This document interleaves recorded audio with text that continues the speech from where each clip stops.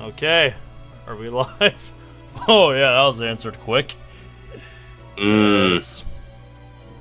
Yep, there's Hello, a preview. boys. Ah, beautiful. We back. Yes. Mmm. I like how the DokiTuber Awards are live right now, and we're just doing this. Yeah. Don't even care. We're far more important. Yeah, hell yeah, we are. Yeah. Now it's just got to get my Oprah to fucking go into YouTube. Because at the moment, it ain't.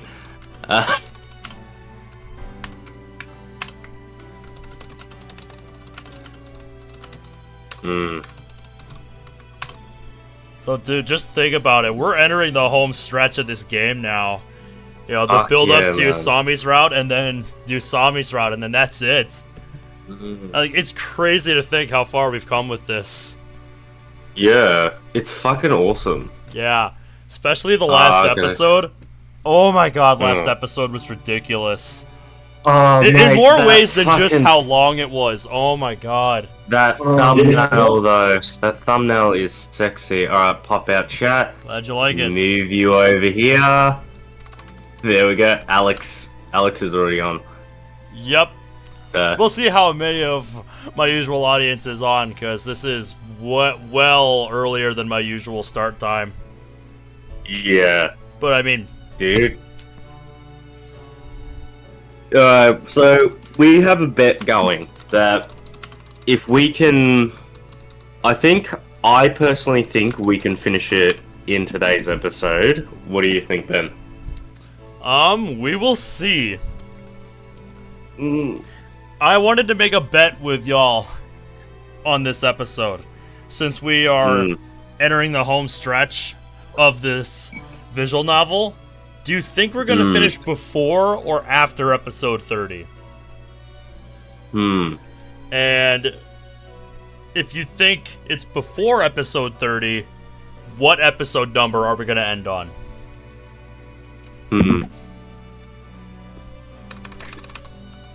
Regardless, I am fucking ready.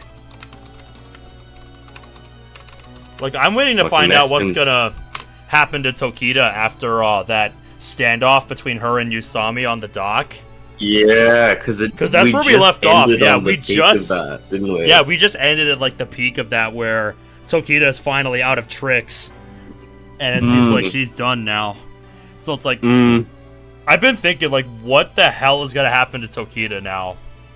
Yeah. After everything we found out about Tokita last episode, that blew my mind. Like, I never would have guessed when Tokita was introduced that way down the line, it's like it would be revealed she would have connections with Maou. Like, excuse me, what? Like, fuck, that was a twist. Yeah. Just like, that smile, it's just like, holy shit. Yeah, it's like, you gotta be kidding me. God, fucking, like, you definitely needed to play these routes in order. Oh yeah, if you didn't and went back to these, it's like, you'd be so confused. Yeah. You never got an inkling in fucking Shiratoi's route. And to think like you passed that point and nothing happened, it's just like, the fuck? God. Right, so we ready, man? Just about. Sending out all the links. You know it. Good, That's man. what I like to do. Do this shit. Let us go. I also just posted the stream schedule in the Discord server for next week. I've got everything figured out for what I want to do. Oh yeah. Yep. Saturday, I just put what I want because I haven't figured it out, and I'm just leaving that open as a free day to do whatever. Whether that be another episode of this if need be, or whatever I'm in the mood to play that night. Yeah. So Because usually we're like both available on your Saturday, and that's like usually when Yep. Devil is on. Yep, that's usually when we're doing that. So. Mm.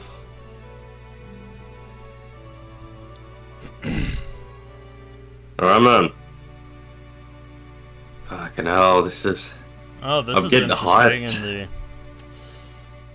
In the old Everlasting server, someone posted a promo of a Delta Rune thing.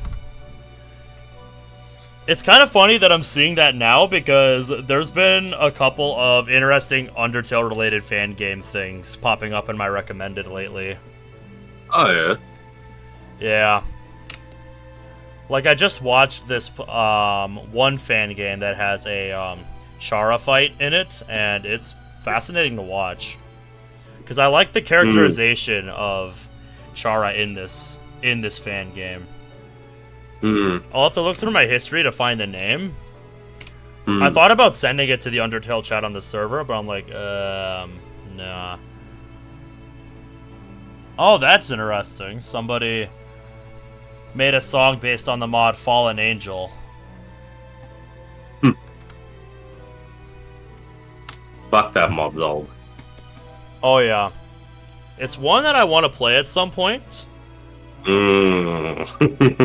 But I Granted, have not like, gotten as around I've to always- it yet. My biggest critique is a pacing issue around the end, but I won't spoil it for you. Yeah? Like, when you play it, I'll explain it. Okay. Well, I will let... well, you'll know when that day comes, because there'll be a stream for it. Yeah, there'll be a stream. It's just like, I'll be pinged for it. Exactly. I was going to say I'll message you when I do, but it's like, you'll know, because there'll be a stream. There'll be a notification for it. I'll be working, and it's like, this can't. I'll think someone's messaging me, but it's just you gonna be pinging the server. Oh, I already did that. Yeah, but thank God we have a pingable role that people can choose if they want to actually be pinged by the server. Yep, You know what's hilarious? Here we go. Like, out of the several people that are in this server, only 17 are opted in for fucking server notifications. I've noticed that, yeah. And yeah, but you also ping the relative role as well.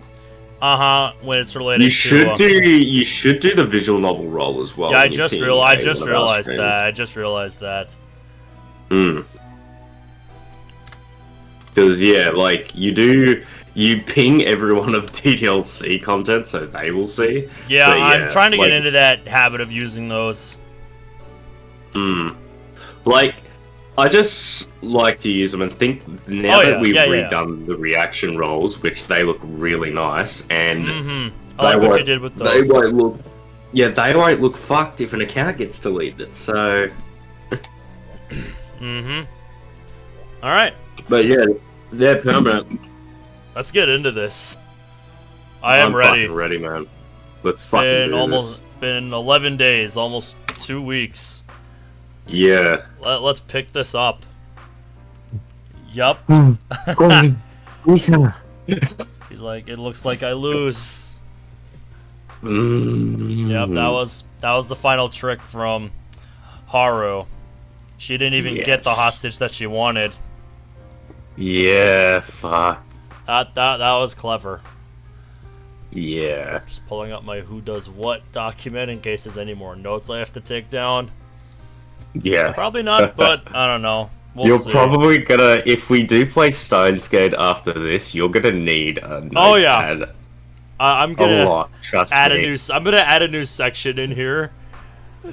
Because I've got a section in here for Devil on G-String, that's the top. And then when we did Murder of Sonic, I've got that. So I'll add a new section in here for Steins;Gate when we get to that.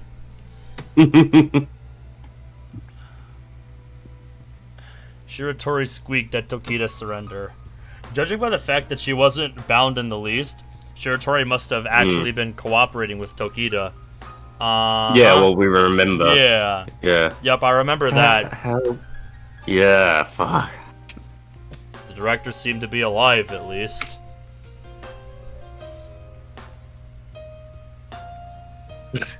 You little shit. Don't think you'll get away with this. He seemed lively enough. I love that comment. Nice, son, please. The rest was up to me, I guess. Usami wanted me to save Tokita. You know what would happen if everyone here found out Yuki was connected to Maou? Yeah. Zach! Hey, what's up, Zach? Yeah, I saw the DokiTuber Awards were going on right now. I saw that while I was making the stream, and I'm just like, going forward anyway, don't even care. Yeah. Yeah. Like, I'm more interested in this. She would be left with Horibe at the mercy of his horrible tortures. Oh, yep. Fucking and I remember what happened the last time a hostage was left alone with Horibe. Yeah, spoke to him funny and he beat him to death. Yeah. He was swift and brutal. He made a horrible death. Like, oh my god. Yep. He made a horrible pun and he had his skull caved in result. Basically, yep. Oh my god. Horibe just got sick of his shit and decided, you know what? Nope, I am done. I am fucking done with this guy. Use your words now, bitch. Yep. I can totally imagine Horibe saying that.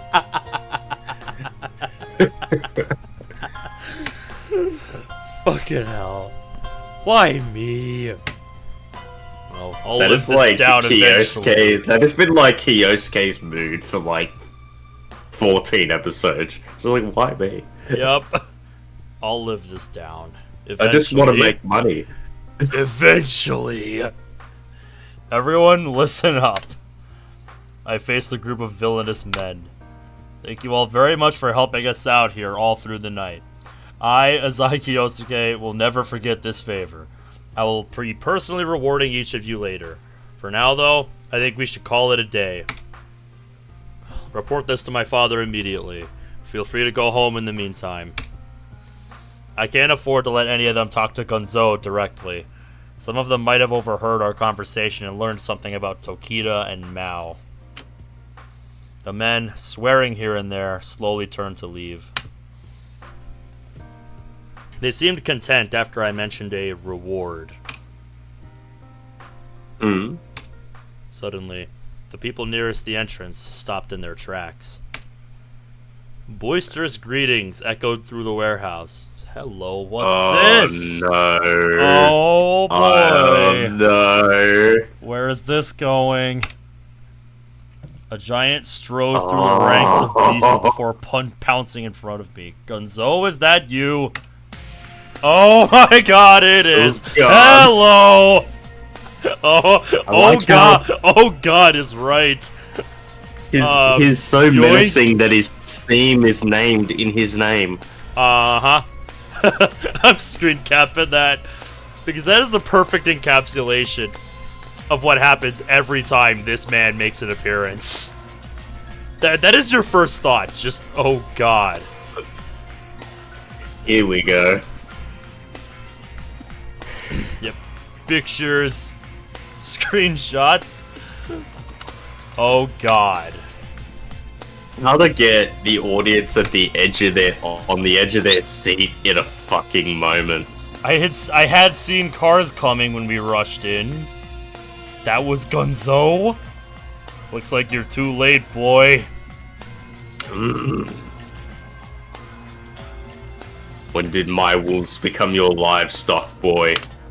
Father, I'm very sorry. A dull thud echoed through my skull.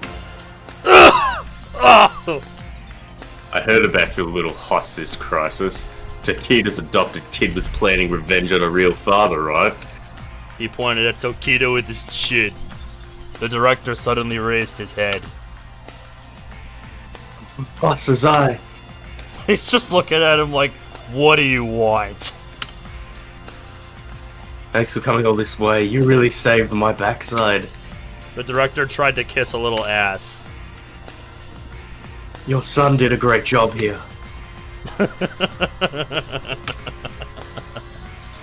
You've earned my best regards. I'm just waiting.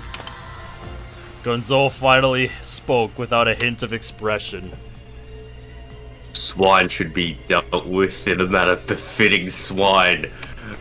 Oh. Oh. You've got a whole brigade of my foot soldiers bust around all night, you know that. But it wasn't me, it was that woman over there. Pay them 5 million apiece in compensation. There were 20 men here, at least. That's over 100 million yen total. I can't pay that. Silence. The director paled. Father, the situation has been resolved. I've no excuses for my overworking of your men. What are you hiding? Pardon, sir? That Maou Usami is here, is she not? Did he smell her, I wonder? In any case, Gonzo was quick to suspect the connection between the situation here and Maou. Spit it out. Oh boy. You lifted me up by the shirt. I ordered you to hunt down Maou. Why would you throw my troops into a completely unrelated case? Smart man. It's only natural for Gonzo to be angry. Let me tell you this. When I catch Maou, I'm gonna tear him to pieces, and I'll skin every last of his proteges alive. I'll count to 3. If you do not tell me the truth by the time I'm done, I'll have these companions of yours massacred. Oh boy. Companions? Usami, Shiratori, and Tokita? Hold on, I need to get up the choice menu because we might have to deal with it. Alright, not a bad idea. I have a horrible inkling, but Yeah, oh boy. alright, there we go, we're up. Okay. Alright, ready? Yep, let's do this. 1. Are they really my companions? Would that make them my friends? 2. What am I doing? Should be obeying Gonzo. Suddenly, despite my suffocated, hazy consciousness, a vision flashed before my eyes. I saw Tsubaki protecting her brother. I watched Cannon leave without saying so much as a word. As my sight returned, I saw Tokita, who refused to lay a hand on Shiratori. I watched her distant lips swing wide open. Stop. What's this? Let Kyosuke go. Where is this coming from, Tokita? She faced Gonzo at me with an utterly blank expression. Yeah, you don't say. Tokita, you're brave, but this is incredibly You might have a stupid. death wish. Yeah, thank you. Oh my god. As a certain John famously once said, there's bravery, and then there's just stupidity. Stupidity. You. Gonzo let go of me and walked towards Tokita. You guessed right. I know the Maou. You, Tokita's daughter, yeah? Yes. Are you acquainted with my father? Gonzo responded to Tokita's question by throwing her a death glare. Where is Maou? I don't know. Tell me what you do know, girl. I don't know much, I swear. Swear all you want. I'll decide when you've said enough. That face says it all, dude. Holy shit. Pure malice seemed to swell in Gonzo's eyes. It's all over. Gonzo isn't gonna let Tokita off lightly. We didn't know each other for long, but Tokita wasn't half bad if you ask me. I sorta got along with her. I don't like what that's implying. To be honest, I wish she could have stuck around a little longer. I mean, considering the lengths she went to in order to exact her revenge, Tokita must have held at least a small grudge against Shiratori. Why did she refuse to hurt her? If she'd used Shiratori as a legit hostage, the situation would have gone overwhelmingly in Tokita's favor. So, why? Why is this sensation so alien to me, when everyone around me seems to have something warm in them? All her in. Gonzo commanded his pack to pray. Just as I was about to flinch away from the spectacle, as I did every time I bore witness to Gonzo's cruelty, I heard pitiful sobs echo through the warehouse. Please stop. Of all the begging I've heard before Gonzo, this was the most meaningless, powerless plea. Aww. What a foolish girl, Yuki thought. Man, why do you gotta pull on my heartstrings like that? Nissan didn't do anything wrong. Yuki's heart, already unable to fulfill its revenge, allowed the world to slip away entirely as it fell into the despair at this new development. She didn't do anything wrong. Mizuha was an idiot. It was no use. Yep. Yuki's experience told her this after a mere glance at his eye, Gonzo. Yeah, you don't have to be an idiot to assume that from Gonzo. You're fucking My dead. God. Yep. No matter how much he screams or cries, this giant's heart would remain steadfast.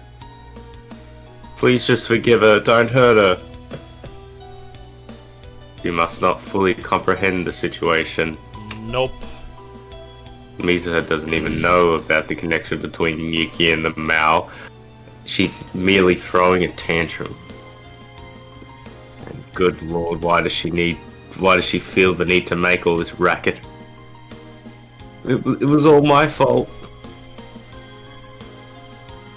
After finally being pierced by Gonzo's gaze, Mizuha's lips stiffened in fear. I told Nisa to use me as a fake hostage. Uh-huh. How foolish. Who would believe such a story? And regardless, Azai Gonzo was uninterested in the hostage situation. That's what I was just about to say. She says that as if that's the situation here. Her claim was utterly unimportant. God. I'm the one who knows the Maou. It has nothing to do with Nissan. Oh? And I thought Tokita was the one with the death wish.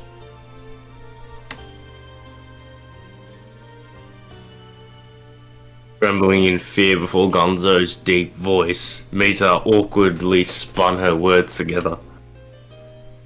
So let Nissan go. Tears fell onto her scarf.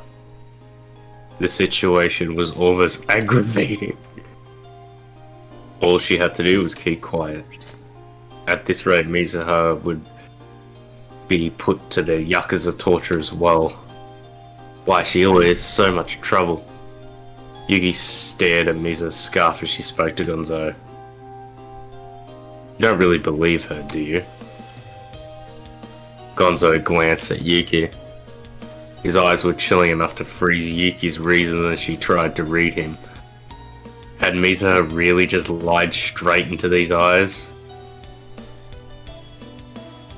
True, Mizuha cried out again. This is ridiculous, Mizuha. Be quiet. No!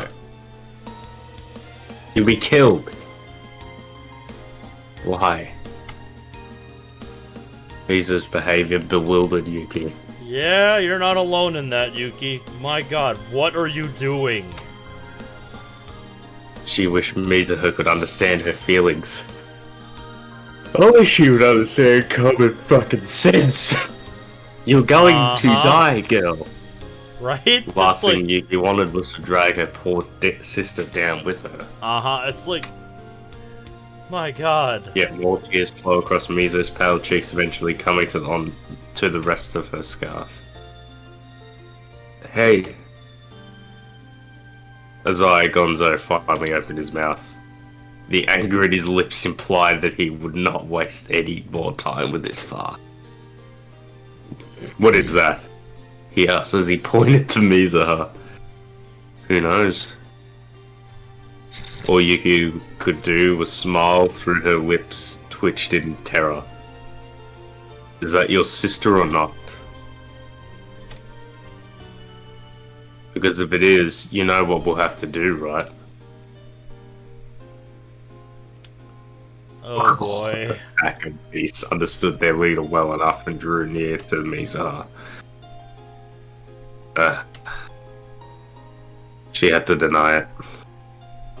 But what good would denying it do? It was too late now. Mizuha's eyes flooded with tears. Her scream tore through the claustrophobic air of the warehouse, slicing apart the tension in the room. She's always had it so rough. Please just let her go. She's had it real rough. Mizuha's vocabulary suffered for her desperation. Her plea wasn't convincing in the least. Yep. However, despite being too weak to save Yuki, those words did manage to shake her heart. The scarf she had given Mizuha so long ago was now drowning in her endless tears. Yeah, she's my sister. That's what I was waiting to see, what her response was.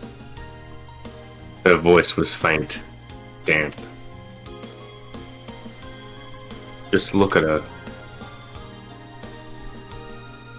Mizuha was sick of Nissan no matter what. Flashback time. Aren't we identical? Yuki pointed at her sister who looked almost nothing like her.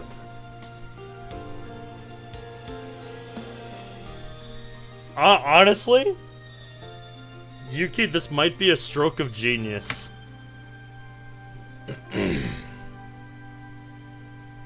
Then she realized what she had just done. What was she saying? What a stupid pair of sisters. She had to deny it. Now think. How can you persuade that stupid sister of yours? Think. Don't involve your sister in this.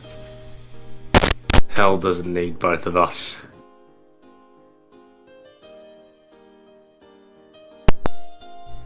Speak, damn it. Were those words you were supposedly... Where are those words you were supposedly good at? Make use of what you sold your soul to the devil to learn. Her voice wouldn't come out. No matter how much she tried, couldn't come out. They're sisters.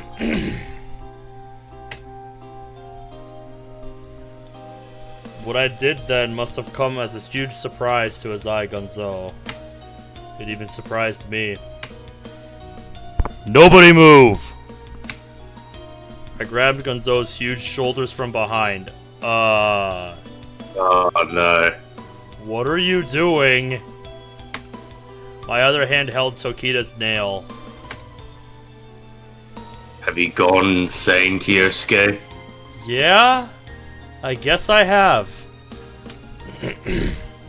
Usami, take Tokita and Shiratori and run! What am I doing? Well, everyone get out of the fucking way! Do you guys want Gonzo to die? Why am I doing this? I'm reminded of something Gonzo said a long time ago, right now.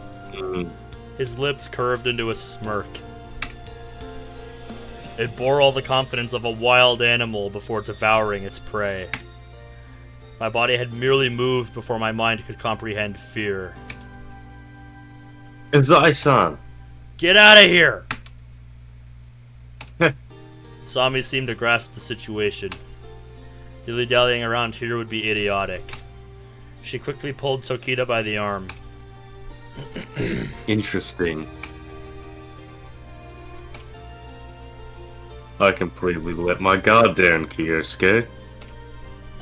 Like I said, What got into you? I don't know. I couldn't answer. My classmates' faces just came to mind. Tsubaki, Kanon, Shiratori, Tokita. The tears rolling down their cheeks had spurred me on somehow. Oh! I'm sorry, Uzai-san. Usami quickly helped Shiratori up from the ground and hurried for the door. Tokita and Shiratori followed Usami in a daze, as if they had lost all will of their own. I said get out of their way! I'll kill him! Usami and the rest made their way to the exit. Like a boulder tearing apart rapids, the crowd of people split as they pushed through. Gonzo didn't move an inch. Shortly thereafter, I heard the roaring sound of a car engine outside. They must have taken the car I prepared for Tokita. The tires grazed along and they left. Hey. I was then literally attacked by bottomless despair.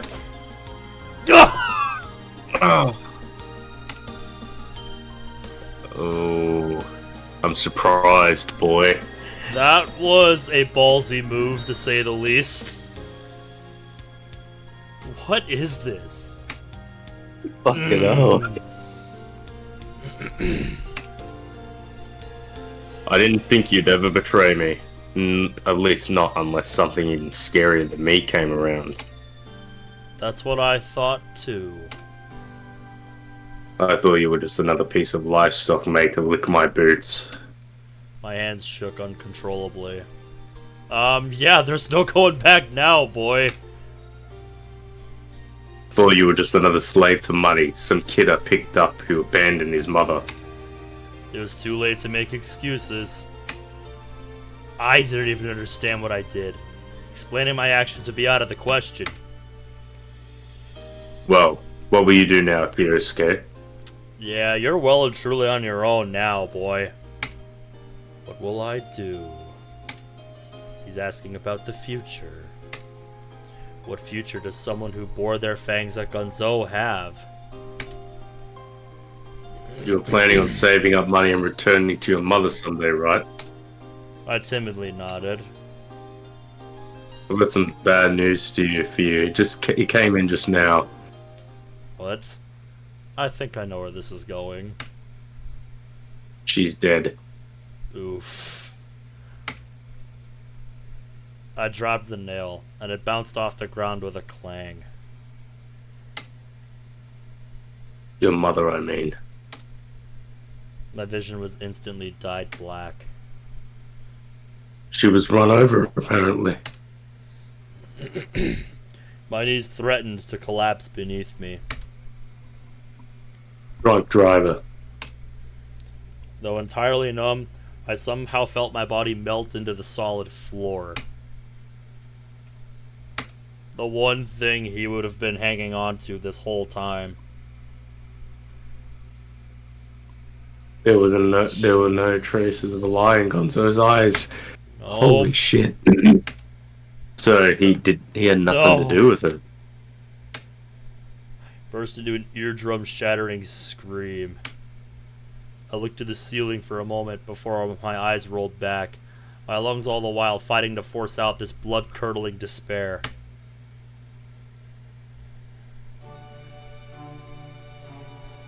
And that's the end of the chapter.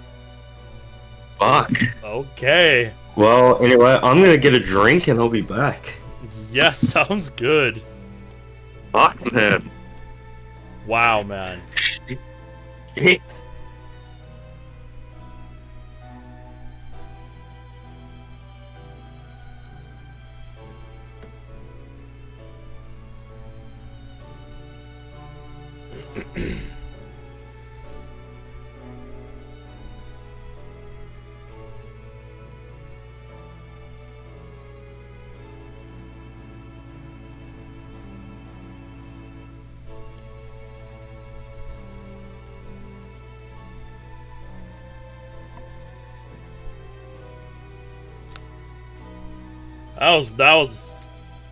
That was something. It has me wondering about some of the past events where it was brought up in the story that he had conversations with his mother while she was in the hospital. Like, 'cause he would call her periodically. So my question now is, when? That's what I want to know. I was just saying, you know, I want to know when this happened with his mother. Yeah. Like, when did that happen? Because it has me questioning. He would periodically call his mother in the hospital to talk to her, right? Yeah. So it's like, how far back does that go? And if so, like, was Gunzo leading him along all this time? Hey, I want to let you know something, man. Just a thought, and this might scare you a little. But you know how Kyosuke's goal was just to pretty much see her mother again and have a life with her? Pretty much, yeah. I'm just saying, what the fuck's this about?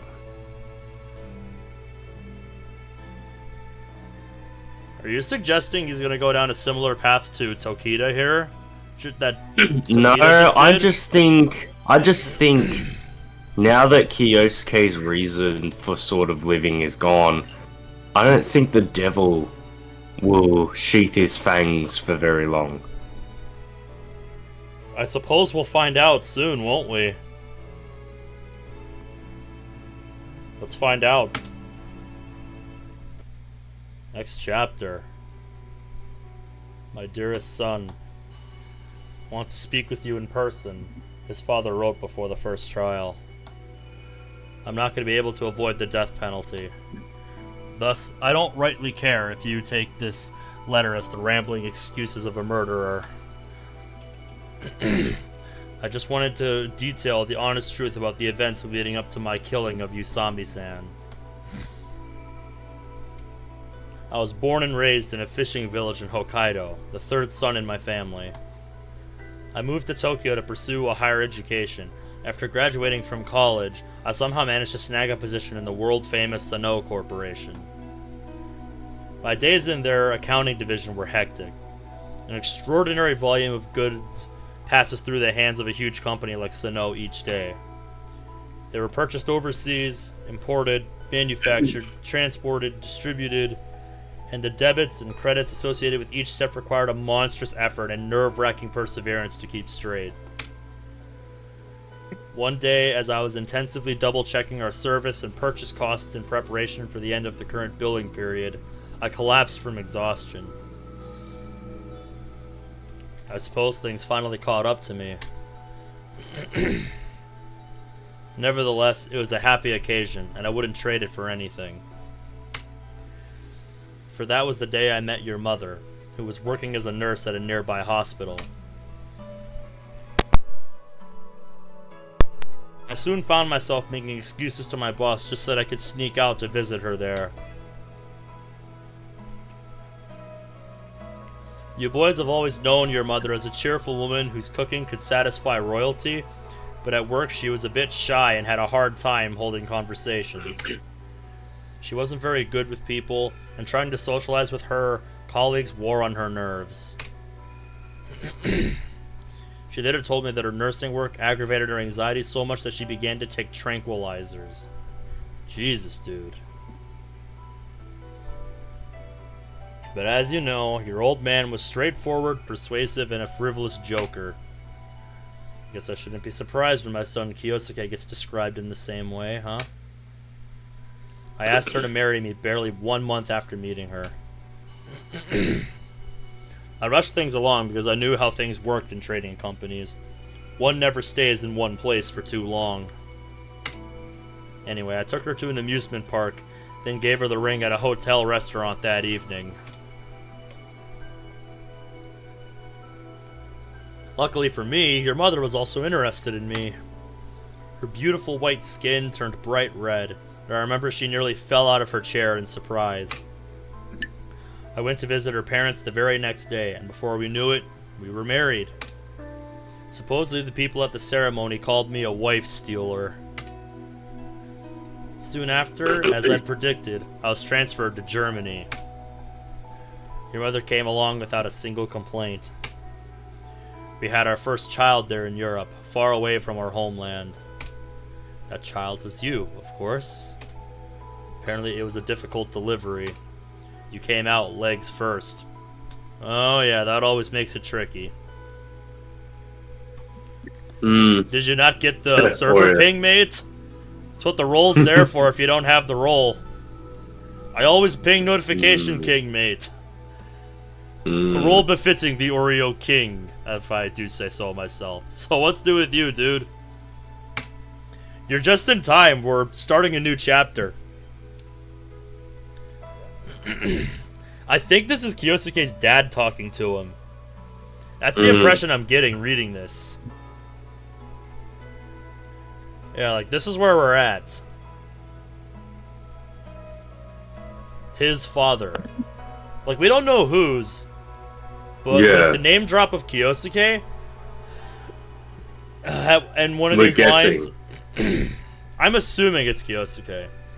Set up my shelf today, and now I have a TV stand for your PS4 and your 360. Nice.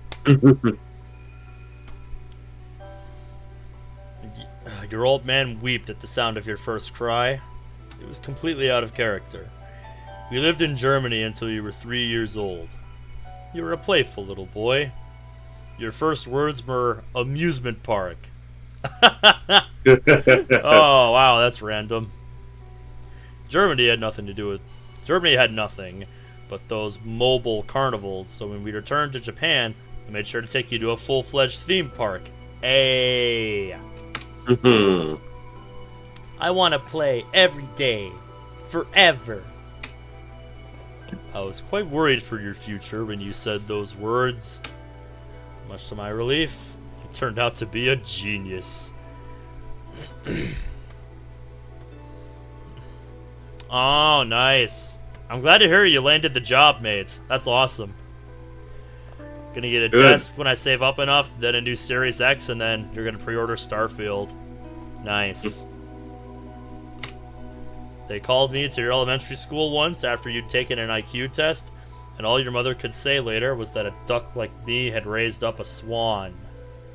For a long time, as you know, our family enjoyed peaceful days. My mousy wife, who suddenly became a lioness when home with her boys, my two sons, frivolous Kyosuke and cold, passionate Kyohei. The four of us lived happily. Whoa. Kyohei. What? This is the fuck? Kyosuke's brother? Yeah, this is the first we're hearing of this. So hold up.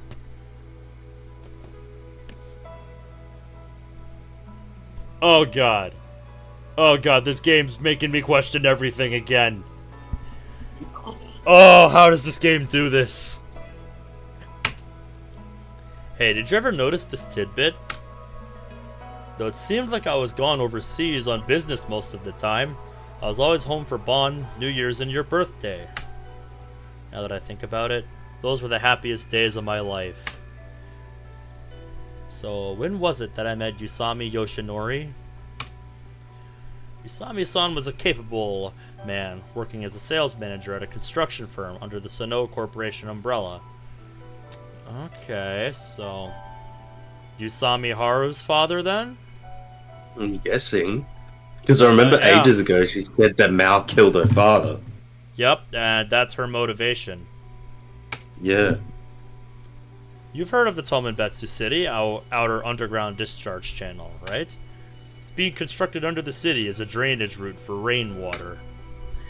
If it ever gets completed, They say it'll be 50 meters deep and one of the largest underground open spaces in the world. The first time I met Usami-san, he boasted about how he had plucked the privilege of building the outer underground discharge channel from the whole country. He held his head high like a samurai and talked in a dignified manner. I met the man when I was transferred to a huge, nationally recognized project. We know someone who's like that. Mm-hmm. I say the first time I met him, but I suppose that's a lie. I first encountered him back in my school days through an activist group we both attended. Activism was all the rage back in those days. Somehow I have a funny feeling this game predicted the future. May sound hard to believe now, but I was bad news back then. I took over an authoritative position in an activist group from a neighboring town. This position allowed me to manage their funds. Some fairly risky business. To this very day, I still have police coming to my door from time to time. Usami-san and I had a riot discussing old times. For example, there was a time we barricaded ourselves in one of the school buildings. As we looked back on everything, both Usami-san and I realized that we hadn't done what we did out of any productive ideals or anything. There was merely something wrong with us. So yeah, just bad people doing bad things under the guise of a righteous cause. That's what it sounds like to me. At least that's the conclusion we both reached. That reminds me of a fucking. That reminds me of a riots that occurred over the. I think it was. I'm not sure if it was a shooting of the police officer shooting the gentleman that like was pretty much just pleading for his life, or something else, but it basically we had fucking riots about it in Australia, and it was that chaotic that cunts were throwing Molotovs into fucking bakeries and setting shit on fire. Oh yeah, yep. I will never forget here in my home state, you know, the looting and burning of businesses that took place a couple of years ago. Like Jesus I get Christ. Like protesting, but when does protesting become needless anarchy? Exactly, just that it's just an excuse those for people two things to cause do not chaos. overlap.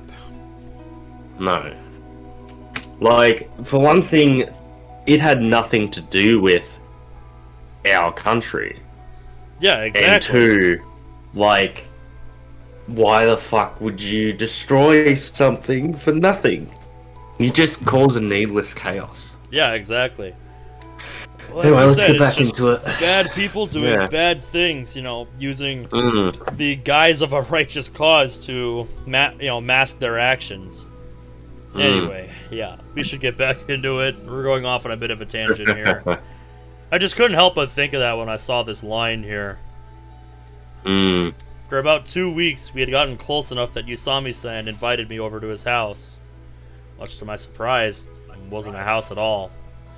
It was a small apartment that seemed to be at least 20 years old.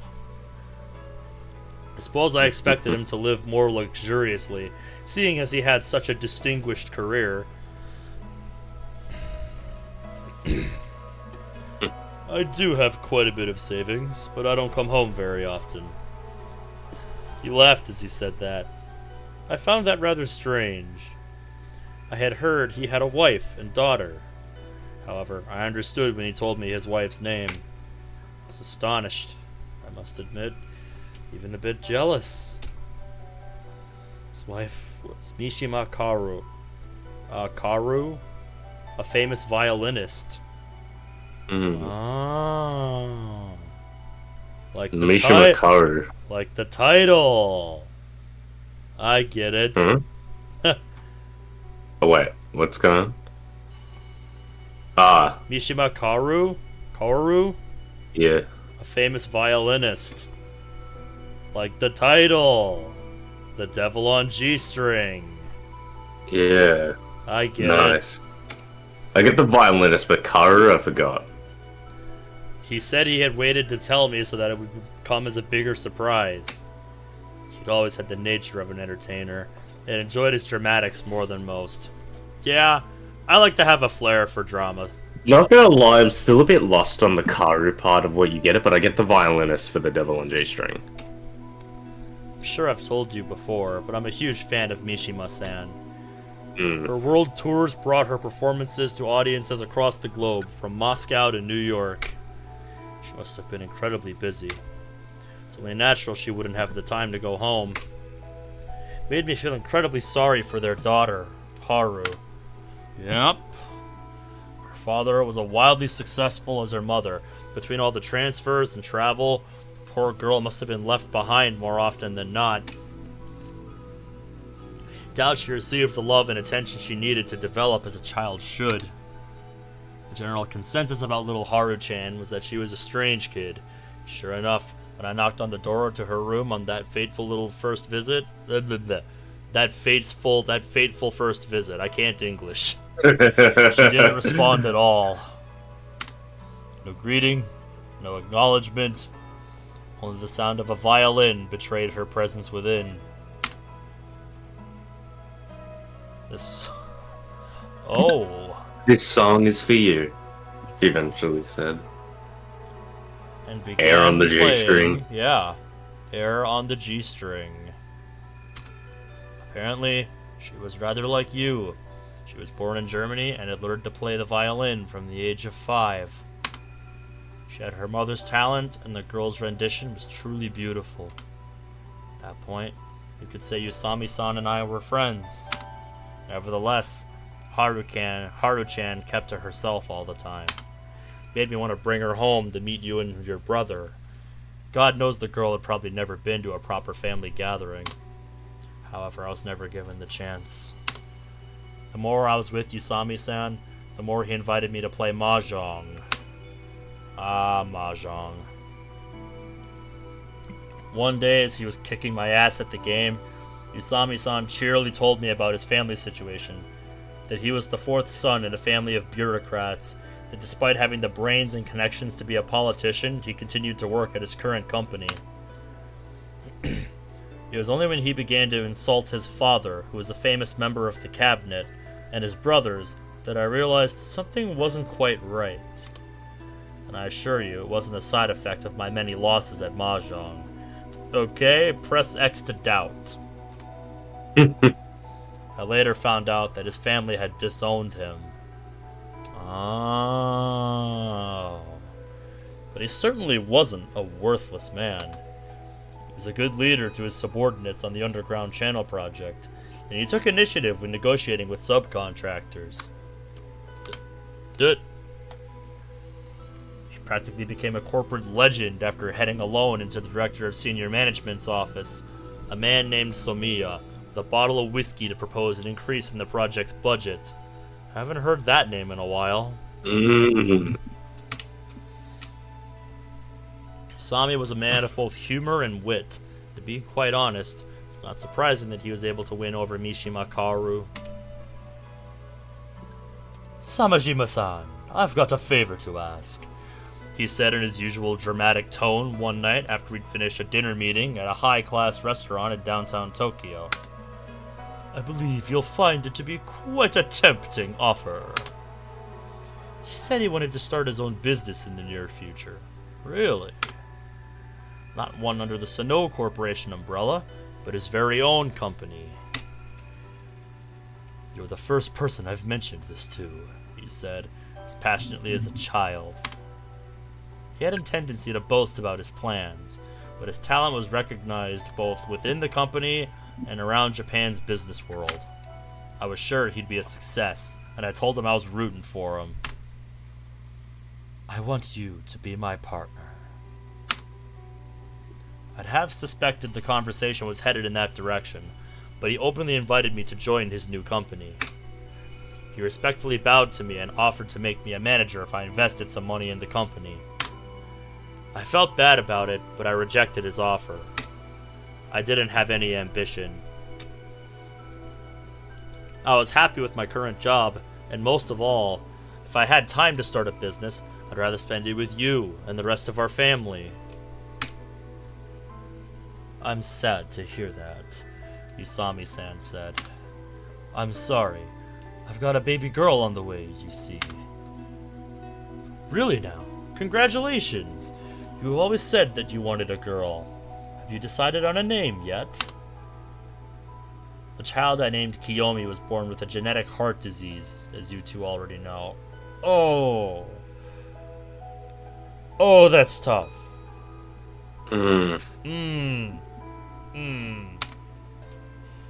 It's the first baby girl in our home, which had until then been blessed only with boys.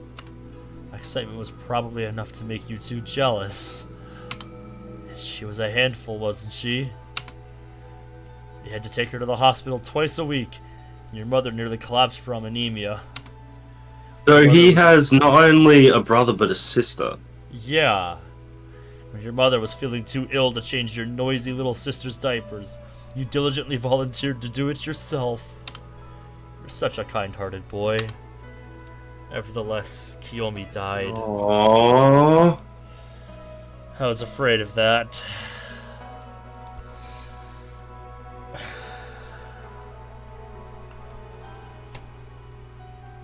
So what became of the brother then? She was only 15 months old. She passed on a peaceful day, one heavy with the traces of the coming spring. Her mother said she looked like she was sleeping. Do you remember the quiet funeral, son? It was only the four of us, yet you didn't shed a single tear. For what reason was she born? You shouted up at the clear winter sky. You were just a boy. Life had already driven you to curse God. A week or so after Kiyomi died, Usami-san came to me with 3 of his subordinates. They were clad in mourning clothes and suddenly bowed to me. I'm very sorry for your loss, he said, choking back tears. Usami-san raised his head and didn't try to hide the overflowing tears pouring from his red eyes. Ah, he's crying for me, Kiyomi, I thought, naively moved. Oh, where are you going with this? After all, he had given clothes to my baby girl when she was born. I completely dropped my guard around Usami-san. He made time to take me to an expensive restaurant in Ginza once. The wife stole off to Berlin and took Haru with her. I'm feeling pretty lonely myself, he said, and I completely believed that the man smiling bashfully before me was a true friend. Ha! That's random, my dude. How much do you need? What do you mean? You talked to me about investing before, remember? You needed funds to start your own business. If you want my help, it's yours. Oh, don't be silly. I can't do that, Samajima-san. You've got a family to take care of. You can't have the time to be answering to my whims. You're right. I'm sorry. But I can't leave my current job to go with you. So I'd like to lend you something as a token of my gratitude. I had put aside 5 million yen for Kiyomi's medical bills. So at the time, I figured it wouldn't do any harm to invest that in a friend who cared about Kiyomi enough to shed tears. I had already saved enough money to put 2 boys through schooling, and with my high-paying job at a top-class company, I had also probably forgotten the value of 5 million yen. Yeah, that's what happens when you work a high-paying job. Money sort of becomes an object to you. You sort of forget about the value that it has. Thank you very much. I'll repay this debt many times over. Thinking back on it now, I realized that Kiyomi's death had clouded my judgment. I made a few small blunders at work and occasionally took out my frustration on your mother. Ooh.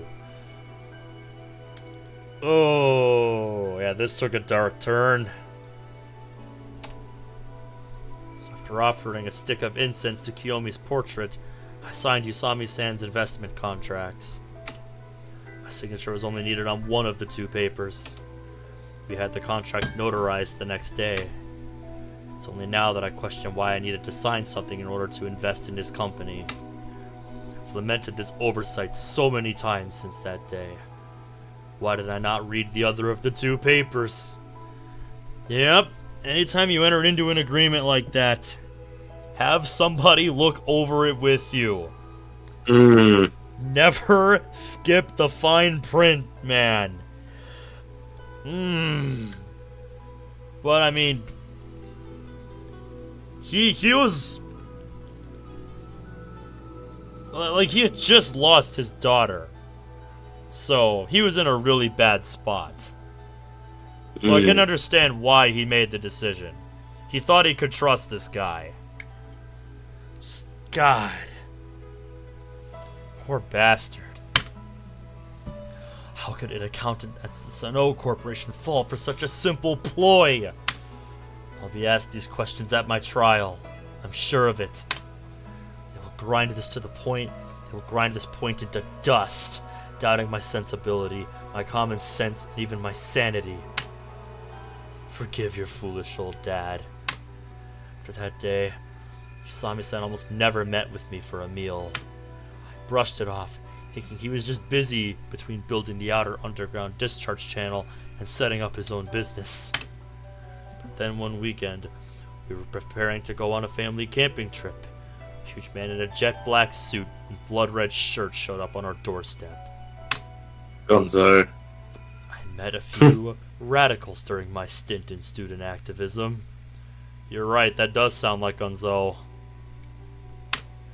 They all had uncanny facial expressions. Their eyes glistened with their deviant ideals. Not a one of those twisted men had half the overwhelming atmosphere of this bestial man. 50 million in all. Spoke in a tone that said he wouldn't take no for an answer, and I trembled in fear. It wasn't hard to recognize the giant as a Yakuza debt collector. He held a promissory note up to my face. Couldn't believe it! I had apparently at some point become the guarantor of someone named Kato Takayuki. I knew the name. He was one of Usami-san's subordinates, and I had played mahjong with him a few times. I had no idea what was what, and I asked him to leave. He obeyed me that day. However, his frozen eyes told me that next time he wouldn't be so lenient. I can still see the worry in your mother's eyes that afternoon. I was taken aback when I looked at the promissory note. The loan had a principal of 5 million yen, but an unbelievable amount of interest had accrued. As the man had said, 50 million in all. Uh-huh. And that's what happens when you sign things without reading. Promissory note in hand, I drove over to Usami-san's apartment. Mishima-san and Haru-chan weren't there. In their place were 3 men, including Kato Takayuki and Usami-san, playing mahjong without a care in the world. I never intended to trick you, Samajima-san. I said I'd invest 5 million in you. I didn't say I'd shoulder your 50 million yen in debts. You did sign the promissory note, did you not? Sami-san's acting was stellar. He tilted his head, as if to say I was acting strange. If at this point I'd realized the trick Usami-san used on the promissory note, I wouldn't have resorted to murder. Wouldn't have had to resort to murder. I'm still not quite sure as to what happened. But Usami-san had somehow hidden something within those 2 contracts that exploded into my 50 million yen debt to the devil. Anyway, 50 million. You can pay it for my subordinate, Kato, yes? It's not like it's an unpayable sum for someone in a top-rate firm like yourself, his arrogant chin seemed to say. Isn't this a crime, Usami-san? Don't be so silly. Where's the proof of that? This is fraud. I'll report you to the police. It's fine with me. If you do that, I'll just go ahead and report all of your recent screw-ups to Somiya back at headquarters. At this point, there wasn't a single employee at the company who was not aware of the close friendship between Usami-san and Director Somiya. I myself had heard rumors about employees being fired the day after, doing no more than glaring at Usami-san. As foolish as I was, I believed them. But if I were indeed a criminal, Samajima-san, I'd be in good company. Remember when we entertained that fellow from the Ministry of Land, Infrastructure, and Transport at that restaurant in Akasaka? Along with his female companion? I'd say that was a fine example of excessive reception. Now remind me again who headed up that little event? Deftly rolling a mahjong tile in his fingers, he spoke up triumphantly. You were sure enjoying yourself that night. He continued, prompting one of his subordinates to laugh. You were drooling all over that woman, despite being a married man. The laugh spread through the room. The talk about starting your own business was a lie, then? I asked in desperation. No, it was true, but it's something I'll put more thought into later. The moment, I'm devoted to finishing the outer underground discharge channel. Spoken like a true politician. My God. I thought of Kiyomi, who died without even living a fraction of a full life. Uh-huh. Yeah, ouch. Fucking oof, man. Those tears were fake too, weren't they? I will curse Usami's false sobs even from the very platform of the gallows. Could you please leave? I have a winning hand here. I spoke with the culprit lawyer at Sano about how a friend had defrauded me, but in the end, he said I had no choice but to pay up. Even after taking out all my savings, I still couldn't reach 50 million. I'm not much of an extravagant spender, but your sickly mother's medical expenses and Kiyomi's operation bills weren't cheap, and they really took a toll on our family's finances. Sucking up to my parents, being scorned by my relatives' cold eyes, planted a dark emotion in my very soul. Why am I in this situation? I bottled my anger at the unfair circumstances as I prostrated myself daily before a collector by the name of Azai Gunzo. Well, you were right about that. Mm-hmm. I've paid off 20 million now. Usami-san, please take care of the rest. Confronted Usami-san in broad daylight as he gave a presentation at the company. Usami, surrounded by corporate executives, wasn't fazed in the slightest. Could you pick a better place for this? Why should I cover for your debts? The check!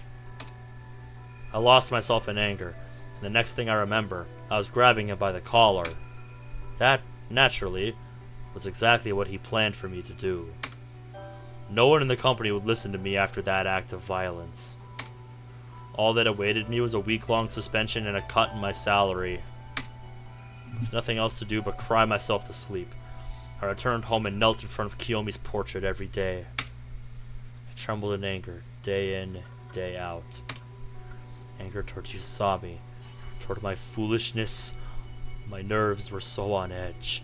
I had begun to believe that Usami killed Kiyomi himself. My lawyer says that my unsound mind at the time would help in an insanity plea. Yeah, the thing there is that the insanity plea so rarely works out. Yeah. Fuck, this is adding an entirely new layer to it. Uh-huh. And I think this explains where all this debt that Kiyosuke has built up not only from. the debt, but the rivalry between Usami and Maou. Uh-huh. Yeah. Like, It takes on a like whole new fucking hell. dimension now. Yeah, it's like the roles have switched. Yeah. Like, Mao's doing this as revenge. It's like, fucking hell. Uh-huh. Months Jeez. passed, and I still had no means with which to repay the debt. Meanwhile, Usami's effort finally paid off, and he was promoted to senior executive manager. He headed the Outer Underground Discharge Channel project, which boasts being the largest underground structure ever built. In front of that, my existence must have been trivial to him. Well, son, should I have forgiven this man? I feel bad for you three, my family. Usami cried fake tears at Kiyomi's death and laughed inside his heart. You cried out to the heavens at how unfair Kiyomi's death was. For what reason was she born, you said? Was Kiyomi born into this world to be used by Usami? Of course not, right? Just before I committed the act, I was called out by Usami. Usami, ever the man of pleasure, was addicted to gambling on illegal horse races. At first glance, the place looked like a regular coffee shop. The kind of people who gathered there weren't there to drink coffee. They were all dressed too shabbily to be the typically posh clientele of such a place. They all stared at the television screen, watching the races with an excited air about them. Keep this a secret from my wife and daughter, he said cheerfully, and I was at a loss for words. It's like you're having some money troubles. Whose fault do you think that is? I wanted to shout. Do you know about the Sonoyama Group? It's a Yakuza organization operating out of Tomenbetsu City. If you work in construction for a while, you can get connections with these kinds of people. You're as overdramatic as ever. What are you talking about? I have a favor to ask of you. To make the story short, he wanted to embezzle from Sano. And he wanted the corporation of the lead accountant. Me. Damn, boy. He said we would give the Yakuza a cut as well. How about it? If you accept my offer, I might ask them to ease up on collecting your debt. A cruel smile formed upon his thin lips. It's only then that I truly understood the events of the past few months. This man had been trying to trick me from the very start. Getting my signature on that accursed contract was only the beginning. Yep, so this man Usami was playing chess while he was playing checkers. Usami-san, do you have no concept of decency? Usami just laughed out of his nose. Samajima Toshikatsu. Your name itself is a testament to your destiny to lose at everything you do. Toshikatsu is a victory spelled backwards. Defeat. Samajima, that admiral who had lost Japan in the war. No one would heed morality lessons preached by such a profound loser. We're not in college anymore. As an adult, I'm questioning whether you have any sort of moral values. You aren't fighting a war. You're just bullying the weak. You have a daughter too, don't you? How would you feel if what happened to my daughter happened to Haru? You say it like I killed Kiyomi-chan or something. How cruel. My subordinates and I even went to the trouble of going to pay our respects. That must have been the moment where my passing fancies of killing him became more than just fancies. In any case, didn't you and your wife consider your age? It's common knowledge that having children at an old age carries danger with it. Usami was clever. His mind had tapped somehow into the powers of hell. He really hit me where it hurt. My sin. The doctors told me about the abnormality in Kiyomi's heart. I was plagued with guilt. The only child I've made is Haru. Unlike your children, Haru is a brilliant daughter. She has my genes after all. Oh my god. So she's a demon spawn? No, she's an angel. Naturally. What father would think otherwise about his child? I know that Haru, with her tiny violin, wasn't at fault for anything. But hatred burned in my heart, and I felt the only way to strike at this beast in human clothes would be to kill his daughter. Air on the G-string danced in my head. Men's minds are strange things, as they correlate sensations like music to memories and emotion. Thus, Air on the G-string became the soundtrack to my revenge against Usami. Son, what will your mind's eye paint in your heart when you listen to Air on the G-string? What a closing line. Holy shit. Fucking hell. That was one hell of a backstory. Damn. Brings with it more fucking questions. No kidding. Fucking hell. Also, where are we and why? Hmm. Here we go. It's hard to believe this magical scenery was made by the hands of man. Tomenbetsu City Outer Underground Discharge Channel. Oh, you mean the thing we've just been talking about for the last, like, 20 minutes. Yeah. Usami's Pride. It's also called the Underground Shrine, a giant super pressure cistern. It collects the rainwater that drains into it through an underground tunnel network that opens up into a nearby river. Yep.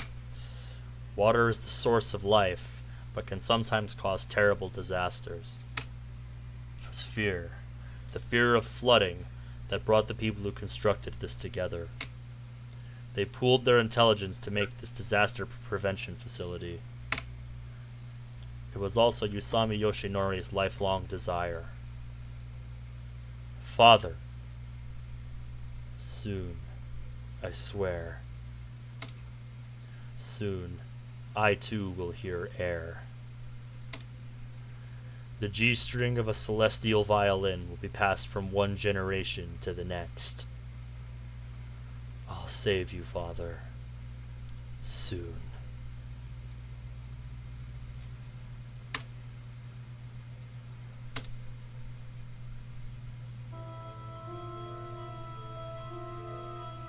Oh boy. What the fuck is going on? Was that Maou just now? Shit! I don't know. I don't know what's going on, guys. I'm lost. Yeah, I'm lost again.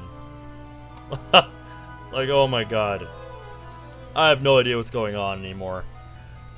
Oh. Now we're talking about the police forensics lab. It was a tiny, cramped room. One corpse lay strewn out. A glossy white sheet stood out among the dull, dim darkness. Yes, it was definitely my mother. Oh, so that's what he's doing. So that's what he was doing. He had to confirm it for himself. I somehow managed to squeak that the thing before me, with the strangely disfigured head and body, was indeed Mom. The policeman sighed and said, "Now we can finally do an autopsy." My beautiful mother. The woman who hugged me tightly as I shook from the cold. And who gave her body and soul to protect me from that monstrous man. Her head was caved in. It was definitely Mom. Jesus. Despite recuperating at home after a diagnosis of severe clinical depression, she apparently suddenly gathered her things and dashed outside at 7 p.m. the day of the accident. I found a plane ticket to Tokyo's Haneda Airport on her person. So she was just gonna get the fuck out of there. It seemed she planned to take the red-eye to Tokyo. The accident occurred as she tried to get on the bus to the airport and cross the intersection. Apparently the crosswalk light was green. Nevertheless, a car smashed into her at 75 miles an hour. Yeah, you'd barely have time to see that coming. Yeah, like, even if you looked beforehand, like, fuck, dude. The driver, a young man, tried to get away, but a nearby patrol car chased and ultimately apprehended him. A quick inspection revealed he'd been drinking, just as Gonzo said. So he wasn't lying. Wonder how Usami and Tokita fared in their own escape. What punishment awaits me now that I've betrayed Gonzo? I just don't care anymore. One of the items I found among my mother's belongings was a handmade scarf. So was the whole thing with Tokita and Mizuha foreshadowing for this? I clutch it tightly as I stare at the floor of my dark, lonely room. Someone, please just answer one question. What sin did my mother commit to lead her to her death? She had planned to come surprise me with a visit. I should have gone to Sapporo to pick her up. Years ago. I should have gone to live with her, even if it meant leaving Gonzo's side. Yet I continued to follow Gonzo, determined to make a name for myself in the underworld. What a childish dream. Wasn't my goal all along to take care of my ailing mother? That's what I thought. Trying to save up enough money to pay off your debt and go take care of your mother. I treated it as my one and only shining, albeit tiny hope. Poor mom. Her husband was a murderer. She was so deep in debt that she fell mentally ill. To top it all off, she died an unfair, untimely death by vehicular manslaughter. Where's the justice in the goddamned world? Angels do not exist. How could they? If they did, I would have a firmer grip on my sanity. Wouldn't be grasping at my burning hatred to protect my humanity. The only things keeping me from losing my mind, the finely detailed visions of myself killing the driver who murdered my mother. A headache tears up my skull. Right now, I almost feel blessed with this pain, this pleasure, this punishment, this retribution from God on a pathetic boy who couldn't save his mother. I vaguely see a light at the end of the tunnel. I'd be able to reach it if I lend myself to this headache. I couldn't hold back my laughter. I felt refreshed, as if the seeds I had planted that failed to sprout actually only waited for the opportune moment, and were now reaching for the sun. Maou, huh? I think back on all the incomprehensible events of this past winter. What's up, Leapfrog? I'm getting a bit too much into this. Like, my god. The ransom stolen from Tsubaki's family. The attempt on Azai Gonzo's life via car bombing. Thinking about it now, there was something I didn't like about Tsubaki. And it was Gonzo that kept me from seeing my mother. I had plenty enough motives. And zero alibis, actually. All of the action occurred while I wasn't feeling well. My memory of those events is too hazy to interpret. Oh yes, and let's not forget Dr. Akimoto's enthusiastic, romantic diagnoses. The suspicious looks from Usami and Gonzo. I thought it was impossible before, but now I want to believe it. No, I'm ready to believe it. After all, what is truly impossible? Surely it was impossible for my mother to be killed in an accident. preposterous things happened every goddamn day. So maybe I really am Maou. The echo of the intercom's chime suddenly rings throughout the room. God damn it, you're interrupting his thoughts again. I thought it was one of Gonzo's cronies, but it was an unexpected person.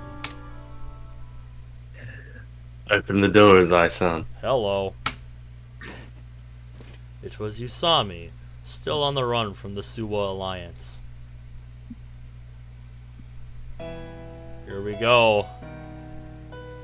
The icy road forward. So how are you doing, Leapfrog? It's good to see you.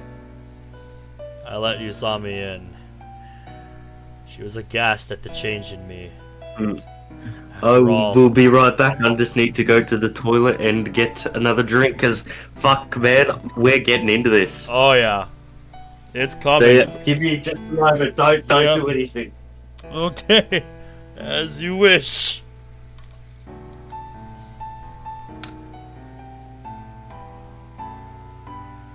Okay. Man, this is getting good. This is getting real fucking good.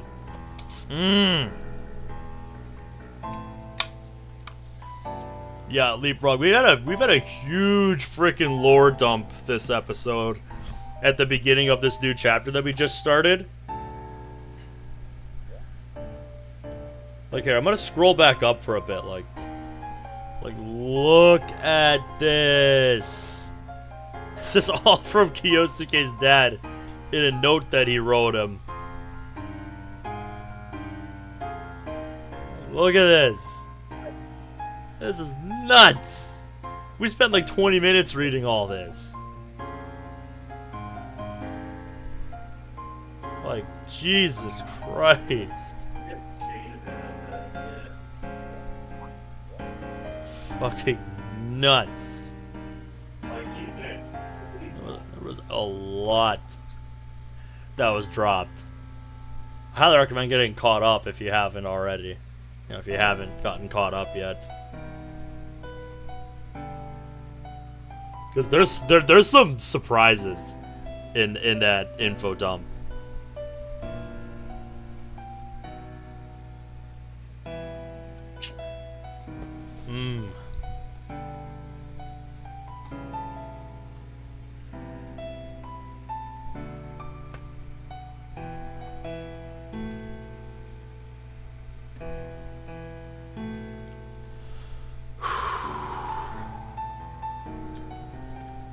Oh my god.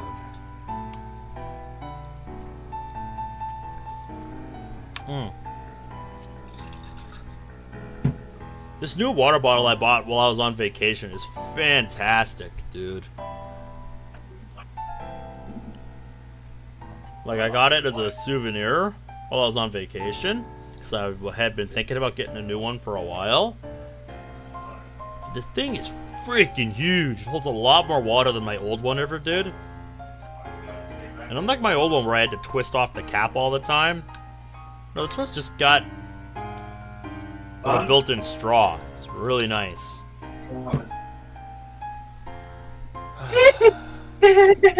Welcome back. Hello, I have returned with ice. So apparently he hasn't bathed in several days. He's just kind of loathing, it seems like.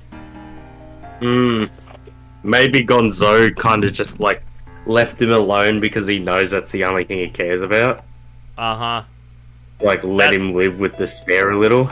Yeah, that sounds like the kind of thing he would do. This isn't exactly the best place to hide from the Yakuza. Wait, right, I know that, but... But what? My heart throbs in pain. I had always held a certain suspicion toward Usami. It was related to the events surrounding my biological father. Events I never cared to talk about. The news covered the accident. What do you care if my mother's dead? She mumbled. She seems to be pitying me. I decided to ask on a whim. Are you Usami Yoshinori's daughter? She stopped breathing. Oh boy. I have a funny feeling I know the answer to this question. Mm. I see. I almost wanted to laugh. That's why you've been following me around all this time. I was about to say, I don't think she's responded yet. He's just taking her silence as a yes. Mm. Did you want to apologize in your father's stead?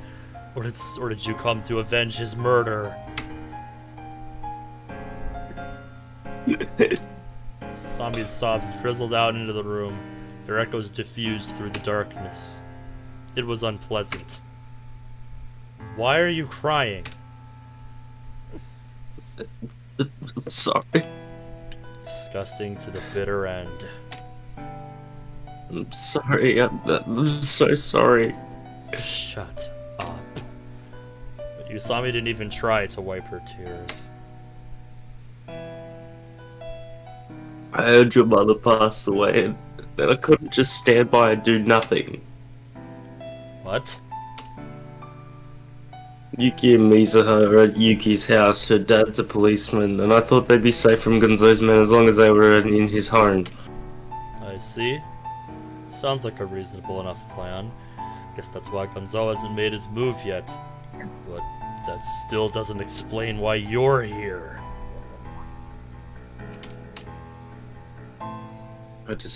I wanted to see you as son. You wanted to see me? Why would you want to see a murderer's son? Usami's always been a strange woman. Heard the sound of ruffling clothing. Victim's daughter suddenly started taking her clothes off. Well, this took a turn. Hello. Oh, it's probably a good thing I haven't had the game window up.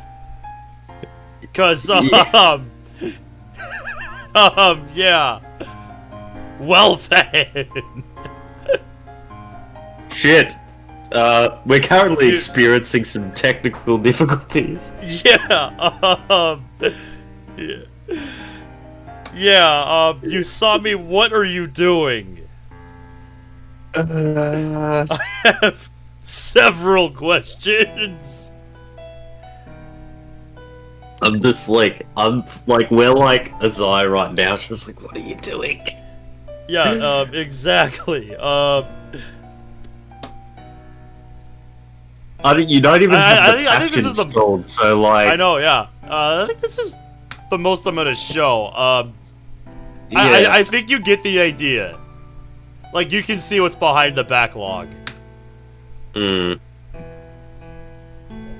That's all you're getting. If you like what you see, Oh, the beast's daughter is a prostitute? I love you. It felt like someone had squeezed my heart. I've always loved you. That was the worst confession ever. Hilarious. What was happening in my room was far from an expression of pure love. It was little more than an insult. An insult that defiled me and disgraced her. It was only right that she shook all over. You've always loved me, you say? Yes. Yes. I have half a mind to kill you on the spot, you know that? But... There's no way we could ever be together. Do you even know what your father did to mine? Huh? Say it! That has nothing to do with us. Yeah, sure. Logically, you're right. If I were a fucking machine, then we could do whatever you want. But how do you expect me to fucking look you in the eye and accept you while I think about the humiliation my father went through? I still love you. Usami looked like she was about to fall to her knees, crying. He's gonna tell her, isn't she? Isn't he? He's gonna tell her he's her Maou. eyes fixed on me. She seemed to be devoting her all to this confrontation. I love you. Even when I tried to give up and forget about you, I always loved you. I can see that her feelings are true. Please, just allow me to continue to love you at the very least. The woman in front of me was an Usami I did not know. A woman hopelessly in love. You know, the moment I met you 10 years ago, you're the one person I always thought of, the one person I couldn't forget. 10 years ago? I think back.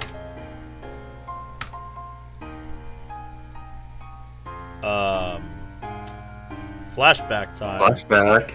So these two have some history, do they?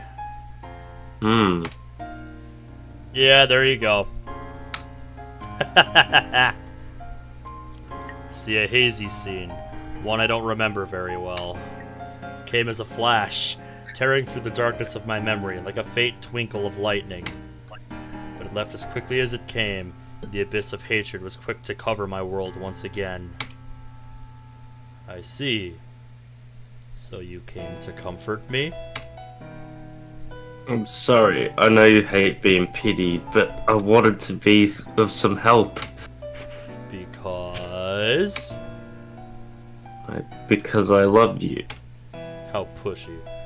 Pretty darn unsightly if you ask. Pretty damn unsightly if you ask me. In what way is this girl a hero?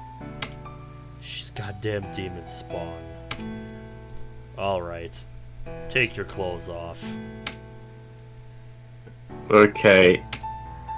The hands on her panties were clearly shaking. Yeah, sure it is, boy. Not for lust after Usami's luscious body. For lust after violating the only child of the monster who ripped apart my family and drove my father to murder. What an incredibly tempting offer. Should be plenty to wash away my father's humiliation. For some reason, tears pour from my eyes. Tears of blood gifted to me by my father, I tell myself. Consider the scene before me for a minute. I see a woman crying with her legs spread wildly, and a man shedding tears onto his erect penis. It's a painting of hell by the devil himself. Me-chan. It was at that moment that Usami muttered that name, of all names. I'm sorry. Get out of my sight, Usami! Her reaction was to just cry, like a child. This is my very last sliver of goodwill toward you.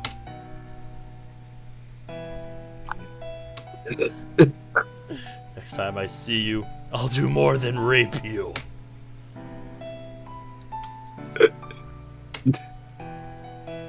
She trembled as she hurriedly dressed. I don't ever want to see your face again. Next time I'll kill her without a second thought. He is losing his mind, dude. He's finally snapped. I'm barely able to hold back my urge to torture her to death as is. However, Usami said my dead sister's name. She said, Kiyomi-chan, I'm sorry, and truly put all her heart into the apology. Goodbye.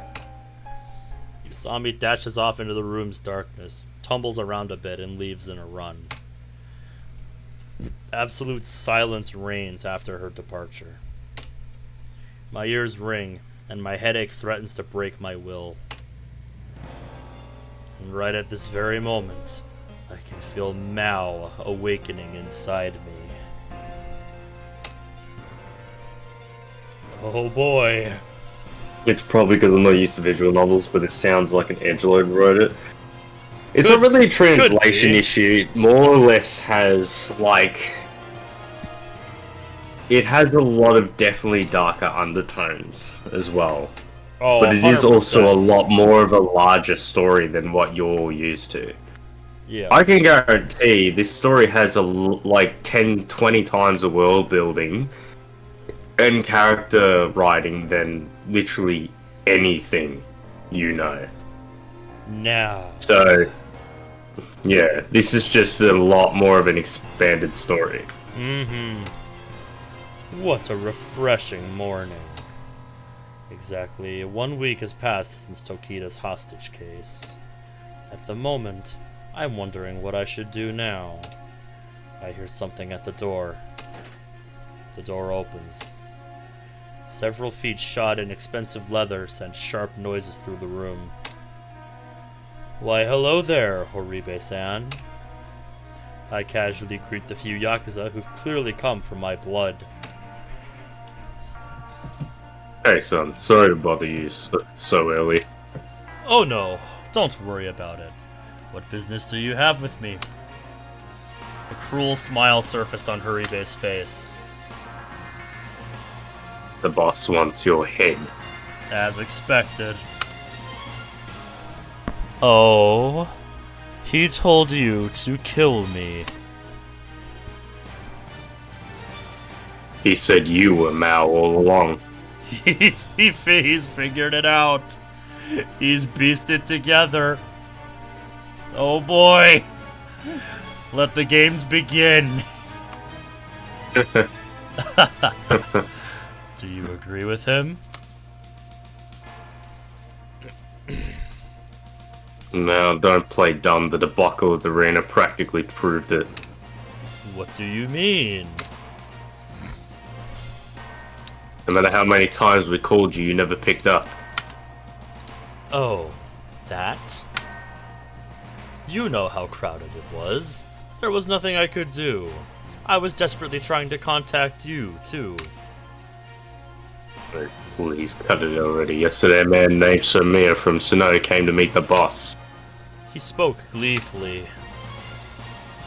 He said he had an advisor named Desire until a few days ago. Said the kid was young and clever, almost like you, son. I grinned. Ah, Somiya-san, huh? The corners of Haribe's mouth twisted as well, as if responding to me. So you admitted them? Dunno. I don't remember.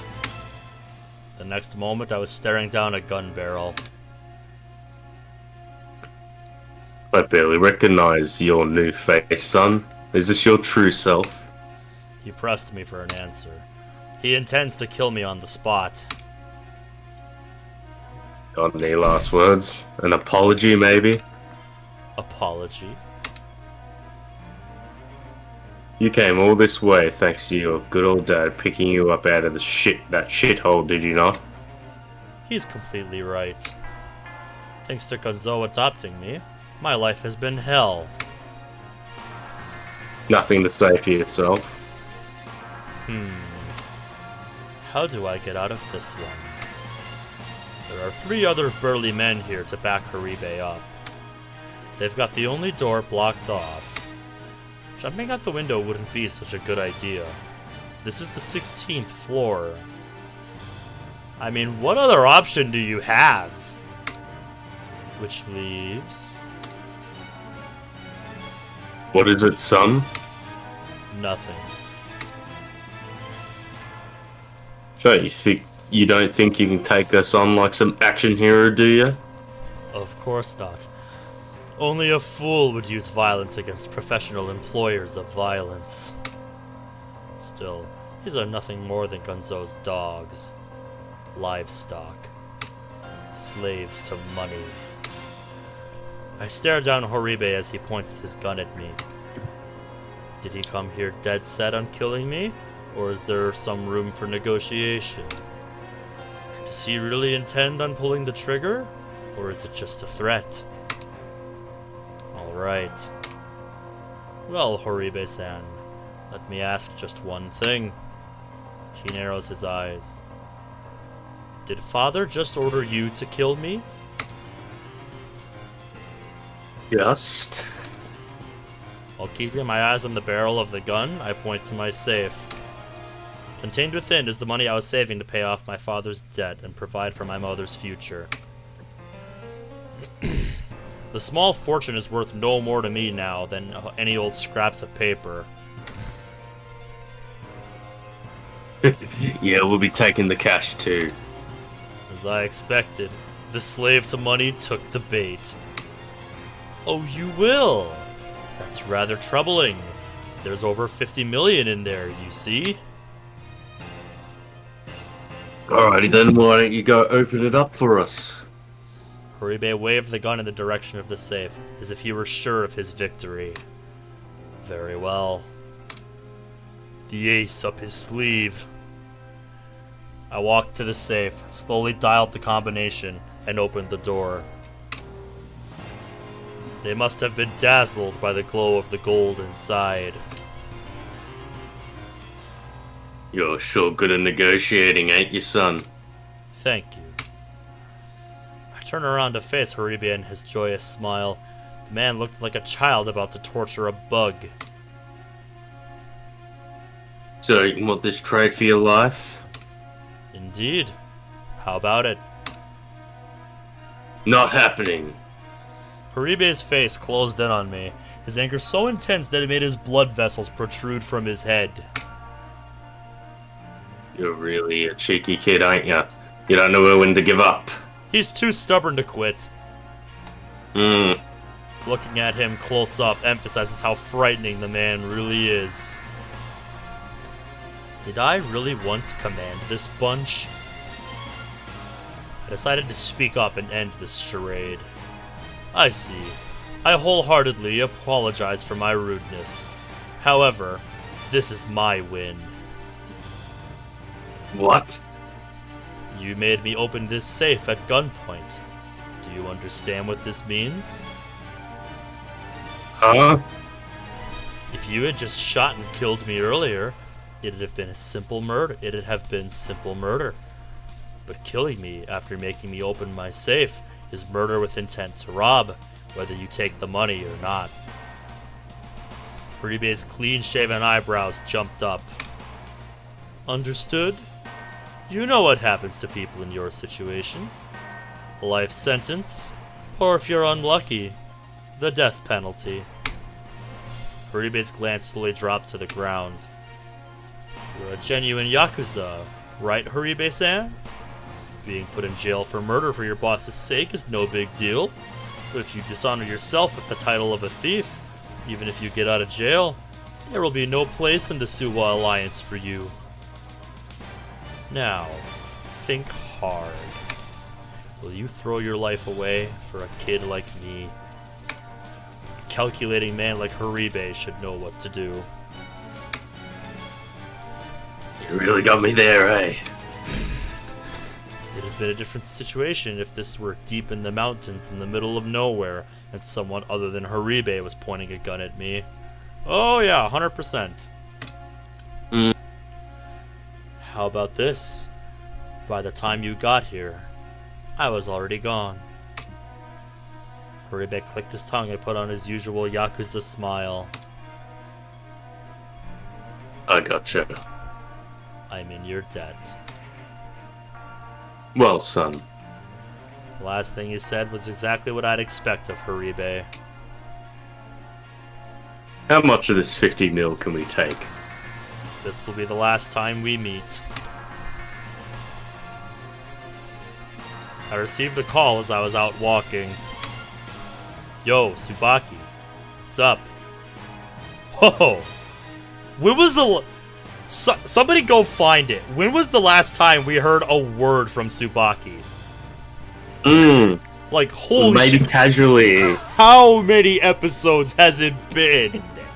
Holy shit, this is... We're on the true route. This is it, boys. Bro. Like, bro. Mao's awakened and he's fucking ready. Oh my god, yes.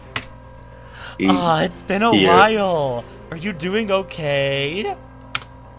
Yeah, I feel great. Planning on coming back to school anytime soon? School, huh? Now that's nostalgic. Haru-chan, Mizuha-chan, and Yuki-san haven't been coming either. Oh? Maybe it's the cold weather getting to everybody. Did something happen? Who knows? I don't, anyway. I've been busy with work. Or should I say, play? Well, as long as you're doing okay. Come to school sometimes too, though, okay? I suppose that means the call is drawing to a close. Wait, Tsubaki. What is it? How's your family doing? You getting along alright? Yeah, same as ever. I'm so sorry about that thing last year. Why should you be sorry? You helped us so much, didn't you? Never mind. Don't worry about it. Later. Tsubaki cheerfully said bye-bye before hanging up. One big happy family, huh? Having a family is enough happiness on its own.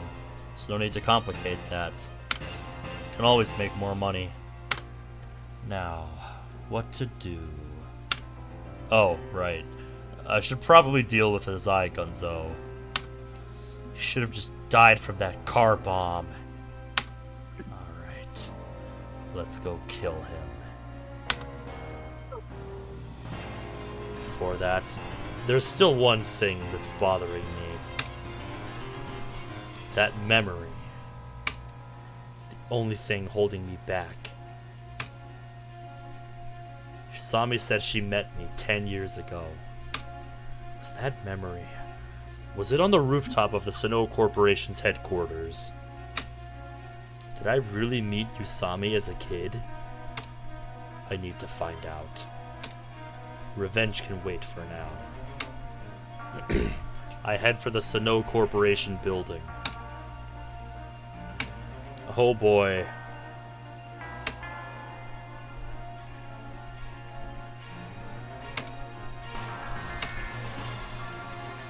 The night wears on, and now it's time to act. I finish my preparations and leave Sinnoh's headquarters. Kiyasuke? No, Samajima Kiyosuke and Usami Haru met as children. They socialized in their own clumsy way, formed a friendship, completely ignorant of what was transpiring between their parents.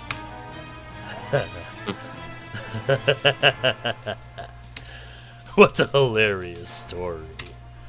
An old friend holding an unrequited love for an outrageous amount of time. And then a 10-year reunion. Your love could never have been answered, Usami. For you to seek normal happiness like that is impertinent. Now, Father doesn't have much time left. There's one man I must kill before executing my final plan. I take my cell phone in hand to call him. As I throw my personal feelings to the wind as I listen to the ringing of the line. Be thankful I let you live for so long. The call connects and I speak up. It's been a while. Do you think that kind of greeting is suitable for this situation?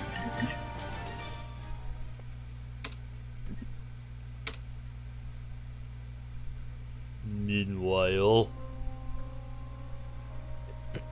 Usami Haru, alone, rushed to Zygonzo's mansion. After being rejected by the man she loved, she held no more hope. She decided to take the opportunity to drown herself in her chase for Maou, her mother's killer. As Gonzo stared at his sudden visitor. Yeah, suddenly I don't think he's gonna be too thrilled to see you. The necrotic scent on you is stronger, Usami Haru. Haru was prepared to be killed by Gonzo for allowing Yuki, a comrade of Maou, to escape. I'll tell you everything I've got on Yuki about Maou, so would you mind leaving Yuki alone? She knew there was no way to live in this city with Azai Gonzo as an enemy. Take one step outside the safe zone Yuki and Mizuha had holed themselves up in, and Azai Gonzo's men would be waiting. As if they knew their prey would give it eventually, the Yakuza continued their surveillance on the Tokita household. I don't care what you do to me, but let Yuki go. She spoke without reverence and stared challengingly into Gonzo's eyes. Flattery wouldn't work on this beast of a man anyway. Mm-hmm.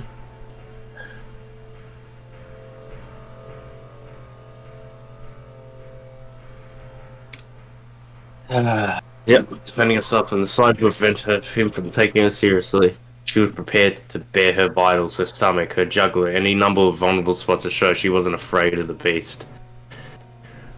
I'll leave the Tokita girl alone for now. Gonzo's interest seemed to be somewhere else. I don't need information on Maou anymore. Meaning? Oh boy. Don't play dumb. Kyosuke is Maou. Oh no. Haru. Oh Haru no. doubted her eye. Oh no, Usami, no! Kyosuke has been seeing a psychiatrist. From what I hear, he has something called psychogenic amnesia. What is that? An extremely rare condition in which irregularities of the brain cause him to sporadically forget events or blank part of his memory. No way, what caused that? Yep, the perfect kind of condition for a personality like Maou to develop. Stress. It's more common in people who kill their emotions than in those who vent their feelings regularly. A lump rose in Haru's throat. She could tell Kyosuke had a brutal past. She could also tell that he didn't have a single friend who understood the man behind the cheerful mask he wore at school. It's like Kyosuke-kun isn't Maou. She muttered as if speaking to herself. Haru may outwardly say she suspects Kyosuke, but inside she trusts him to an almost idiotic extent.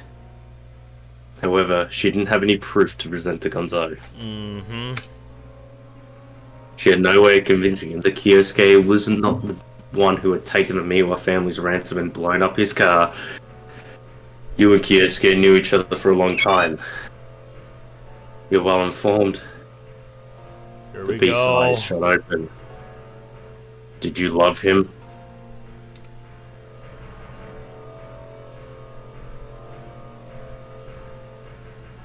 Oh boy. Hold on to your butts, guys. This has just taken a twist. Was the feeling mutual? It was at the time. Oh boy. I see. Haru suddenly felt the intimidation oozing from Gonzo's every pore had stopped flowing altogether. I see, Gonzo repeated.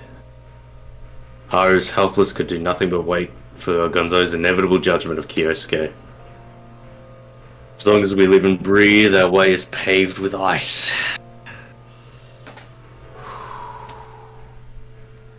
A person's life is not compromised of 4 repeating seasons, but a year-long winter wilderness. Whether or not you stop to wipe your blood or tears, they will inevitably freeze over. Interesting metaphor, Gonzo. Haru couldn't tell if he was speaking about Kyosuke or himself. A voice called from the next room. Gonzo answered, and a man in a black suit carrying a cordless phone. He left again without saying a word. So I took the phone and then kept silent for a bit. Haru had no idea who the caller was or what the call was about. Kyosuke. Gonzo finally spoke up in a threatening voice. If you show up unprepared, you're going to die. That seemed to be the end of the conversation. Immediately after that, Gonzo stood up. He seemed to almost forget about Haru's existence. Excuse me. Gonzo hid a gun in his pocket, then walked outside with a haughty gait. The beast was going hunting. there was nothing Haru could do to stop him. Oh boy. Here we go. Mm-hmm. It's like the fish bit at my bait. Two Mercedes-Benzes rushed along the dark harbor. Russell jumped out of the cars when they stopped. Gonzo had 6 guards with him. He must be underestimating me. Most likely, they're not carrying anything bigger than pea shooters. Furthermore, I wonder how many of these 6 have actually killed someone. They may be Yakuza, but there aren't many Yakuza who spend days out in secluded mountains, practicing with loaded firearms and live ammunition. The only problem is, our man Azai Gonzo is refusing to come out of his vehicle, one with heavy tinting, I might add. Thus, I can't paint Gonzo's vitals with my scope's crosshair. Still, there ought to be plenty of chances. These men, who are used to living in a peaceful country like Japan, would never dream that they're being targeted by a rifle on a rundown building 200 yards away. I'm suddenly reminded of a line from Ahoy's Arctic Warfare video. If you're lucky, you won't even see it coming. But if you're not, well, you might never hear the shot. My sniping isn't something to brag about, but I have an excellent scope helping me. An expert engineer adjusted the focus for me, so even if my aim is a little shaky, I shouldn't miss my target. Let's hope, boy. I grip the rifle and the smell of oil from the gun reaches my nose. I monitor the situation through my scope. I was right to have chosen the wharf as my hunting grounds. It's a wide expanse, with practically no cover. A large man, reminiscent of a bodyguard, turns to talk to the back seat of one of the cars. Boss, we can't find him. His throaty voice echoes through the silent night. Azai Gonzo is definitely here. He's being careful, having his subordinates search the area. Now, how to smoke him out of the car. I stick a rod covered with a soft cloth in the barrel of the gun.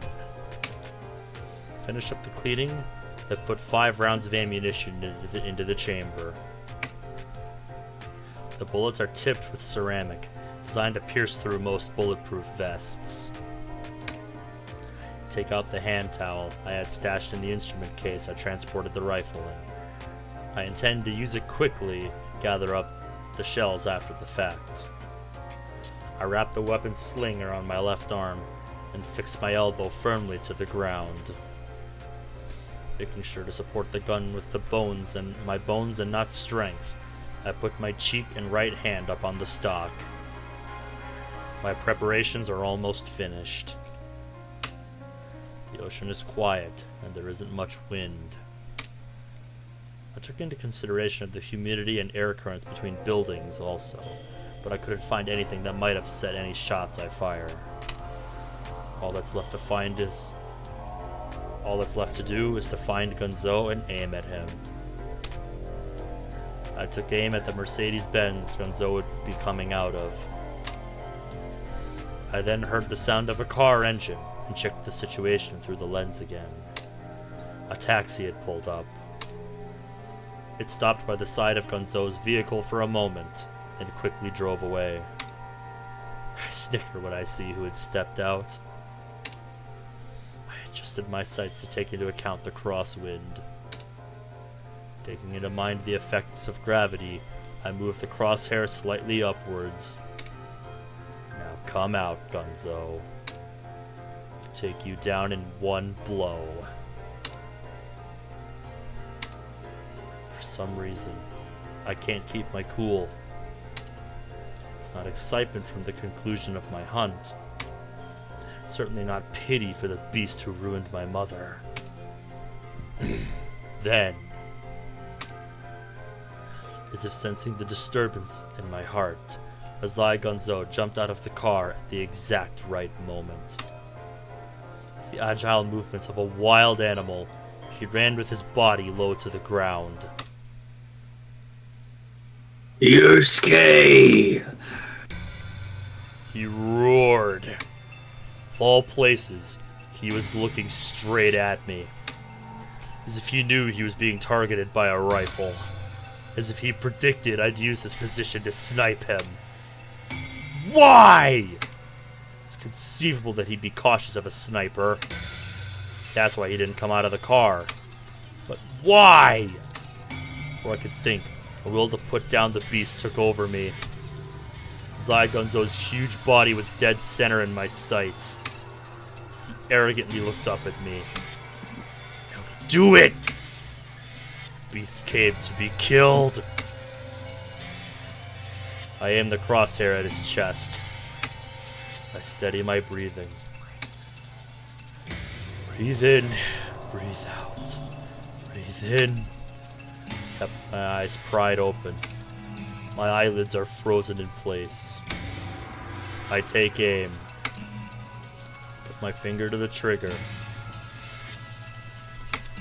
Squeeze ever so slightly. The rifle fires. The sound of the gunshot echoes through the docks, and Gonzo's huge body shakes. The bullet went in just below the lung. I missed his heart, but it's a fatal wound. I put a little bit of gunpowder in the bullets. So right now, the beast's insides must be... What? Listen up, Maou. This can't be real. How is he still standing? Your guess is as good as mine, boy.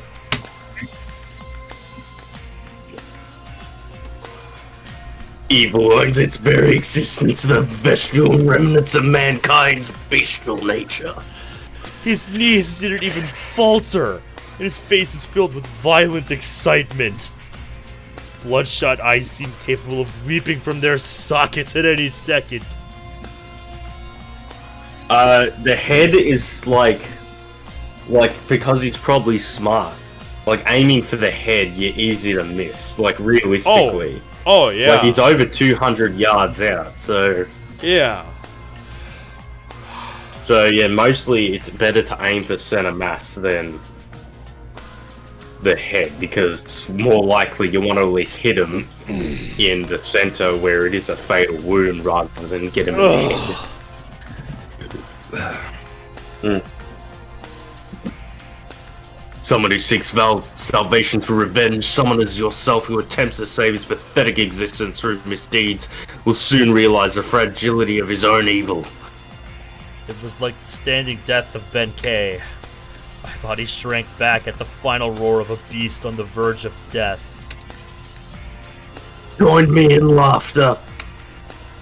The very next moment, Azai Gunzo's mouth vomited a veritable bloodstorm. He was smiling. Azai Gunzo spends his final moments bellowing in laughter, spewing from his lungs a sea of blood. Despite seeming to drown in it, he continues laughing. The rifle shakes, pounding against my ear. No, it's my arm shaking.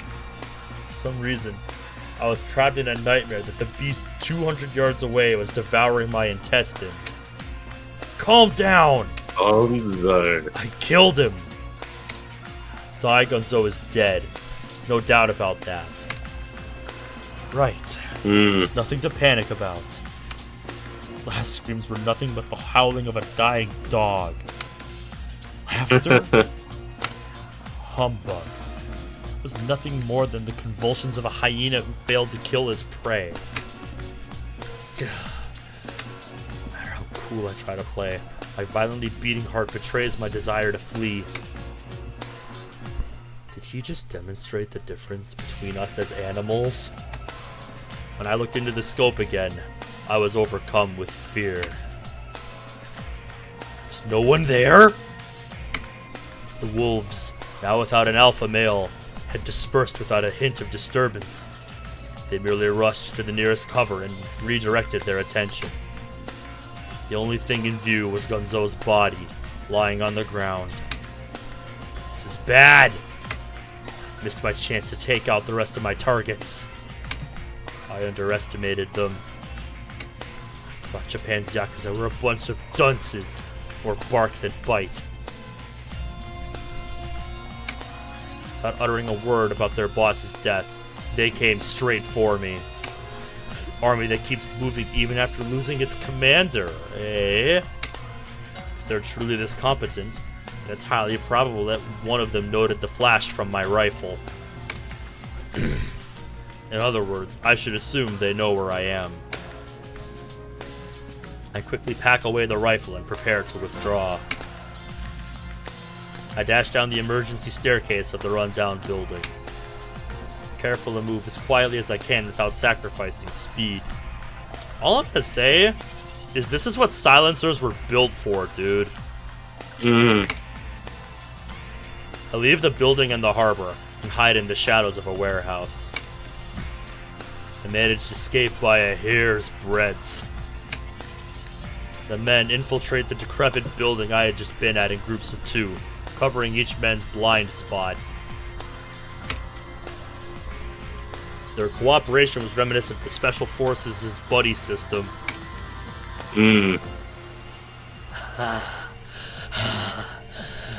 In all the battlefields I've been in, I've never felt so alive. It was a narrow victory. No, in all honesty, I have no idea how I was able to take down Gonzo. Why did he leave the safety of the car and put himself in danger? I can't figure it out. Nevertheless, it seems the devil has smiled upon me today. I tasted my revenge against the beast that drove my mother to the grave. I should be content with this. Farewell, Azai Gonzo. Well, I'm officially updating Gonzo as dead. Deceased. Under who does what? I'm gonna go to the toilet. I'll be right Yeah, back. bro. Fuck. Holy This is getting real. shit. Oh my god. Finally happened. Through everything he's been through with Gonzo, he's finally done it. Holy shit. Oh, this is another really eventful episode, dude. My god. And now, Usami. What is gonna happen with Usami now? That's what I want to know.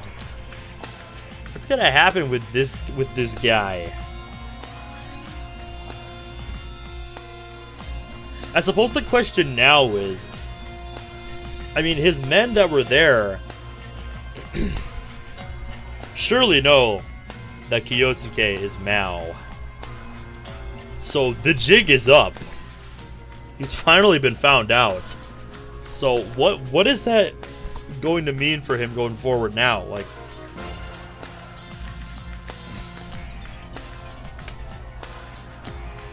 I don't expect they're going to just give up. Ta-da! I've returned. Welcome back. Yes. Now, Refilling my drink. yep. Mine has been empty for a bit. Fuck. Now, Usami. Fucking hell, this You're chapter. next. Oh. Oh no. Fucking hell. Hmm. When I went to return the rifle in its instrument case, I noticed something upsetting. There were footsteps attempting to match mine from a street corner behind me. I'm being followed. Is it the Sonoyama group? They're sure fast to react. To verify that I'm being followed, I keep turning corners until I return to my starting point. Was it my imagination? There was no sign of a tailor. In any case, Sonoyama men wouldn't bother to tail me. They'd just strike the moment they spotted me. But they might be keeping an eye on me as they gather reinforcements for a surer victory. I should leave this place. I head straight for the Eastern District. The night isn't over yet. In fact, it's barely past 12 o'clock. Yes, the night is still young. Yes. It has only just begun. Oh boy. Nice. Must be having another flashback. Hmm. I had just left elementary school. I was on my way to meet my dad, Samajima Toshikatsu, at his workplace. Yeah, this is a flashback. Hmm. Naturally, there was no way he had time to play around with me during work. Thus, I figured I'd sneak up to the incredibly high rooftop to satisfy a bit of my childish curiosity. The tower was a skyscraper, a full 50 floors from the street. The view from the roof was perfect. The wide, golden sky seemed to envelop me as it wrapped around the earth. It was gently spotted with shadowy clouds. As I was staring at the scenery, the sun set behind the snow-tipped mountains. Even as a child, I was moved by the beautiful sky before my eyes, until I noticed her on the other side of the fence. What are you doing?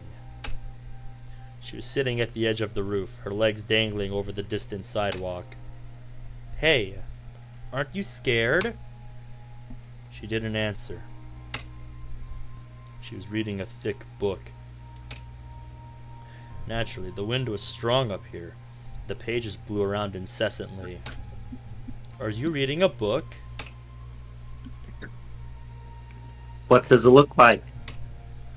I thought she was Okay, strange, I'll do it. but that just I'll made do me it, kids, even for it, more well. interested in her. Why are you reading in a dangerous place like that? Because I feel calm here. Very strange. She spoke sullenly. You aren't scared? No. If you fall, you're gonna die. My meat and bones will be scattered all over the place. But it's okay, I brought a garbage bag. I'll try to wrap myself in it when I fall. That should at least make the cleanup a little easier. Jesus Christ! She turns the pages of her book while talking. You're pretty weird. I'm different from you people. Unlike you, I don't need to be connected to the world to keep loneliness from driving me mad. She talked about difficult, abstract concepts so fluently. Are you a girl? Her short hair made her look like a boy. Yeah, so that's Usami we're looking at. I thought it might be from the icon. Yeah. Got Wow. a problem with that? Wow, yeah, so she looked very different when she was young. No wonder he doesn't remember. Yeah. Nope. Why not? Huh? Why don't you think it's weird? Girls should have long hair, right? Goes against societal norms. I mean, I don't care if you have short hair or long hair. I've known plenty of short-haired girls in my life. Me too. Yeah, I don't really care either way. I just tend to have a preference for long hair. I think it's more pleasing to look at. But I don't care. It's your hair. I'm not going to tell you what the hell to do with it. You do you. That's how I've always lived. So yeah, you go, Usami. I didn't really get what she was talking about, but I replied anyways. I like girls with long hair. Hey, that makes two of us, boy. Wait, that's not what I asked. Well, it's not like it matters, right? There's nothing wrong with having short hair. Hey, that's what I just said. My line. I laugh and she sulks. What about you? What are you doing here? That pouty face! Oh my god! I'm waiting on my dad. Your dad works here? Huh? How did you know? There's no way a kid like you could get into this building alone. You're a kid, too. I guess. Oh, wait. Does that mean your dad works here, too? So? Is that a yes? Let's play. I'm bored. Well, I'm not. I'm reading a book.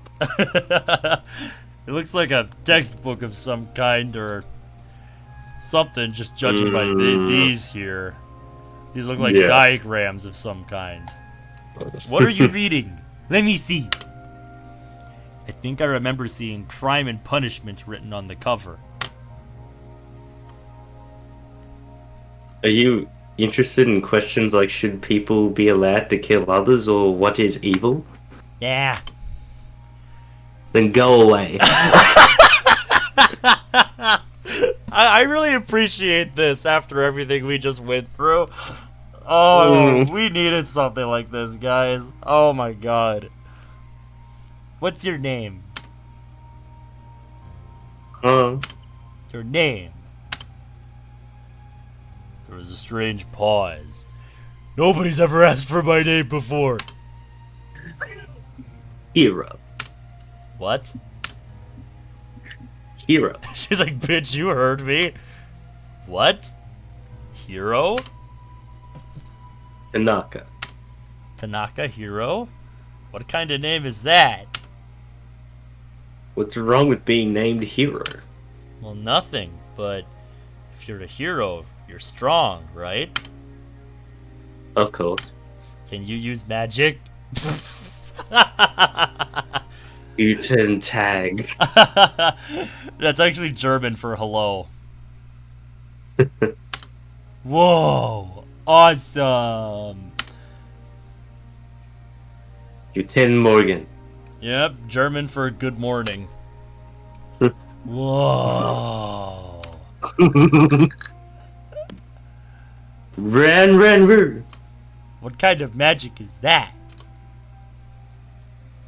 I don't really know. You're weird. Anyway, I should get back. I remembered my first encounter with the young hero on the Sano rooftop clearly. I really must have had some sort of mental illness to lock away such an important memory. Core memory unlocked. Yosuke is complete. Yep. Man, when was the last time we were here? Fuck. I am Mr. Cow. Mr. Horse. Fuck. Oh, brother, here we go. As Maou and Kiyosuke have now combined, Mr. Horse's true form has been revealed. God damn it. Now, Usami's next. Before the high from spilling Gonzo's blood had subsided, I made my way to the Eastern District. I had decided upon a grave for Usami Yoshinori's daughter long ago. Usami should have heard about me from Tokita Yuki. I've told Tokita quite a bit about my activities. I've told her about the underground channel and about my connections to foreign nations. I even let her stay at one of my lairs once. All the information I gave her knowing she may betray me. Thus, I'm not concerned about Tokita's information hindering my plans. But it could make Usami's gambits less predictable.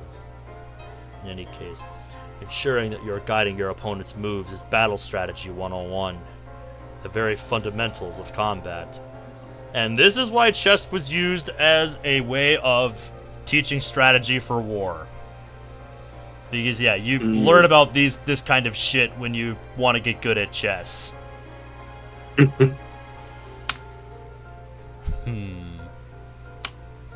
I'd say this calls for another game of tag. I wonder if that cell phone I gave Usami has any minutes left on it. Damn! That is a fucking throwback right there, if I've ever seen one. Yeah. Anybody here fucking old enough to remember the days when phones had minutes? Because I fucking do. Holy shit, boy. Oh. That takes me back to fucking middle school.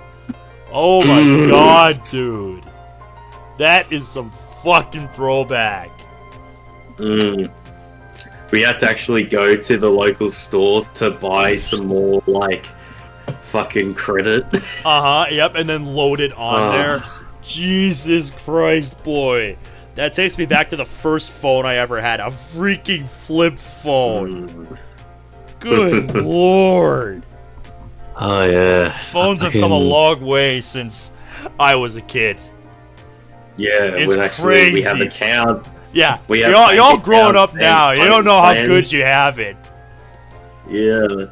The days when we had having what? a phone. Yeah, having having a phone in the was- last 15 Or literally years. any device. Any device was a luxury.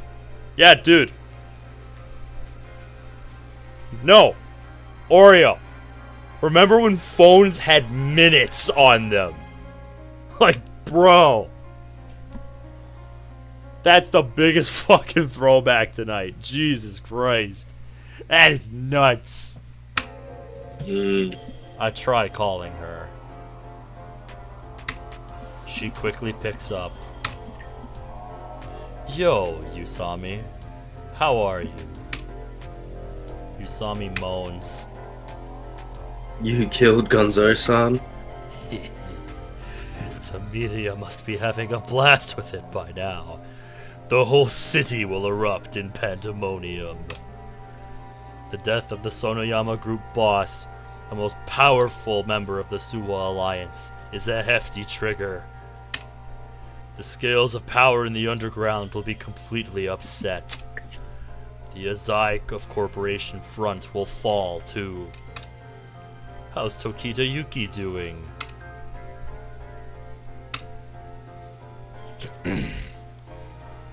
Yeah, dude, exactly. Will she be handing herself over to the police? Trespassing? Attempted murder? She has quite the laundry list of crimes by now. If Tokita Yuki is arrested, it would reverberate to the Special Investigations Unit of the police. Her father, Tokita Akihiro, is said to be a brilliant man. If I can, I'd rather like to avoid doing battle with him. Usami simply ignored my provocations, though. What do you want? I want to meet you. Usami's breath halts. You know the park in the Eastern District, near Tsubaki's old house. She's like, what are you playing at? There's a levee nearby that leads to a drainage channel. And you want me to go there? We can't just walk in nonchalantly. They don't allow visitors in the outer underground discharge channel at this time, you see. Is there another way in? Plenty. The structure takes in water from all the surrounding prefectures. Didn't your father ever tell you about it? Usami didn't answer. There's a tunnel entrance a little over 200 yards west of the drainage channel. The fence is usually locked, but I'll open it as a service to you. Why, thank you. And don't worry about the water. The channel's empty at the moment. Inside, the tunnel is warmer than outside. Very well. The little Firefly cell phone? Remind me. Is that the one I'm thinking of? That only has like a few buttons on it? Was it something like that? What's she acting so cool about? This will be the final battle. Your final battle, that is. I'll choke you to death just as my father did to yours. Hot damn. We're getting to the fucking crunch of it. This is it. Anyway, I should get back. Oh. I don't know. Maybe? I remember something like that, like a little toy phone that I had, but not. It's not like that. the older we get, the less we remember from that time. I know, right? Even though, like, just like maybe a few years ago, we could remember that stuff maybe a little better, but like more information flooding, and we just slowly forget. Oh yeah. Or they just become vivid images or vague, like flashes in your memory. Uh-huh. Maybe more things clearer than others, but other things just It was don't. by Like, singular, you say, huh? mm-mm. She called herself Hero. She Excuse me. She hadn't done so for any reason in particular. Okay, This yeah, he sent me the music- one he was talking about. I didn't have that one. She just saw the word hero on the page in front of her. And she felt like saying it. She didn't have any interest in the boy. She put her hand in her shorts pocket. Inside was a small pocket watch. It was a favorite of hers. After all, it had cute little penguins on it. Man, so that love of penguins goes very far back, does it? It's about time for me to go. Bye. Clutching her pocket watch, she stood up. Hey, wait. A strong wind pushed its way toward her. A tremendous force had crawled up the building. It slung across her ankle and yanked her foot away from its solid grip. As she lost her balance, she finally, and for the first time, looked at the boy's face. Watch out! The boy reached out his hand. His desperate face neared her. He moaned.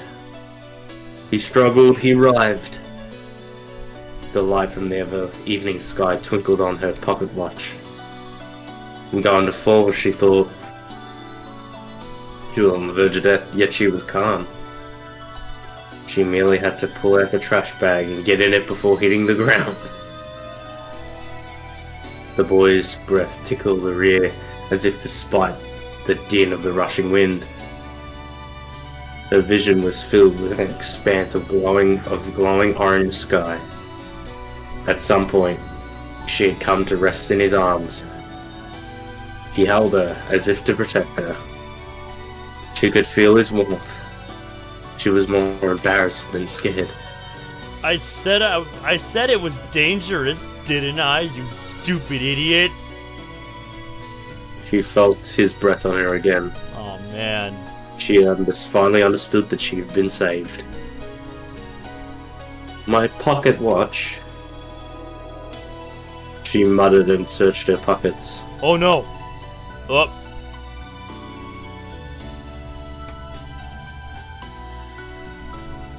It wasn't Yeah, there. of course it wasn't there. Yeah. It fell. That's not good. You should be happy you didn't fall. No. The boy seemed to be angry. He let go of the girl and pouted. The girl went to the edge of the roof again. I got that from my mom. She looked down as if trying to find it. Of course, it would have been impossible for her to spot the watch from 50 stories up. Was it important to you? Honestly, I wouldn't be surprised if, by the time she went to look for it, it was still falling.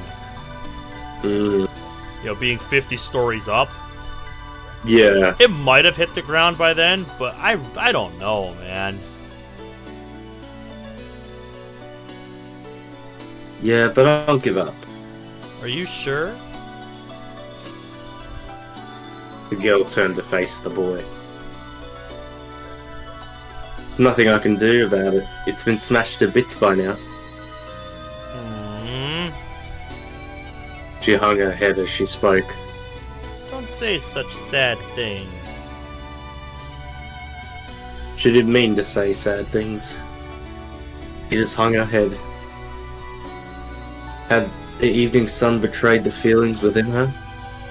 Alright, I'll find it for you. Wait right here. The boy turned around. She didn't understand. She had never asked him to find it for her. I said I gave up. But the girl couldn't spit out the words as she gathered up to stop the boy. Darkness fell. She stood up there in a gaze. It was probably about time for a violin practice. She waited. It got darker and the artificial lights took the place of the burning red sky on the rooftop. Not a single star was in the sight. The wind that had nearly robbed her of her life had brought thick clouds along with it. It was cold. She waited. The roof door was thrown open. Someone shouted happily. A shadow dashed towards her. Another voice shouted even happier than the first. A girl vaguely realized that the second voice had been hers. The pocket watch was fine. What the hell is that thing made of? There was a few small chips on it, but the smallest needle kept ticking away second by second. It was a miracle. Yeah, you can say that again. So, two questions. One, what the hell is that watch made out of? And It's second, either it was what either did very it land tough on? or very. It's either very tough or very light. Uh-huh. Because if it was very light, then wind resistance would have stopped it from falling en masse and being, you know. Because if it was heavy, the weight would go past, and then, you know how fucking weight and speed works. But if it was lightweight, wind resistance would have stopped it from hitting something very hard. Uh-huh. It was a miracle. Almost like magic, the boy said. The hero's magic.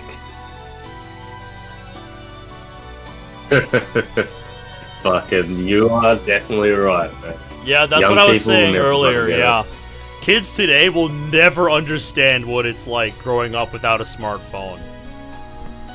Yeah, fucking any device, and everyone's like going on their iPads and shit. Just like, fucking go outside, kid. Uh-huh. Funnily enough, We're my not sister too much actually better just bought because an we're iPad. literally. Granted, we're not that much better. We're literally on a live stream. I mean, yeah, that's fair. But Yeah. I want fire burned in the childish mind. In her childish mind. yeah, my sister actually just bought an iPad fairly recently. Like, on our way home from the trip that we just took. Mm. She wants to try getting into making art with it, she said. Hmm.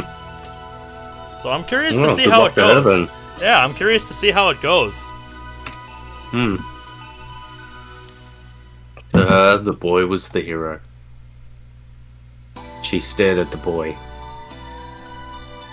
He looked back at her with a gentle expression. Aww. She wanted to give him her thanks right away, but the rebellious heart wouldn't allow it. He couldn't help but feel embarrassed as he stared at her. Snow. Boy opened his arms wide and looked up at the black sky. He had looked away from her. This was her chance. She could say it now. Her heart had been aching, holding it in. Aren't you cold? Want to wear my coat? His eyes met hers again. His thoughtfulness warmed her heart, but her shyness returned with a vengeance. I don't have any friends. My dad is always busy with work. Here we Her go. lips suddenly started moving. She couldn't stop them. I'm always moving, so I don't have any friends, and everyone thinks I'm weird. That's why I don't have any friends. She realized she was growing flustered. That's funny, dude. She realized that she was growing frustrated. She was unusually more calm and able to speak logically. You'd be surprised how few friends I have. She was always ignored by the other kids her age. Thus she decided to ignore them too. She had once read the phrase lone wolf in a book. I'd say that describes me for the most part. When I went to school. I had a few people that I associated with, and I would call friends, but Yeah. it was very few. Those people were very few. Definitely know how that feels. Yeah. Decided that being a lone wolf was her goal. I'm sorry, I'm really sorry. She apologized, choking back her tears. The emotional little girl in her finally surfaced. Hold it in. Hold it in. No, don't do it. Don't do it. The girl said to herself. She'll just be dragged halfway across the world again. She won't be able to stay with the boy. Stay a lone wolf. Stay a lone wolf. Well, bye. She ran away. Her conscience aided her. She ran off. The boy shouted his name. I'm Kyosuke. We'll see each other again, right, hero? The girl didn't answer. Her legs stopped moving. In a way, though, that was her answer. Yosuke-kun. She said his name over and over in her mind. The snow covering Tumbenbetsu City had piled high. In stark contrast, the snow covering the girl's heart was brimmed, prepared to be thawed.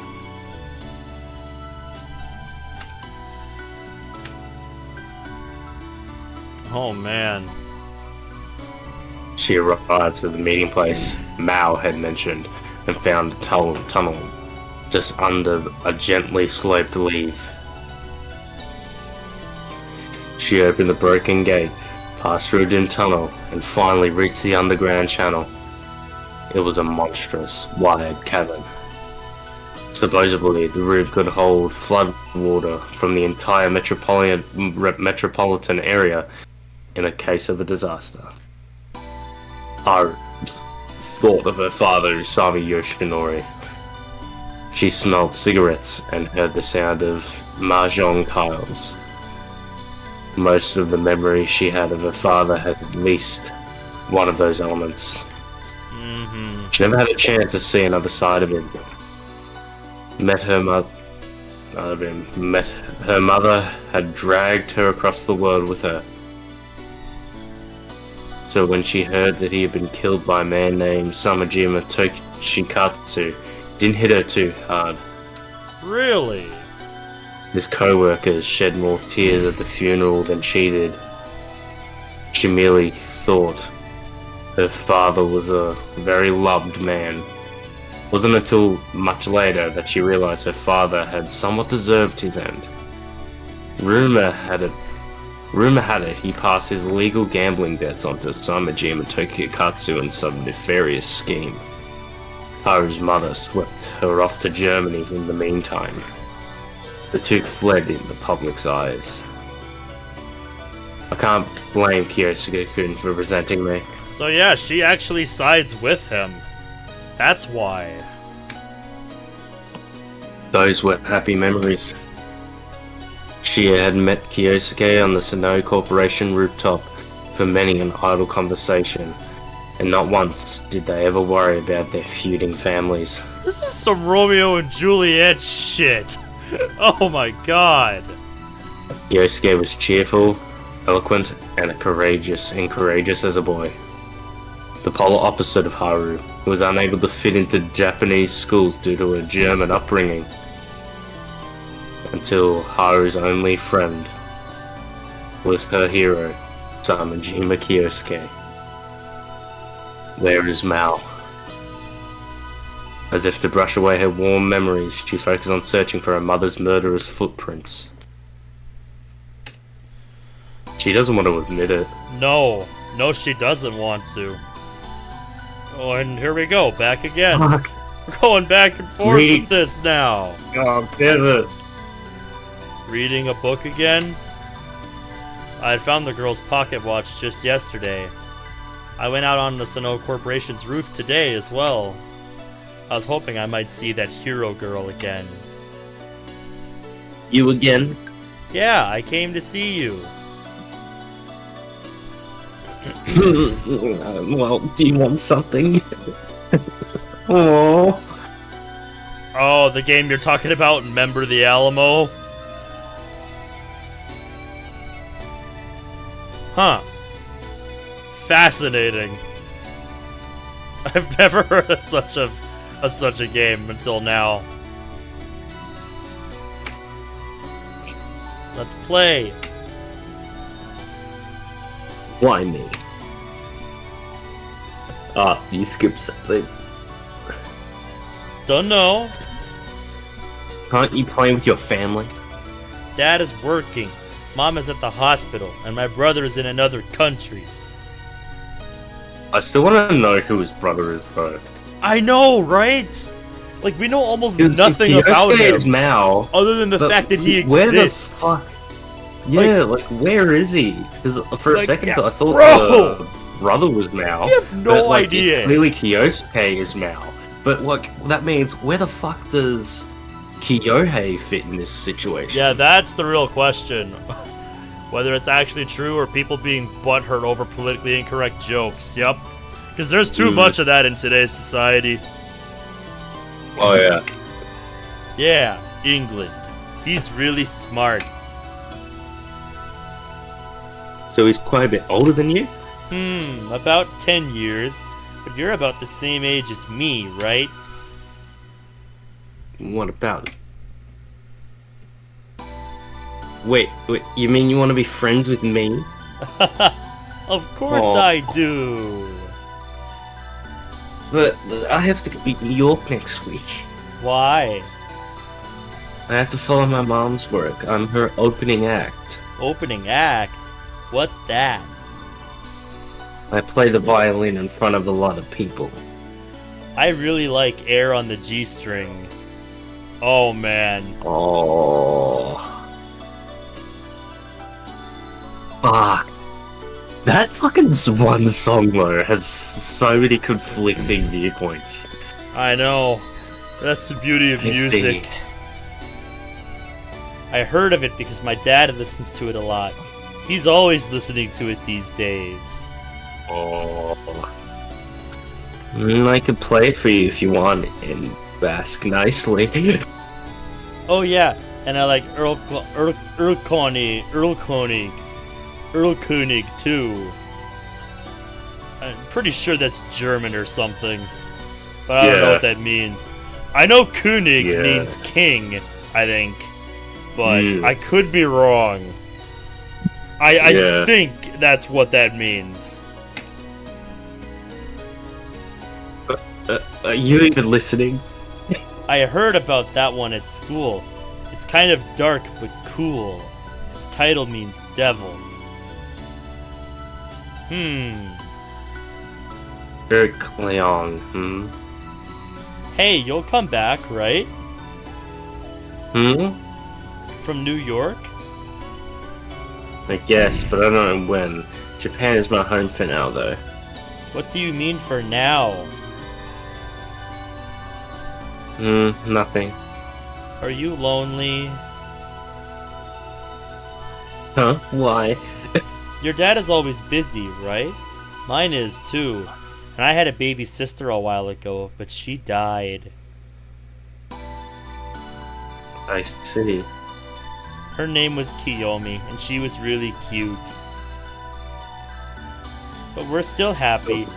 Sometimes my brother comes home too. I took a picture of him just a while ago.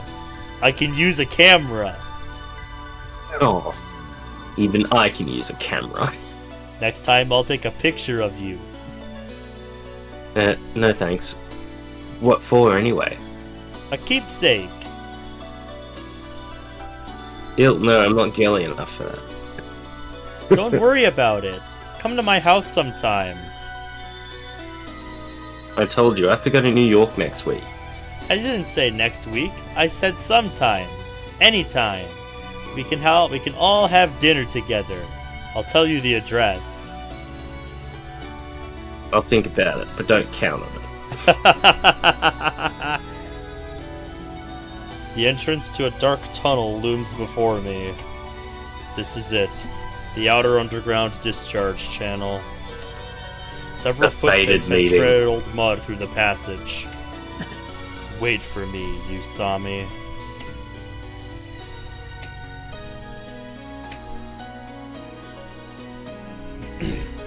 I listen in and hear her footsteps echoing from afar. It's Usami. Oh boy. She really came alone? This should be fun. I'd have expected her to call the cops. She must be drunk on heroism. She must want to catch me with her own hands. That, she must have decided I'd run away with my tail between my legs if she'd led this into my trap. No, Kyosuke. That's Either not why way, she's alone. She's come to die. What a Yeah, foolish she's come. hero. She has come to see your face. She stubbornly chased me all this way, despite her powerlessness. She'd have done better to live the quiet life of a violinist. It's time to end this.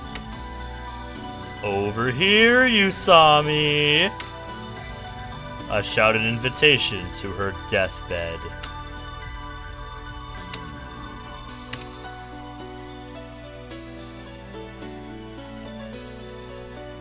As I anxiously awaited my reunion with Hiro, my life took a turn for the worse. The police called the house one night. They informed us that my father, Samajima Toshikatsu, had been arrested for murder. I'll never forget my mother's strength and kindness that bitter night. What's wrong? I asked her. Nothing, she replied, smiling. The next day, I was scared to go to school. I had been a leader in my class until then, but after the incident, I had no place there. Are you alright, Kyosuke-kun? You look like you might collapse. If there's something on your mind, you can always tell me, okay? My teacher reassured me during homeroom. When she did so, my classmates' apprehensive stares twitched. Everyone, be nice to Kyosuke-kun. He and his dad are two different people. He didn't do anything wrong. We should try to support him. That triggered the bullying. Yep. They always try to help, but they always make things worse. The kids started throwing around the term death penalty as a joke. Give me just a second. Give me a moment. Alright. Come recess, I often found a jump rope knotted menacingly on my desk. God damn, yeah. I mean...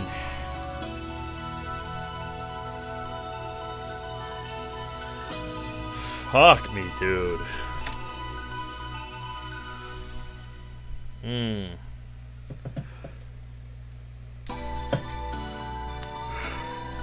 Yeah, that single event fucked up the rest of their lives. Just 100%, man.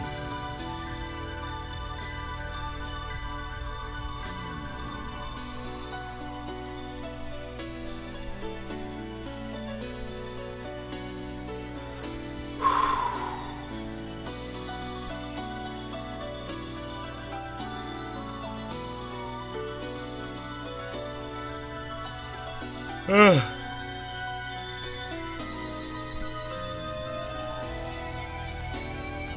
Yep, I like how in its final moments, this game's touching on stuff like this.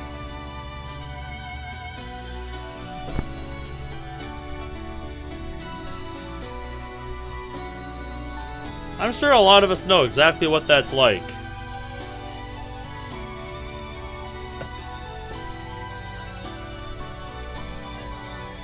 And yeah, it sucks.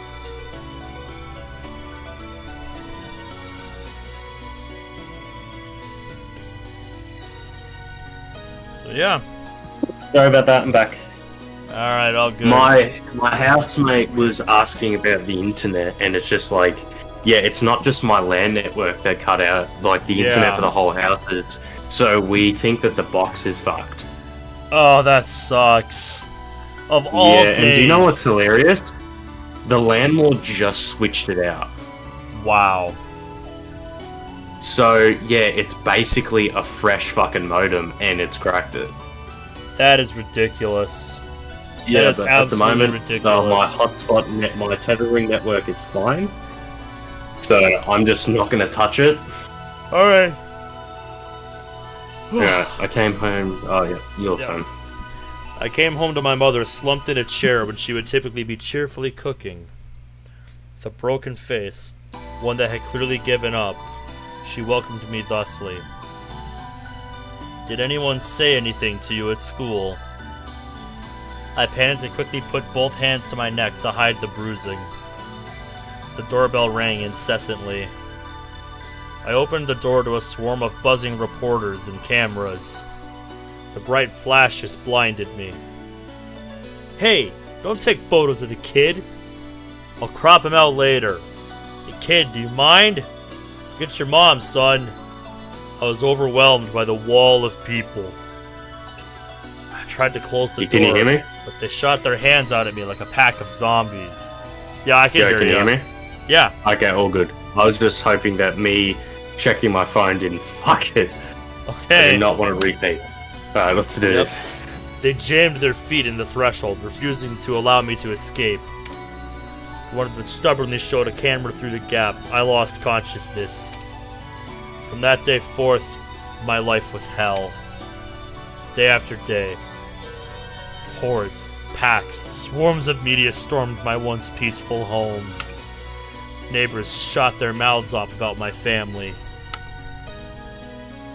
Every time we nearly lost ourselves in this earthly chaos, a loan shark from the underworld named Azai Gunzo returned to collect his due.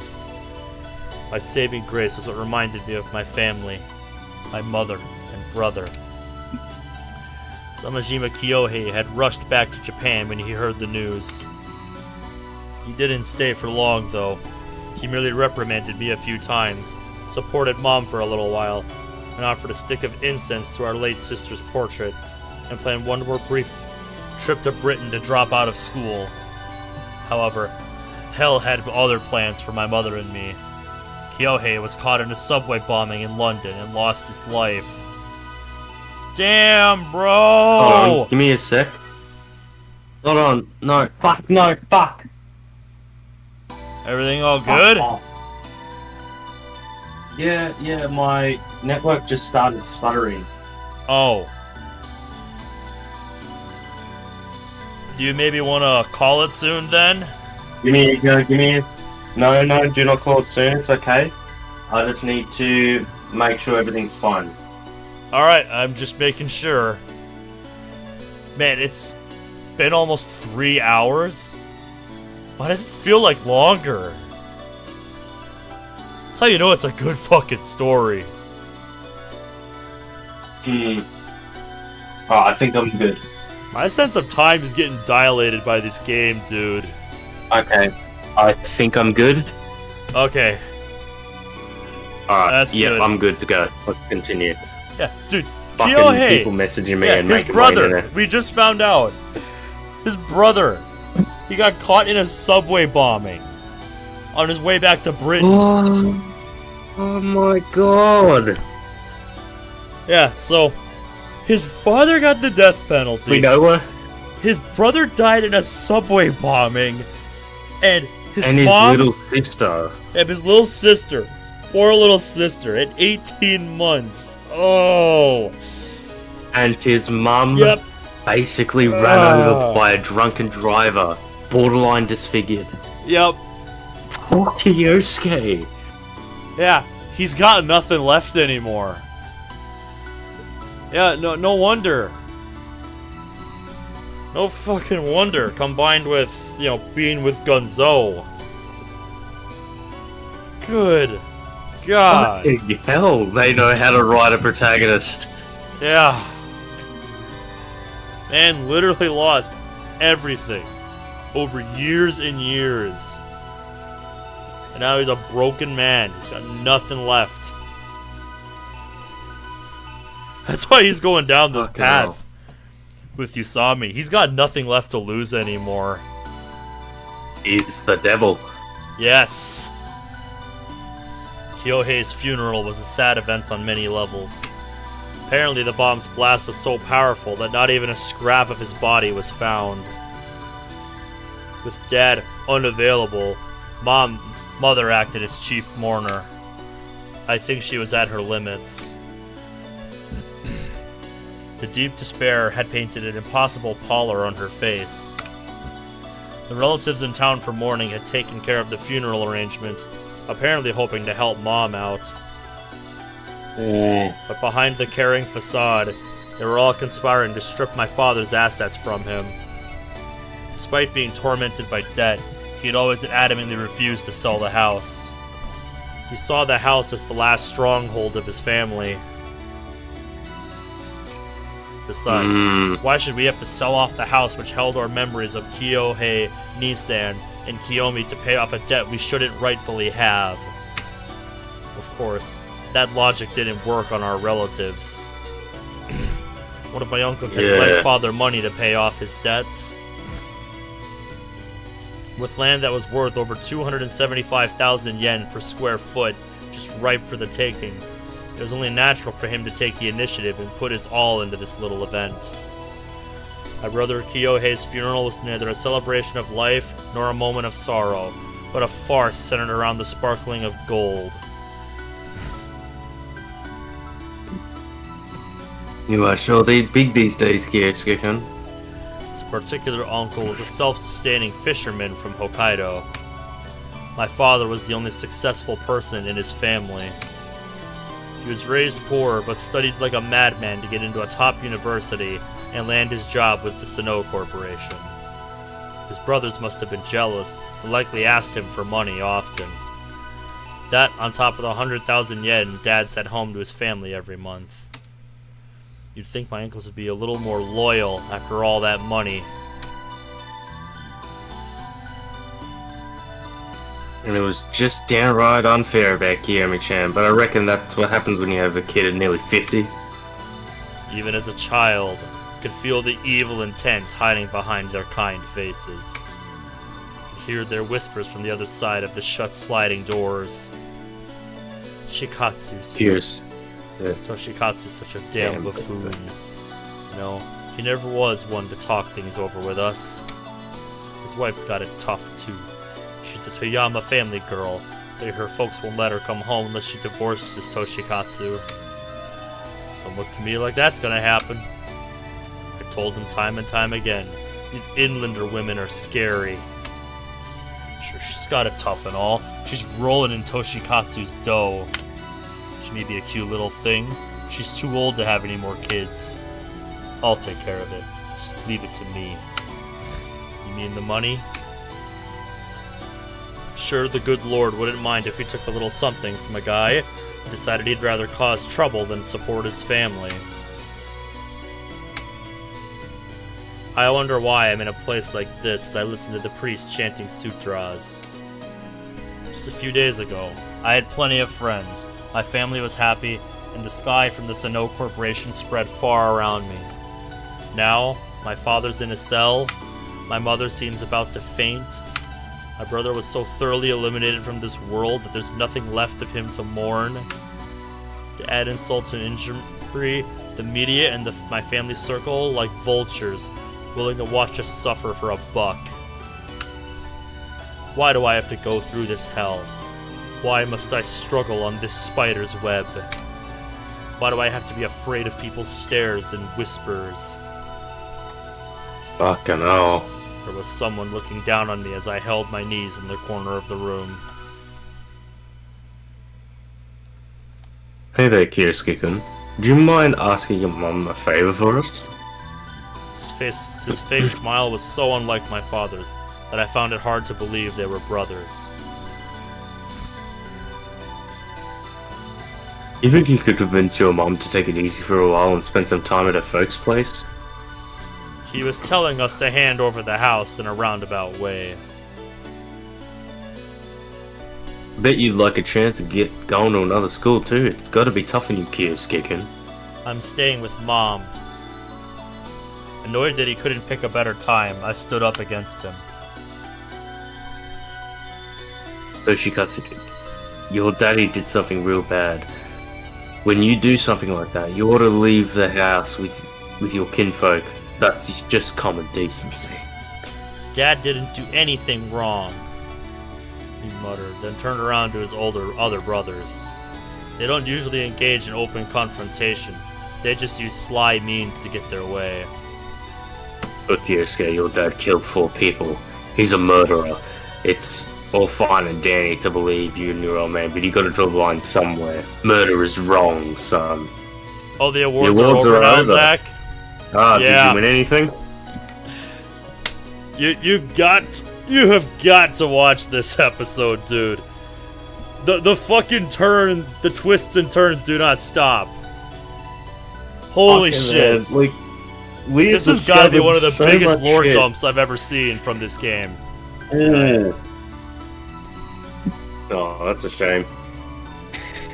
I don't expect to Granted, have it won was anything. more. I don't care to Grant- watch.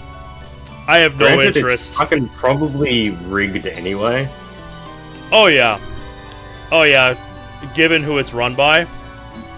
Yeah. I was in a lot of categories though. Good to Yeah, know. I saw that. Hmm. But Mom loves Dad too.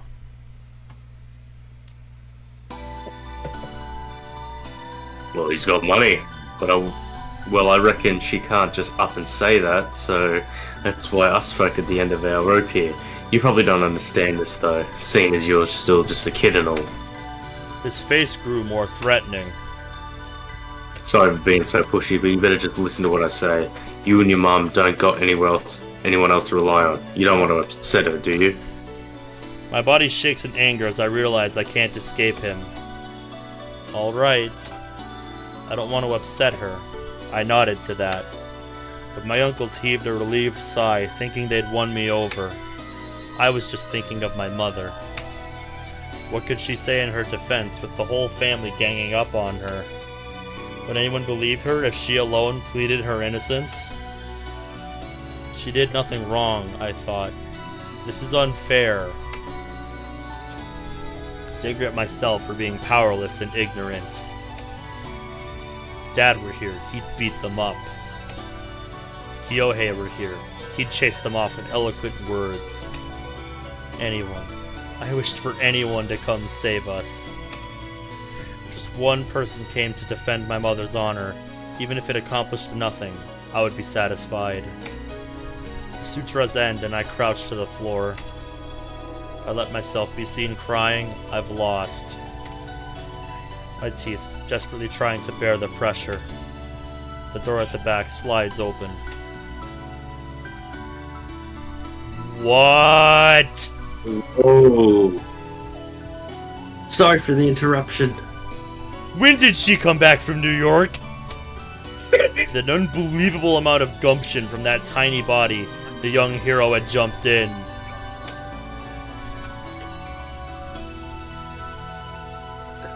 I've come to make an offering for my brother. Everyone was in a clamor at the sudden intruder. Who are you? Do you even know where you are? My eyes meet with hers. I think I bumped my chat hotkey. Yep, I did. All fixed? Yep, we good. Nice. My eyes meet with hers. She must have guessed what was happening, seeing me with tears of anguish in my eyes. Hiro stared my uncle down. You're the ones who don't know where you are. It sounds like she overheard the conversation. No way. Kiyomi-chan? Be stupid. Kiyomi died. She said her brother. The adults seemed to have just realized this is a funeral. Some kid none of them knew suddenly showed up. They looked at the girl with white faces, as if they'd seen a ghost. You really all gang up on Mom and Kyosuke trying to blame innocent people? Her intelligence and courage stopped my tears. I came all the way down here from heaven. Keep spouting crap, I'll take you back with me. No way. My uncle's face, warped with greed not half a moment ago, was now clearly quailing. It was awesome. Hiro came and saved me from this hellish place. It was only then that Mom shed her first tears. Maybe she really believed Kiyomi had appeared. Tears on her cheeks bore hints of a hue other than sadness.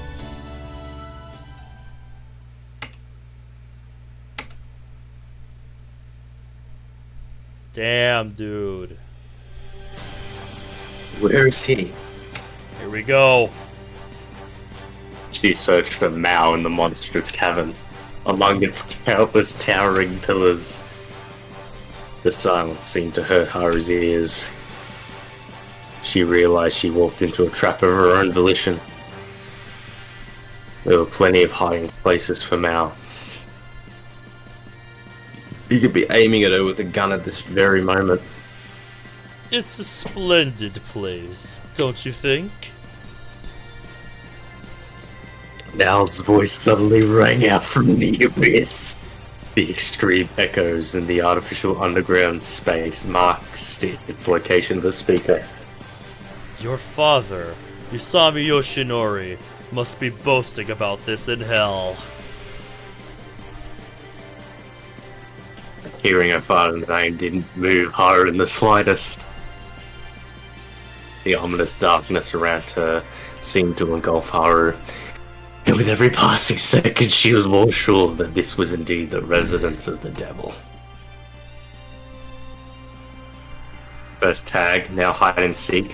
Why won't you show yourself already? Don't be so hasty. We need to build the proper ambiance before the final showdown between the hero and the demon lord, do we not? I'm not here to chat with you. You're no fun. Footsteps echoed around her. He was close. Here we go. Haru pricked her ears and stared into the darkness, refusing to let a single sound go unheard. It paid off. She heard a noise and turned around. A piece of concrete had fallen to the ground. It was a distraction. Was he toying with her? The tension began to run her breath ragged.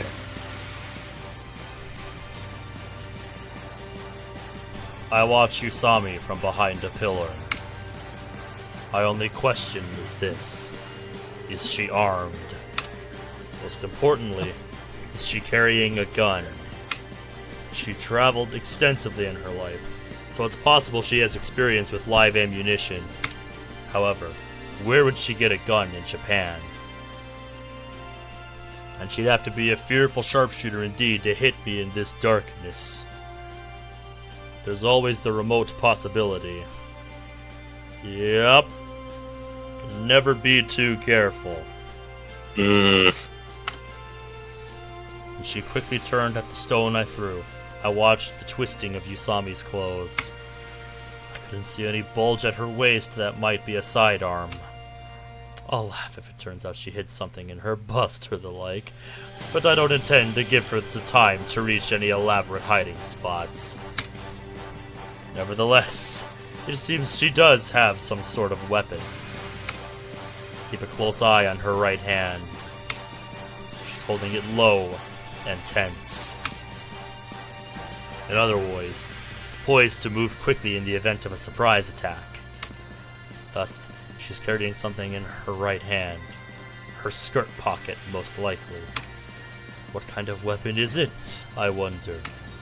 A small knife, maybe? No, I'd say more likely a common women's defense tool. Pepper spray, or a taser, perhaps. They even sell tasers in the shape of pens here in Japan. Yeah, Japan sells some crazy shit, don't they? Now, allow me to demonstrate my reverence for you, hero. Usami didn't respond. You didn't bring any friends, let alone police, and chased me all this way alone. You say that like you didn't intend on running away with your tail between your legs if I had. Indeed, this is nothing more than a game, after all. Thus, I won't intrude upon your honor by taking you down with a rifle from afar. You sure are confident.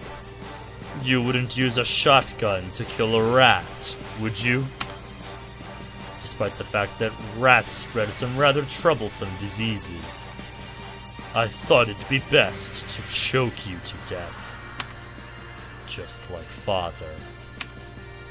But mimicking him might allow me to carry some of Father's karma. I burst into a dash.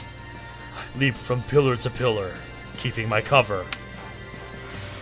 Here we go. I reach a second pillar, and a third, and I keep moving. I can tell Usami's breathing is getting unsteady.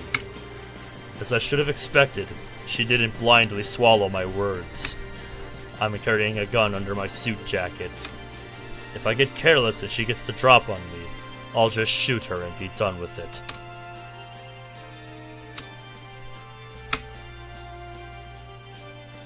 Here we go.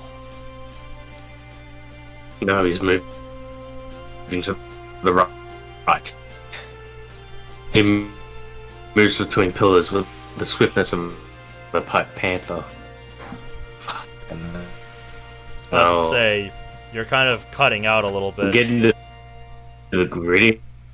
Hey. I panicked at Maou's playful movements. Mm-hmm. Shit. Hold on, let's give it a few seconds. Alright. Am I good? Can you hear me? Yep. Yeah. Alright. Okay. I'm back at 65 MS, okay. Alright. She never fought with her life on the line before. She certainly didn't expect to use the karate she practiced after quitting the violin to work on Maou. This was her best chance to defeat Maou. As long as Mao's pride continued to play with a powerless girl like her, she would eventually be given an opportunity to strike. The chance will only show itself for a moment. Mm-hmm. She checks herself for her hidden taser again. Just pressing the 10-centimeter long weapon onto an attacker's body will send electrodes flying into their skin. Manual claimed it supplies 500,000 volts. That's crazy. Enough to rob the consciousness from any human, no matter the size. Haru tries to close in on her target. She moves to the pillar. She last saw Maou at and glues her eyes back to it. Sweat slowly trickled from the fingertips of her tense right arm. We continued our dance for a while, switching places now and then. This great, round, open space. The pillars standing at equally spaced points. Usami must be losing her bearings running through this repetitive scenery. As proof of that, I have Usami's back. Of course, Usami will be watching her six carefully. We're around 5 meters apart. All I need to do is jump out and strangle her slender throat. But is it possible? Usami is most likely hiding a weapon. But if she has a weapon, why doesn't she keep it in her hand? Be it a knife or a taser, it would behoove her to hold it at the ready for a quick counterattack. Is she unarmed? Or is that what she wants me to think?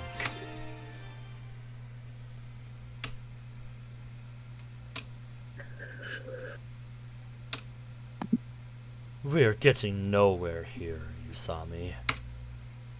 Not a fraction of a second after I opened my mouth, I heard a sound I hadn't heard until then. Oh boy. That metal sound must have been the weapon in Usami's uniform. Did she knock it against a pillar or something? Heh! I run through the darkness again, taking distance from Usami. What are you waiting for? I'm right here! I'll wait patiently until my prey weakens. I think she's getting tired. A schoolgirl who hasn't even been through basic training will inevitably run out of stamina. Your breathing's getting heavy. Is something the matter? I weave from pillar to pillar with blinding speed, leading her on with a glimpse of my back each time. Usami chases me. Is your hatred for me this weak? How long did we play this hide and seek? I look back and scrutinize Usami's face as it's lit by the emergency lights. Her eyes are unfocused, and her lips are flaccid. It's indeed a black weapon in her right hand, most likely some sort of taser, as I predicted. Now, Usami trips, and I don't fail to recognize my chance. She must have gotten caught on a pillar. Usami falls to the ground face first. The black object falls out of her hand. Oh shit! This is the deciding moment.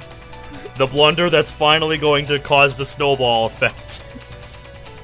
I turn aside deftly and fiercely draw in on the fallen Usami. Usami hurries to jump up, and I push her down. Now die! Put my hands to her already deathly pale neck. What's wrong, hero? Use your head! As I say that, I put all my strength into keeping the blood away from her brain. Taste it well! Your father died this way too. Usami slowly stops resisting. I'm taking her life. The sensation is so incredibly intoxicating. Father, Samajima Toshikatsu, wished for Haru's death. As long as she lives, the demon named Usami Yoshinori will never be taught his lesson. I have no mercy. I don't feel any pangs of conscience. Usami will die at my hands. The life quickly fades from her eyes. In contrast, my face must be warped with delight. If only you could see me now, Father! Finally going back to... There's something coming from my chest. Look at it reflexively. Shock and regret fly through my mind. I was being conceited. Who said she'd only have one weapon? I just crack in humiliation. Usami! Mao's screams fall down like rain. Haru squeezes out all remaining strength. She had pulled out the hidden weapon from her skirt pocket. The taser she was clenching took to Mao's chest. Apologize to my mother in hell. Army gathered all of her love for her mother and resentment towards quitting the violin. She forced those emotions into her arm and threw it forward. It was a flash of lightning, or at least there was supposed to be. She couldn't believe her eyes. Electrode should have fired into Maou, then discharged with vengeance. Is it broken? No. Something in Mao's chest blocked it. Something hard. A lot of civilian tasers come with a warning if they don't work, especially on firm surfaces. A gun? Time she pressed onto another part of his body, it was too late. I see. What is up, dude? What's up, Michael? How you doing? The conclusion.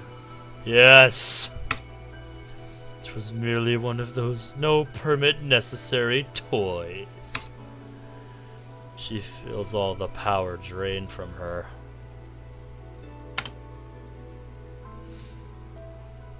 Her last weapon was I was about smacked. to say, yeah, I think that's still your perspective. Yeah, her last My weapon bad. smacked from her hand and flew out of reach. You did well, Usami. His hands wrapped around her neck. Despair wells up in her. What else have you planned? That was it. She had nothing else. So the game is up then. It was fun while it lasted. This is the end. Normally in yeah, this is no normal visual novel. No way, dude. Hara's resistance against Maou had been nothing more to than a game to the bitter end. She's going to be killed. Killed like her father was. Her body attempted to shut down and her consciousness slowly drowned. Her last memories were fuzzy. Her sight was gorged in red, and the boundary between life and death grew impossible to resolve. All she knew that she was close to it now. She passed across an unbearable pain into a euphoric floating sensation. Her pupils dilated and her eyes rolled back. Bodily functions were about to cease entirely. Years.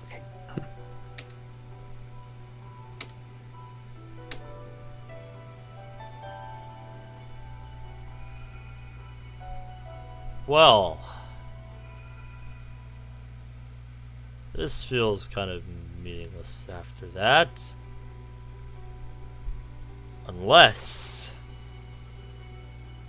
Thank you so much for yesterday, hero.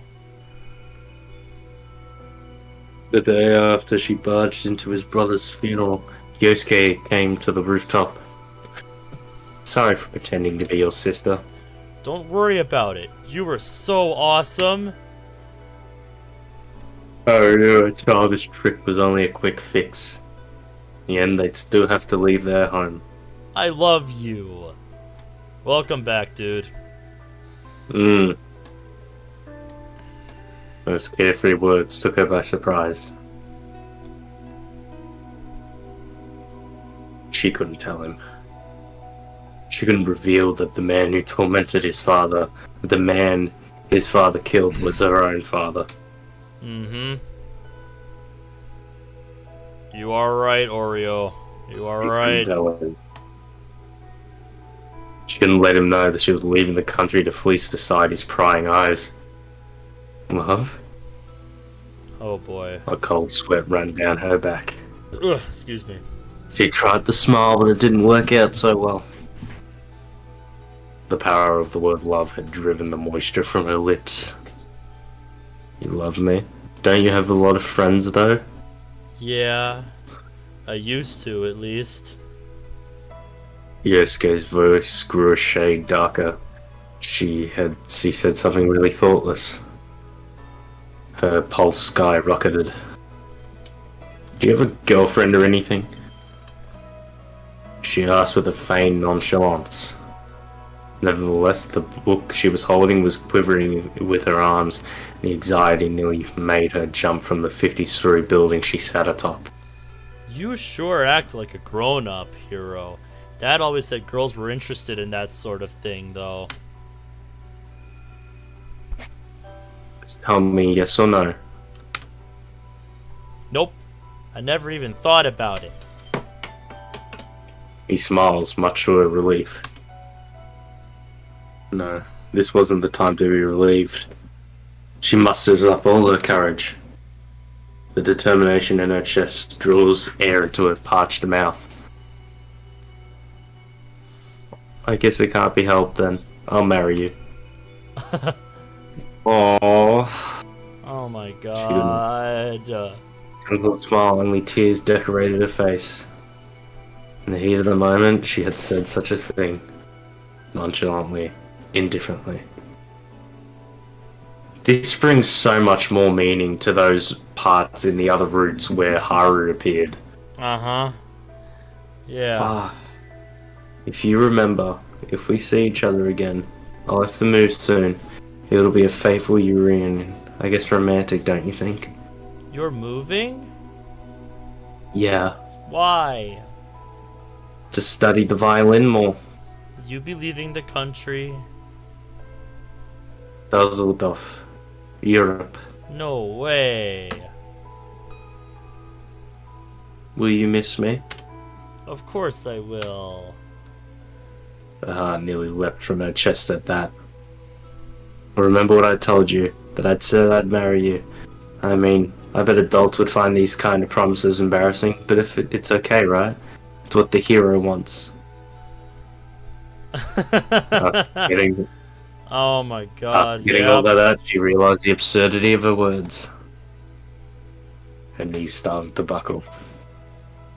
As if the entire body was protesting against her brazen confession. Marry me? Don't you want me to? Are you serious? Yeah.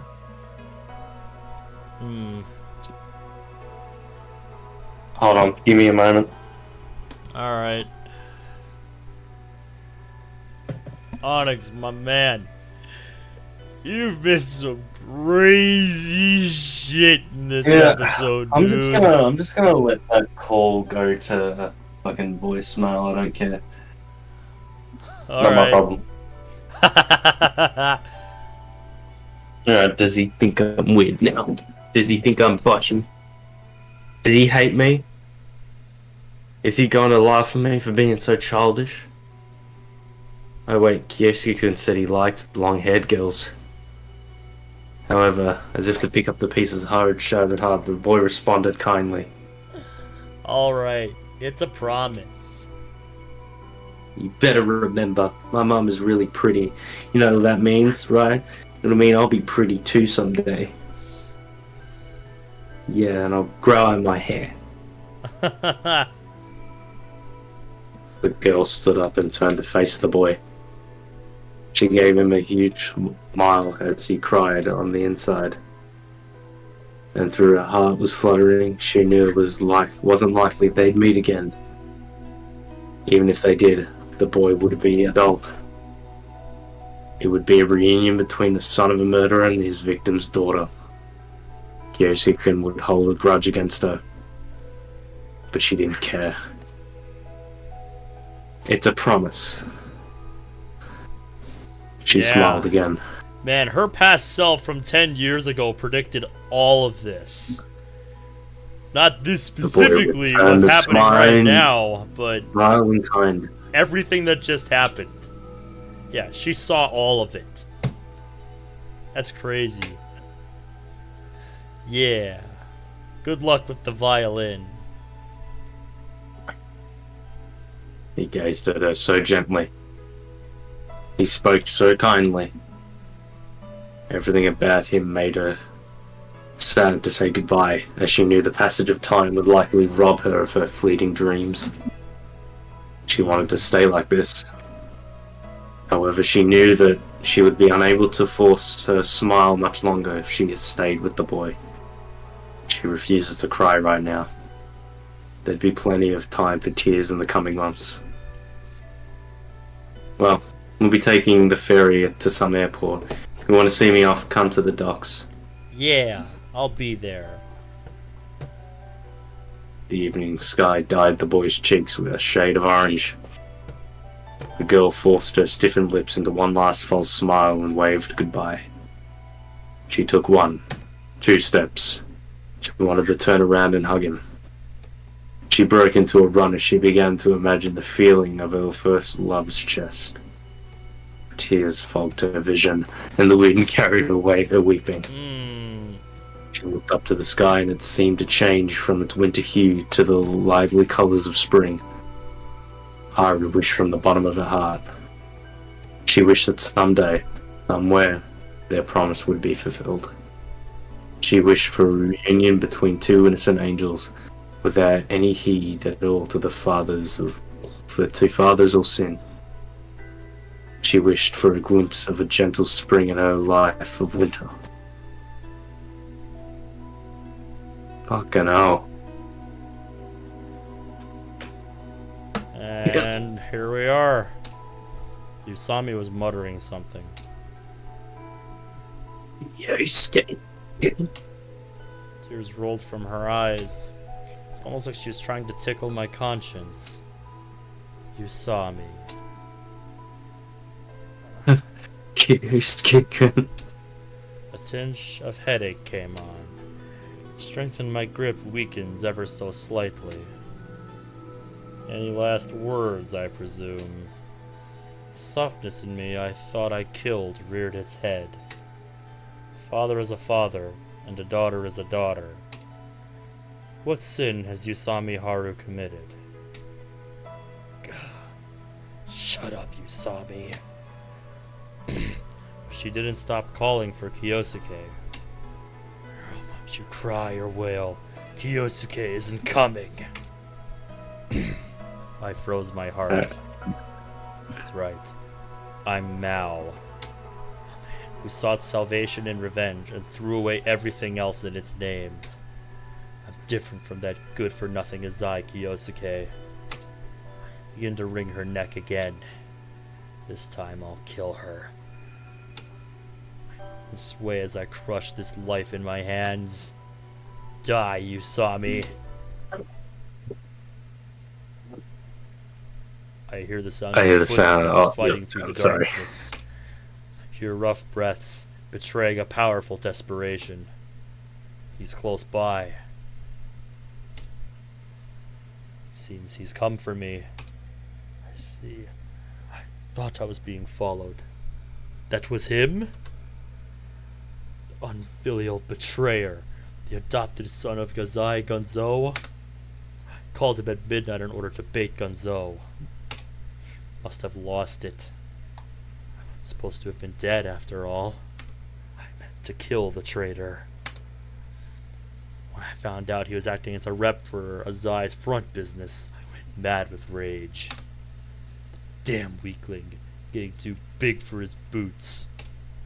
Nevertheless, the footsteps I hear hold no hesitation.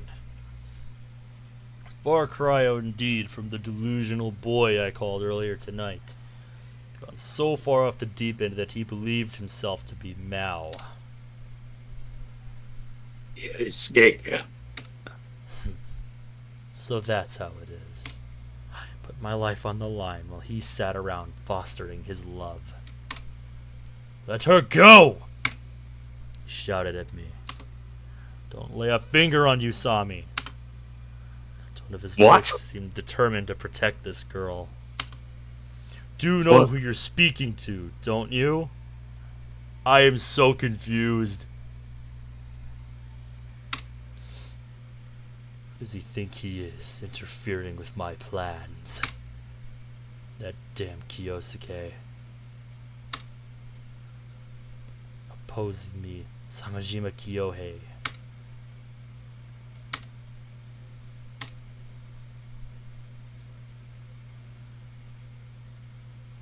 I am so confused. I remember the words I said that day long ago stayed with me. Though I had long forgotten why.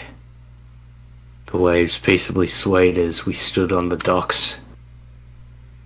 That girl was about to board her ship. Mm-hmm. I asked the girl a question. Hey, what's your name? I told you I'm hero. Tell me. Fine. If I become a real hero, I'll tell you. Oh? So you're not a real hero yet? Not yet. She must have thought herself immature for not having the courage to be honest. Alright, I got it then. I flashed a toothy grin. So you're going to be a hero, huh? Yeah. Then I,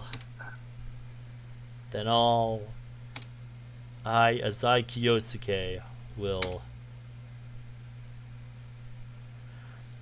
I'll become your comrade and protect you, hero. Yosuke.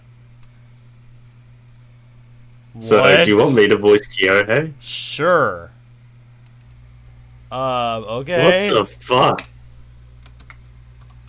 Wait, so Maou was Kyohei, and Kyosuke himself thought himself as Maou. I don't know. What I the don't know. fuck? I don't know what's going on anymore. I don't know. I don't know who is who. Kyosuke. Bruh.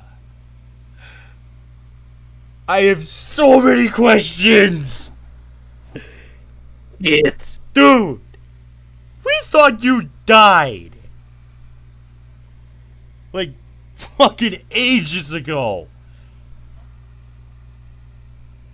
Like it was Kyosuke's said, brother is Maou. yeah, it was said earlier tonight that Kyohei died in a fucking subway bombing. Yeah, they also, I guess, they did say that his body wasn't recovered. Yeah, But that fucking hell. is true. So I guess that is the explanation. But that opens up so many more questions about how in the name of fuck he pulled that off. And where the And what hell the he's fuck been has all been this going time. on this entire time? Oh my god. Chapter 5. The Devil, Devil on on G-String. The name of the game, baby. Oh, fuck! What a fucking title drop. What a fucking title drop. Oh my god. Kyohei Nissen. No. Maou.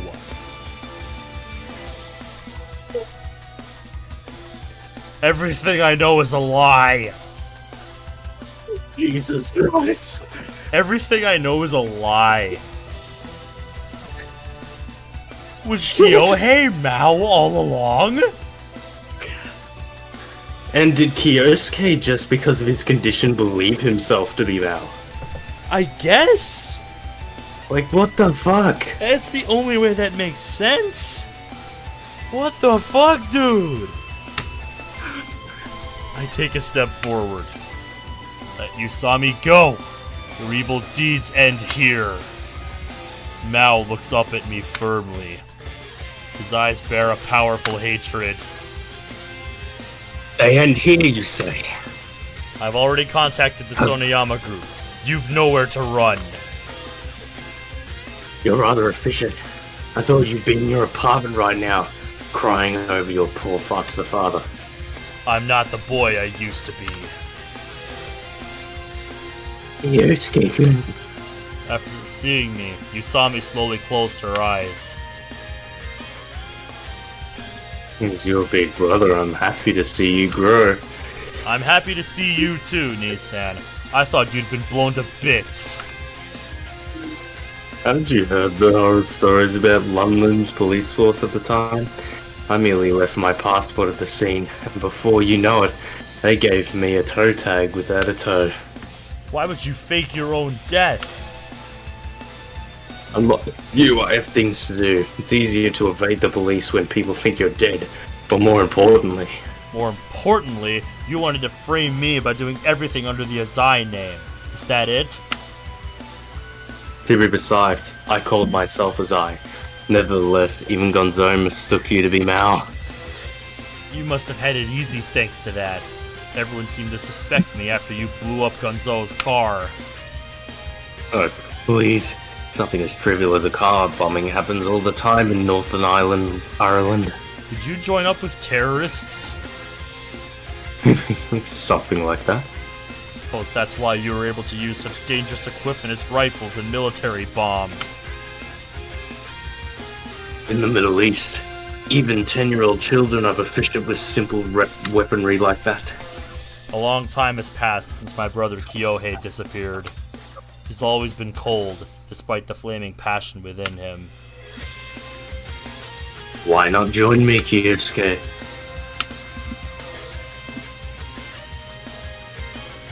Now look here. Father killed 4 measly people. 4 people who deserved their deaths, yet was sentenced to death. This nation allows even the murderers of innocent... Fair.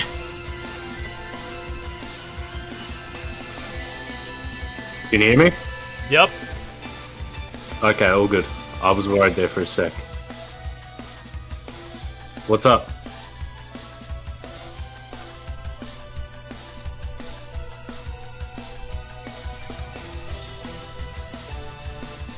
Is the line moving or no?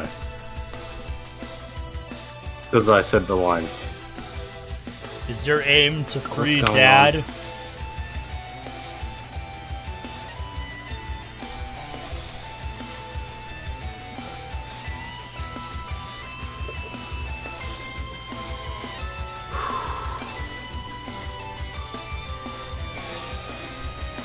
Seems definitely cutting out.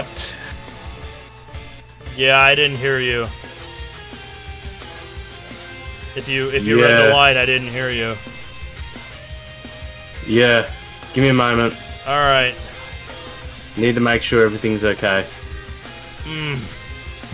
This music, though. Yep, if you've been with us the whole time... Oh man. You're the real winners tonight. I'm gonna turn it up for a bit.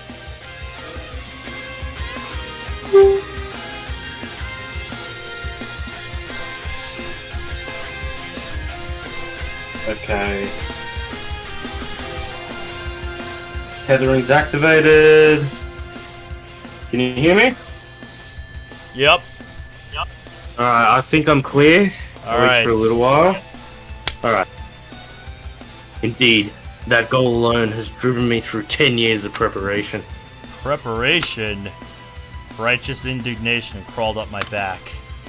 You're saying kidnapping Tsubaki's brother, killing Gonzo, and making Tokita your puppet was preparation? Mao's smile was unfazed. Gonzo deserved to die. Mother's trauma was his doing. That's true, I can't deny that. Tsubaki was the world and are easily soared with it. If I had a bit more time, I'd have liked to make Tokita one of us too. What did you intend to do with these children you gathered up? Telling you now would spoil the fun. He's arrogant to the bitter end. The genius brother I once knew has apparently nurtured his talent only for evil. Not too late, Kyosuke. Join me, and we can save our father together. Not a chance in hell.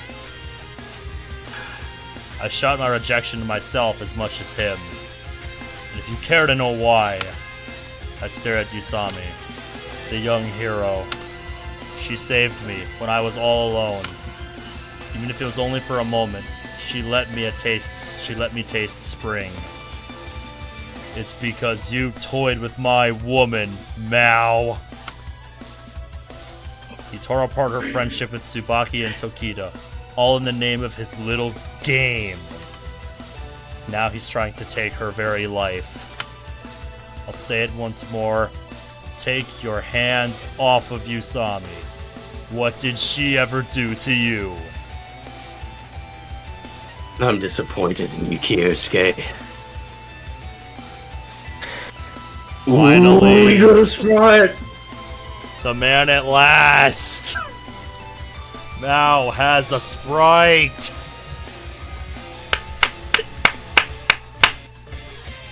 "25 episodes. Fucking- How many fucking hours of We have our reading, antagonist. analysis, and commentary Fucking hell. for this reveal? Holy shit.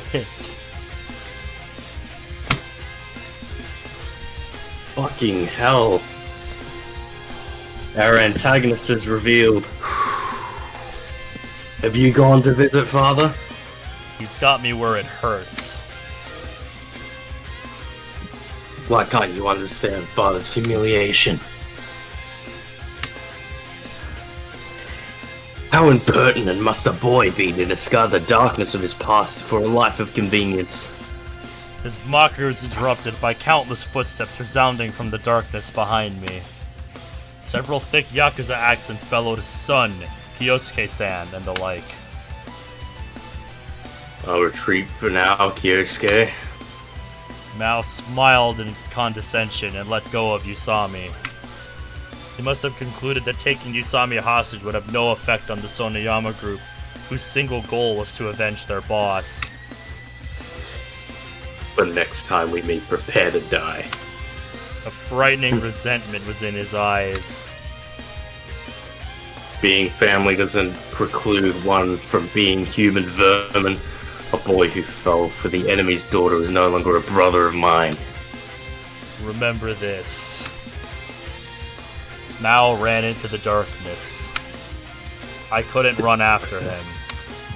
He might have laid traps around, but more importantly, I couldn't just leave Usami there unconscious. We have a pulse.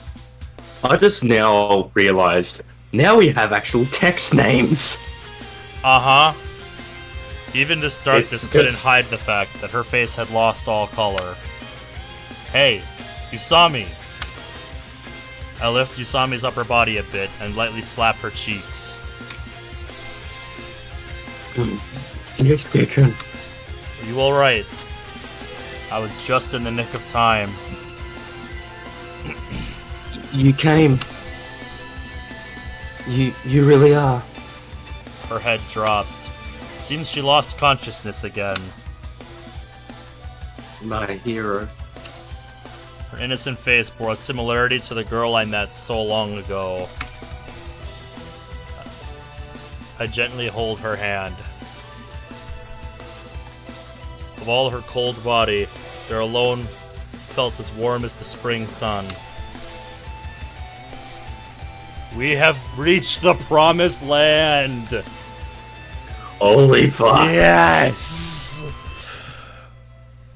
Oh my god. Fucking hell. Do you wager the fact that there's been no character detail there until now was intentional? I want you to try something for me. What's that? Save the game. Save the game. Yeah. Let me just go to my... Oh wait, that's where all of our decisions are. So, Yeah. We'll Save the game. We'll go here, I guess. Go to the title. Start. I want to see if my hunch is correct. Skip past this. Yep. We're gonna skip around for a bit. Okay, nah. I thought Yeah. if we got to that point, it would have the heads and then we would know who is truly who. Uh-huh. But maybe that's when we actually complete the story. Maybe that's like a new game plus. So let's just go back to it. Maybe. Alright. Well, good. Anyway, Wow. before we continue, because I'm not fucking feeling like we need to stop here, man. We don't. We can't. After that fucking reveal, no after way. that introduction to the chapter, It's Fucking too hell. good. It's too good. yeah. I'll be right back, man. Fuck. Likewise, I'm gonna go refill my water. I'm gonna need it if we're going into the night with this. Oh boy. Brace yourselves, ladies and gentlemen. You are in for a treat tonight.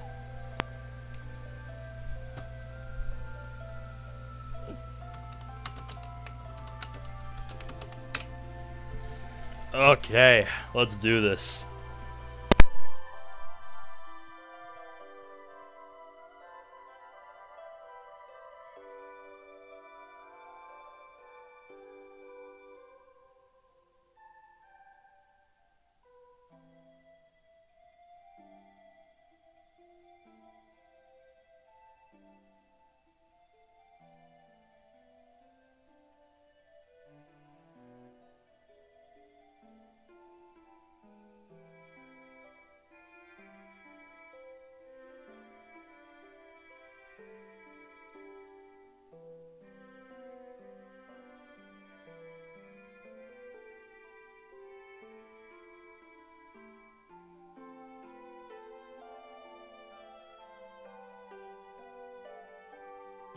Alright, man, I'm back.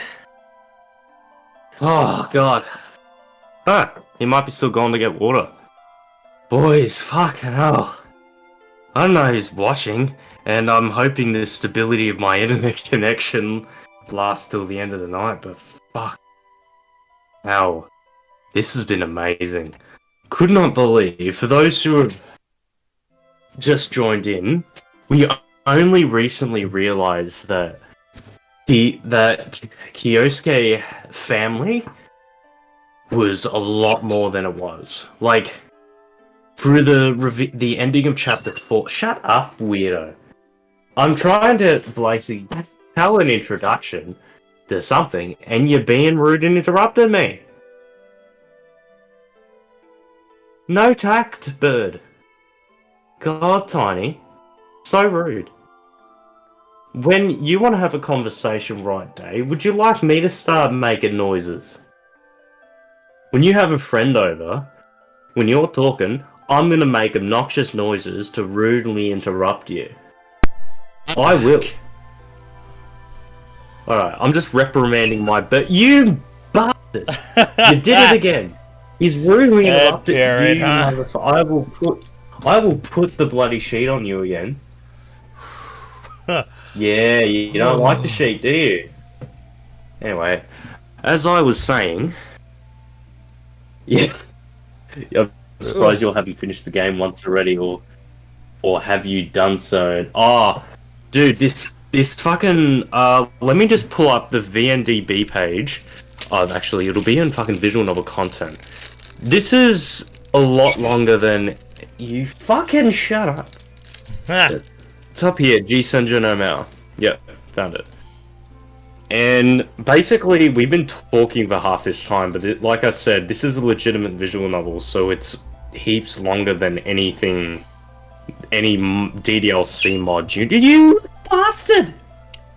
So it's 35 hours long. So it is considered a long visual novel, so that's average time. So it's 35 hours when you play it just without commentary. Mm-hmm. And half the time we probably spent talking about it. Basically doubles in length. Oh, that's it. You're getting the fucking shit in here. Fuck yeah. I have been considerate to you. Now, I'm going to put this on you for an hour because you don't know when enough is enough. So, I know I shouldn't be eating on stream right now, but fuck, I skipped dinner for this. Yeah, so like... I need something. Yeah, and consider this, guys. Everyone knows about the Fruits of the Literature Club, right? Mm-hmm.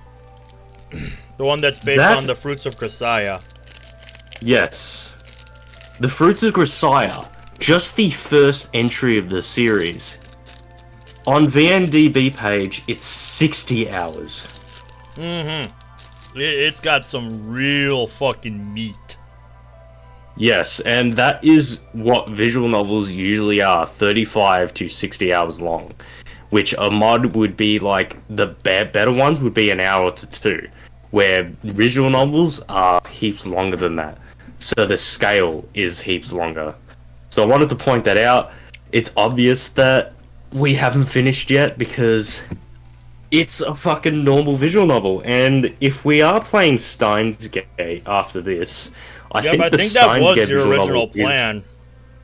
Steins Gate VNDB, because that's exception to Steins Gate 0. Regular Steins Gate is 43 hours.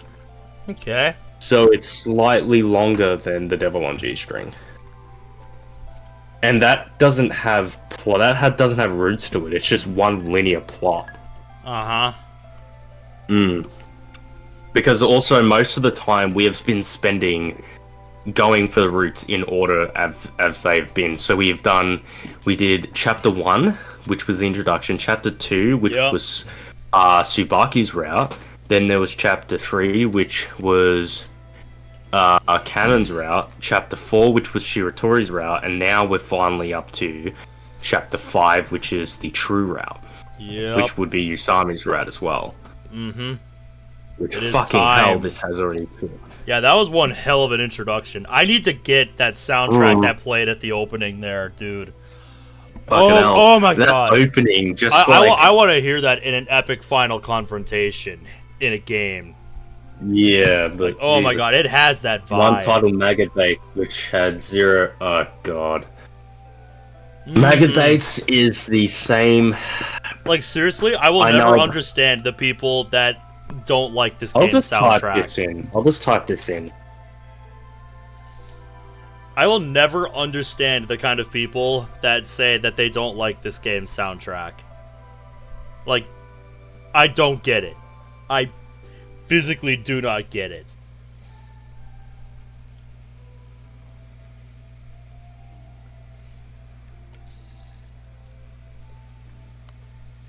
I've heard and kind of seen one titled Maggot Baits. I don't think I want to know about that given what it's about. Oh, don't worry, I am telling you. I'm typing it in chat.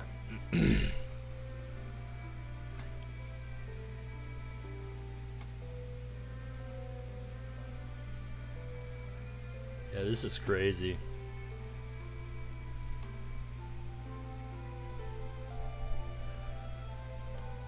I think I figured out what I might want to do on Saturday now.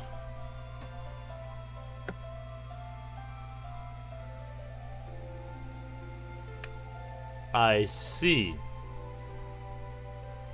Yeah, it's made by the same authors that made Euphoria, which Euphoria I've said countless times to never touch it because it is the most disturbing VN I've ever touched.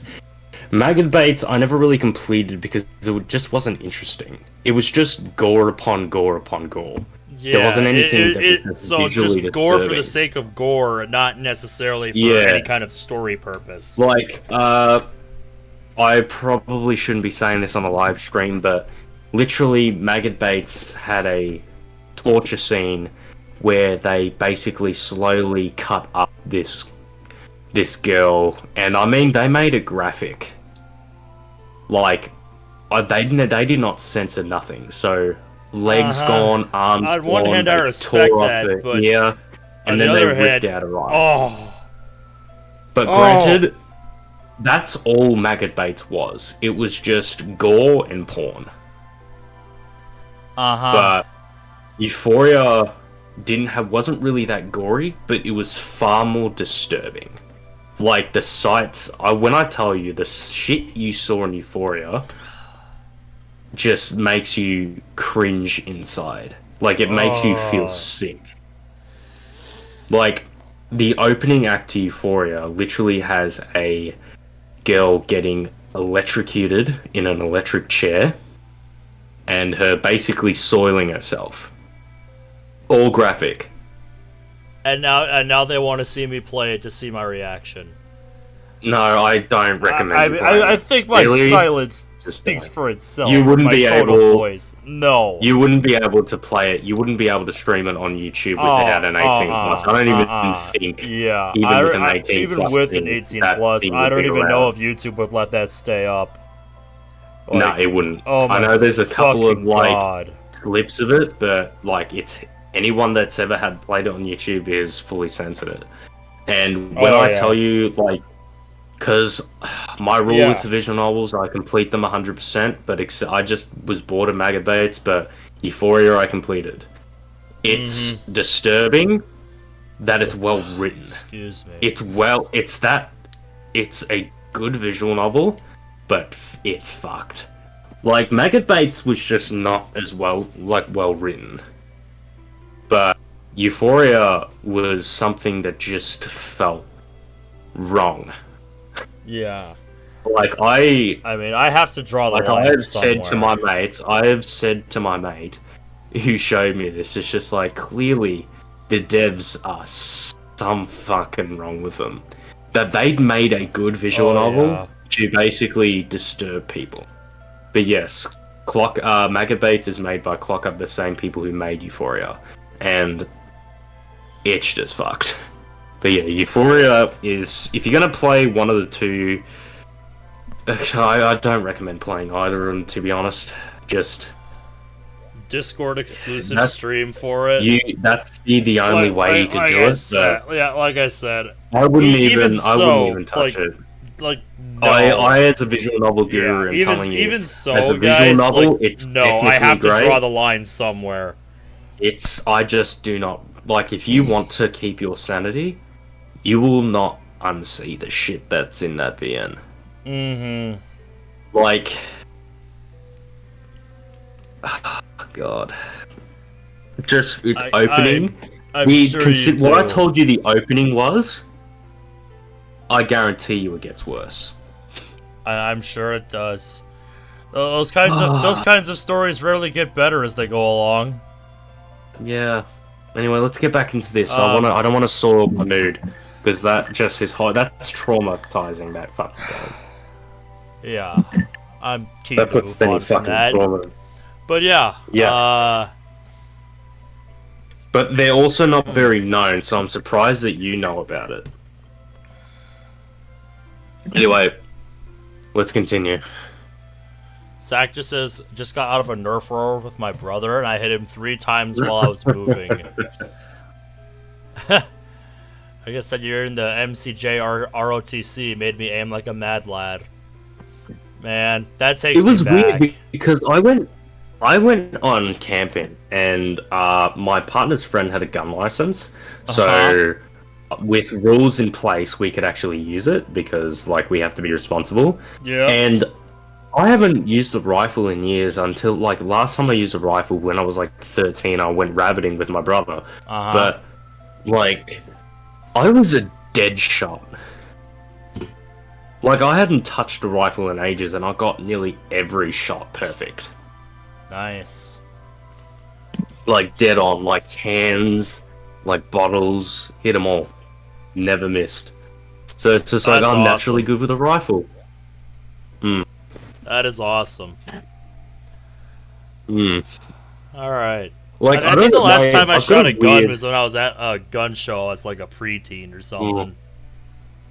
Yeah, I don't know weirdly why my intelligence is very hands-on.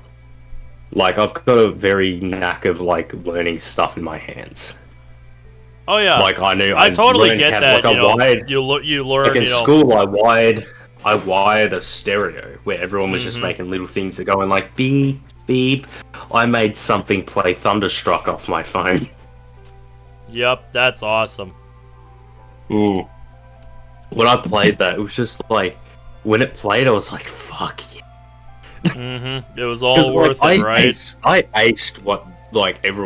aced it really quickly, and it was just like I was pretty much the only one the teacher actually cared about, like helping out, because yeah, like I was actually the only one. Like, if I had more classes like that I actually cared about wanting to do, I probably would have stayed in school. But the school is turning into more of an academic thing, and it just didn't suit my class of intelligence.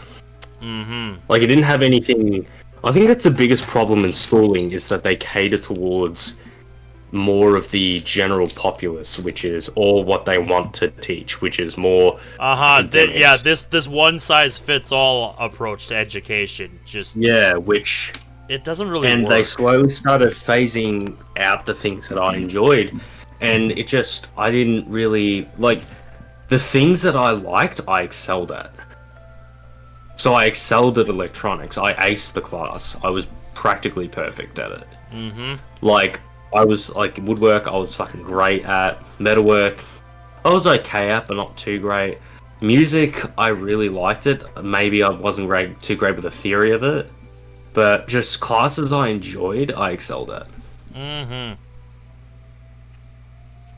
Anyway, let's continue. Not enough. This is why we're at 25 episodes.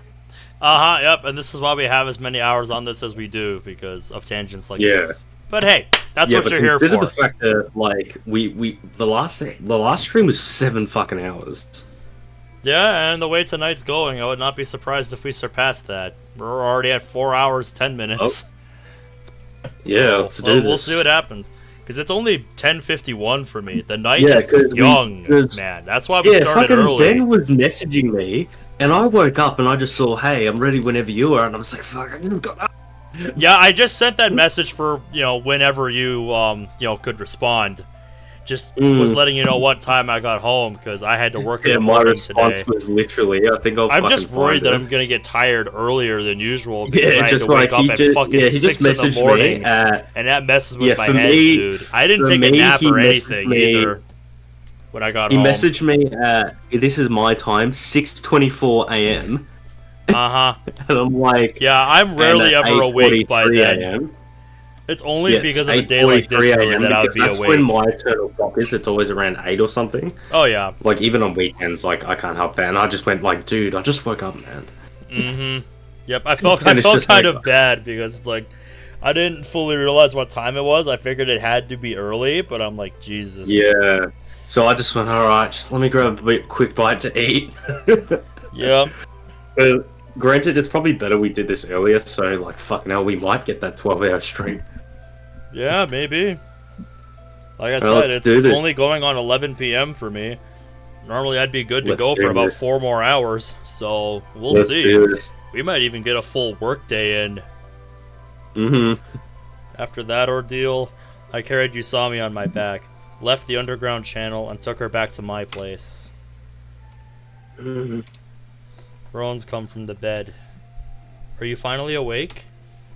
She suddenly kicked the covers off of her. Is this heaven? It's my apartment, dumbass. Oh hey, she's also wearing that outfit. It's been a while. It's been a few episodes since we last saw her wearing that. She was trying to impress us. Yeah. Why am I wearing these tacky clothes? Weren't you the one that bought them? It's your jogging suit. I went to the trouble of going to your house to get it for you. How do you know where I live? I asked Tokita and Shiratori. They let me borrow your key. Usami's place is close to this apartment. Oh, how convenient. Hey, welcome back, Leapfrog. Oh, man. The shit you have missed. Oh, yeah. You've got to see the reveal that we just saw, like, what was it, 20, 30 minutes ago? Chapter 5's opening in the middle of a confrontation. Yep, bro. Fucking hell, it made us question fucking everything. Yeah, trust me. Nothing makes sense anymore. Yeah, everything we thought of from up until the end of chapter 2 was fucking wrong. Mm-hmm. And I'm interested in thinking, if my theory's right, if we do complete the game and we start again, will we get to keep the chat head feature and figure out which sections of Maou was who? Yes, that's what we need to find out now. So yeah, right. Spoiler alert, we were wrong the whole time. Maou and Kyosuke are not the same person. Fucking. In fact, Kyosuke had 2 siblings. His younger sister, Kiyomi, and his older brother, Kyohei. And We in just true found that fact- out tonight. Yeah, we thought Kiyomi is confirmed to be dead. She died of a heart condition. No, Zach. We thought that. We thought Yeah, it was we a split thought about personality. Yeah, we thought that, but in It's fact, something along those lines, but it's more specific than that. yeah, like, here's the thing. Kyosuke thought he was Maou because he had a condition called psychogenic amnesia. So basically, in layman's terms, he blocked out his memory due to stress, and through that he thought himself as Maou. But in fact, the real Maou was Kyosuke's older brother who was rumored to be dead. And that reveal before was like, it was Kyohei all along. Kyohei was the true Maou. The one who kidnapped Tsubaki's little brother, the one that blew up Gonzo's car. Like, this was all Kyohei all along. And that makes me think, that fucking makes sense now. Like, why the fuck didn't Yuki... Like, Yuki met Maou face to face. Why the fuck didn't she mention anything to Kyosuke? Like, now that you fucking think about it, it all fucking makes sense. Because that was the one thing that was tingling in our minds. Like, if they're the same fucking person, you'd fucking realize it. Yeah. And, yeah, it's just like... Yeah, no, we're probably gonna have a, like, when we're finished, we're probably gonna have, like, an hour of just talking about the plot of this game. Alright, let's continue. Seems she was renting the second floor of some company warehouse. And they've added a chat head function, so we'll actually know the difference now. So I'm interested in seeing, like, if when we have a theory that once we complete the game, we should be able to start again, and then we can see the chat head, so we know who is who. So it'd be like kind of a final reveal, but we'll do that afterwards. Yep. But yeah, like, yeah. So basically, Kyosuke blocks out his memories, and he thought himself as Maou. But in fact, the real Maou who did all those bad things was in fact Kyohei, Kyosuke's older brother. I keep thinking fucking Mao's Kyosuke. I know, we're so fuck. used to that assumption by now. Like, it's just drilled into our heads. But now it's wrong. Fucking hell. Yes. And yeah, we got a sprite of Maou, so it like confirmed it. Yeah, Maou finally has so a you've sprite. got to change. You've got to change all your setups to like, instead of Kyosuke/Maou, it's Kyohei/Maou. Yep, I've got you listed as Kyohei, and I had Kyosuke listed as our boy, brackets redacted, because we didn't know if he was Maou or not. Fucking hell. This game. We thought it couldn't throw us for any more loops, but it just keeps pulling punch. It does not pull punches, man. And every time you think you've seen it all, it just keeps throwing more. It hits us in the face with a fucking chair. Oh yeah, exactly. Like that thing, like Kyosuke is Maou all along. Suck shit. He's not. I'm putting Kyosuke in the bracket now. Because now we know. Wow. But fucking hell, that's some twisty writing, though. Mm-hmm. She's like, you mean you went into my room without my permission? Yeah, but don't worry, Tokita and Shiratori were there too. Oh, let me click back in the window. Liked it. So we can continue. I try to keep it stuck on key things.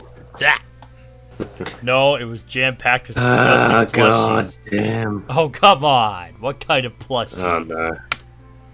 There were a bunch of penguins with mohawks lined up. Fucking having a Fritz again. Oh my god. That's amazing. Oh my god, I want to see that now. Oh, I want to see that now. Okay, I'm back on. I just went on the fritz for a second. Okay. Yeah, Usami's to got 91 a of us. room. Her room just has a bunch of penguin plushes with mohawks. I want to see that now. Brilliant. Where did Yuki and Mizuha go? They both went home. Tomorrow? Well, I guess today, they'll be going to school as normal again. Usami's face clouded over. That Yuki is. Yeah, but she wants to apologize to Miss Noriko before she turns herself in. Tokita seemed determined to do so.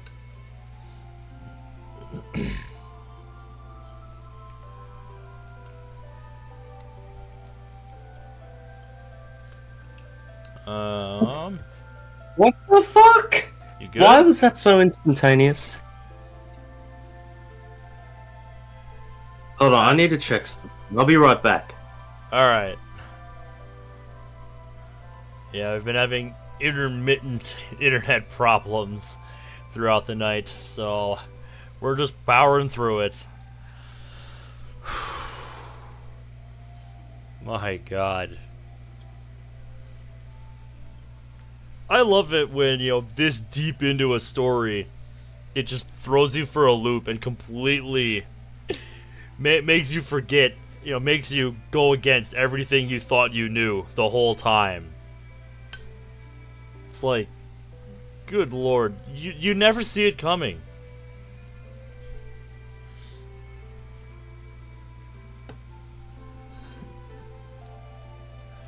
British white people versus American white people versus African white people. Who would win at an all-out fight?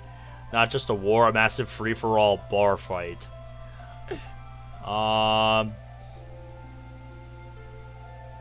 It's a good question. What do you all think? Alright, I'm back. Talk to the landlord. Like, he tried switching it around, but it's confirmed that the modem probably shit itself. I see. Oh, alright, I'm gonna watch the stream again. Okay. Yeah, and at the moment I'm relying on tethering from my fucking phone's connection. I'm gonna close fucking Steam. That might help. A little bit, but yeah. Every little bit Like, helps, it would be right? fine if I had Wi-Fi to my phone. If I had Wi-Fi to my phone, and then that'd be fine, but nope. But what about Misa? She'll be all alone. I don't know. She said she'll be around later, so you can ask her yourself. I don't know what anyone to see me in this jogging suit. What about me? What happened to wanting to show off your outfit? And here I was worrying about her. Your uniform is at the cleaners, so just deal with it till tomorrow. Thanks, I guess. She bowed her head. Thank you so much. Don't worry about it. Thank you so much. You're real insistent. Why do you have to say it so many times? I think she's trying to get you to take the hint, boy. You hadn't showed up, I'd be in heaven now. Consider it a loan. Well then. She walks toward the door. Hey, wait! Where are you going? No in particular. I just get the feeling I shouldn't stick around here. Why not? Why not? She looks down and bites her lip.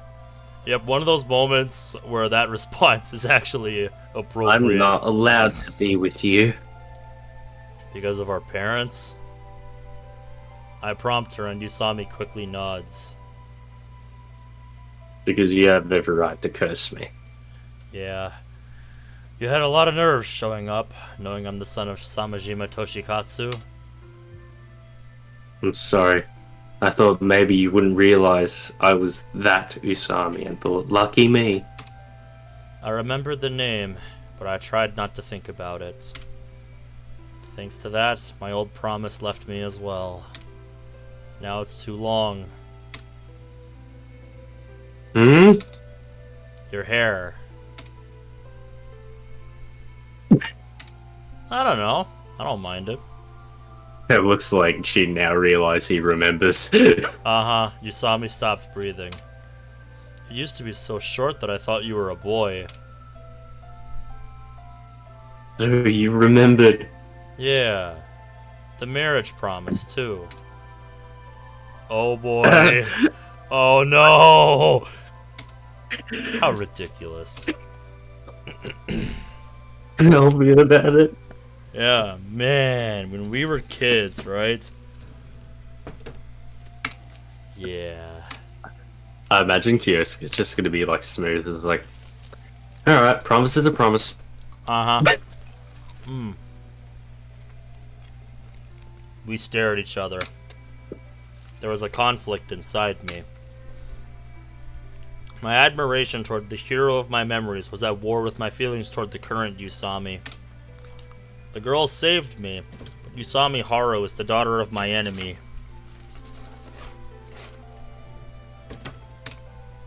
Anyway, just stay here for now. Are you sure that it's okay? Giddy excitement hid in her voice. For some reason, my heart was beating quickly as well. Hey, Usami.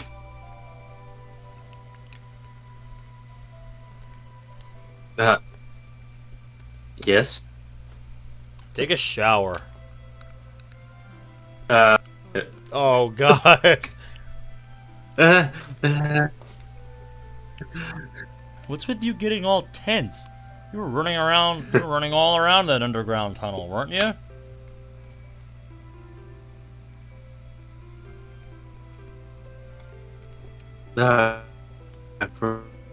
right, my yes.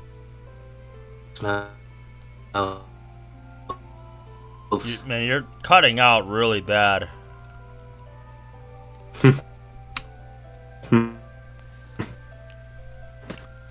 She disappears into the changing room. I was getting strangely tense at the sound of Usami stripping behind the door. My woman. My woman. It's very jumpy because it's my fucking data connection. I know, yeah. Fucking internet has to kill itself at the fucking most opportune time, doesn't it? Mm-hmm. The moment, I'll stick it out as long as I can. Yep. It always has to I'm happen at currently the worst drinking time, watching the right? stream. It's winter, so there's still a while until the sun comes out. After a somewhat agonizing 30 minutes, Usami came out of the bathroom. Looks like she dried her hair.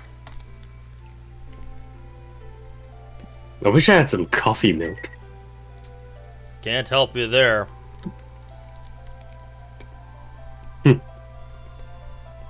I just bathed though, so I could really do with some. Shut up. She's always acting screwy. You've really changed. Huh? How so? Before you had a lot more... Oh, how should I put it? Bravado? I was quite the poser, huh? You speak differently, too. Are you really that hero? Well, you were different too. You were a lot cheerier and more honest with yourself. So we've both changed. Yeah, it's like the roles have reversed. Years twist people's personalities, but what about their feelings? So, you know... Yes, I've always loved you. When you say it so nonchalantly like that, it's no wonder I've always thought you were joking.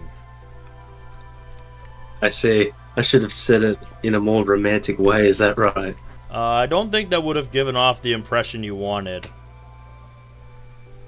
Well, either way is fine with me. I felt uncomfortable somehow. Let's change the topic.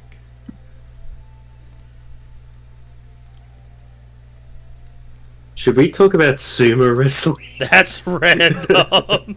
Shut up already.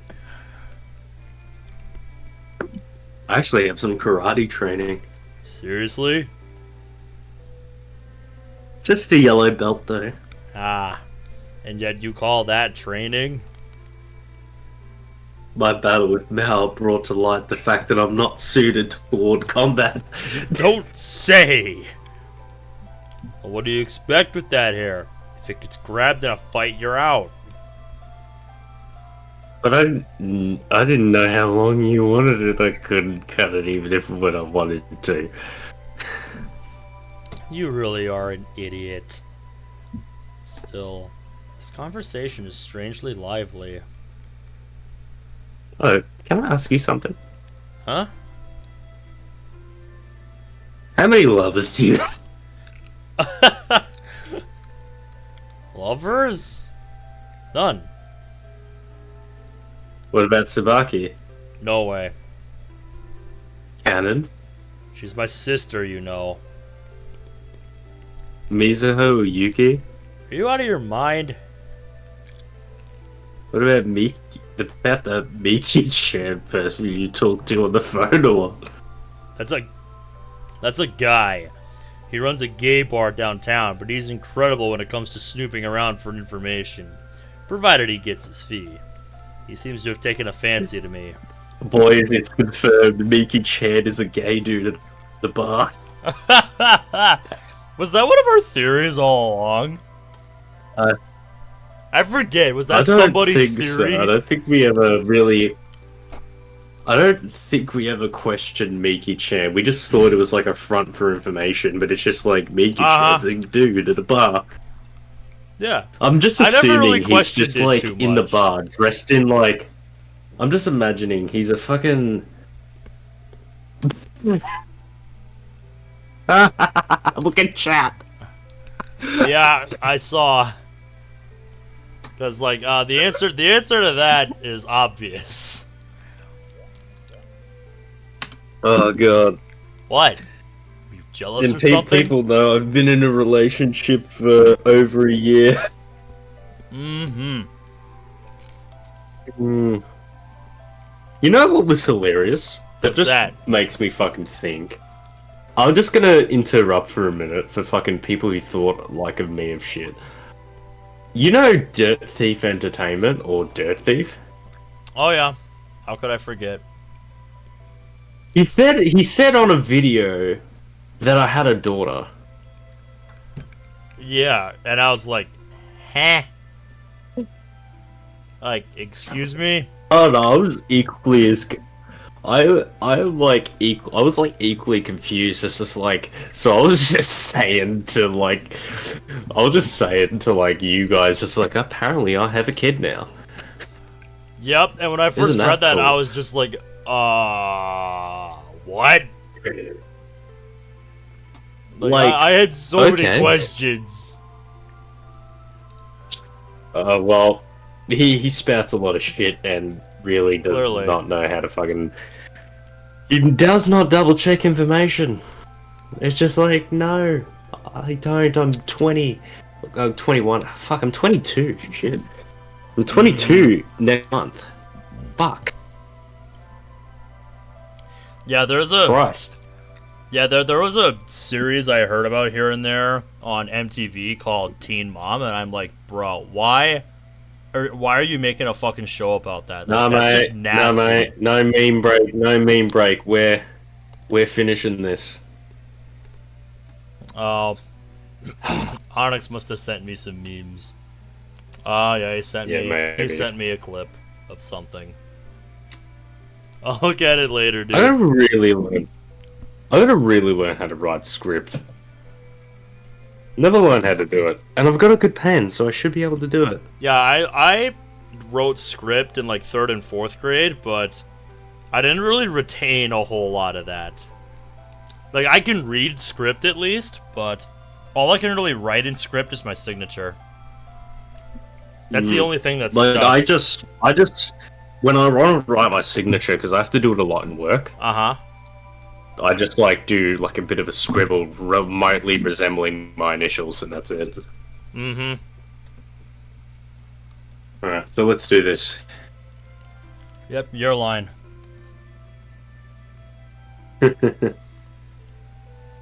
Yep, to be honest, I always tried to come to your place and break up the party when I thought you were about to do the deed. Seriously? Now that I think about it, I can remember instances like that. Yeah, several of them. Pretty much on every other route, Usami would come in at the worst moment. Now it makes sense. I'm so happy you turned down the many temptations and chose. Oh god, she's crying. Uh-huh. I'm getting another flutter. Okay, I'm good again. Yeah, data's not consistent. Uh-huh. I'm still gonna fight. You know? Still gonna fight it. You know? I doubt there'd be any difference, but I'm curious. You know, if you went all the way to Usami's route first, would this scene be different? I don't know. Like I said, probably not, but it makes me Granted- curious. Because, like, I'm getting such well, I'm a conflicting fucking signals idiot. I from just that. poured myself Scotch and I don't have any Coke. What's with the fake Yeah. crying? Shows her? I just poured myself a normal like drink, like Uh-huh. expecting to have Coke in it, but I just realized I don't have any Coke. Well, looks like I'm I'm picking this neat. Alright, let's go. Alright. Looks like I'm Shows fluttering her? again. Up, I'm good. Did I? With embarrassment welling up inside me, I instinctively look away from Usami.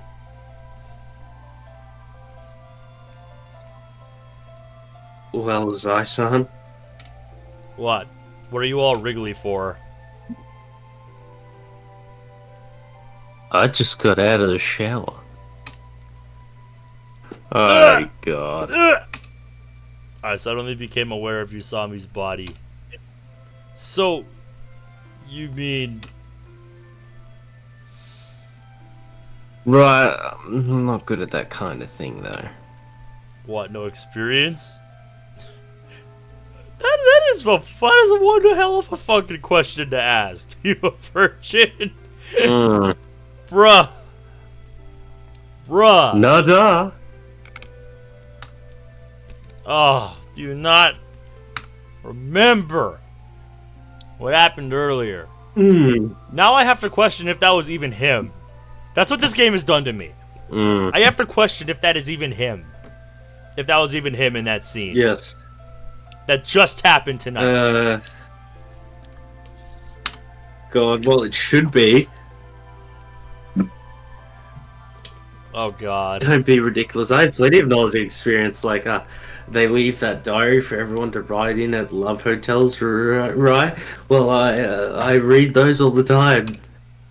Only a virgin would say that.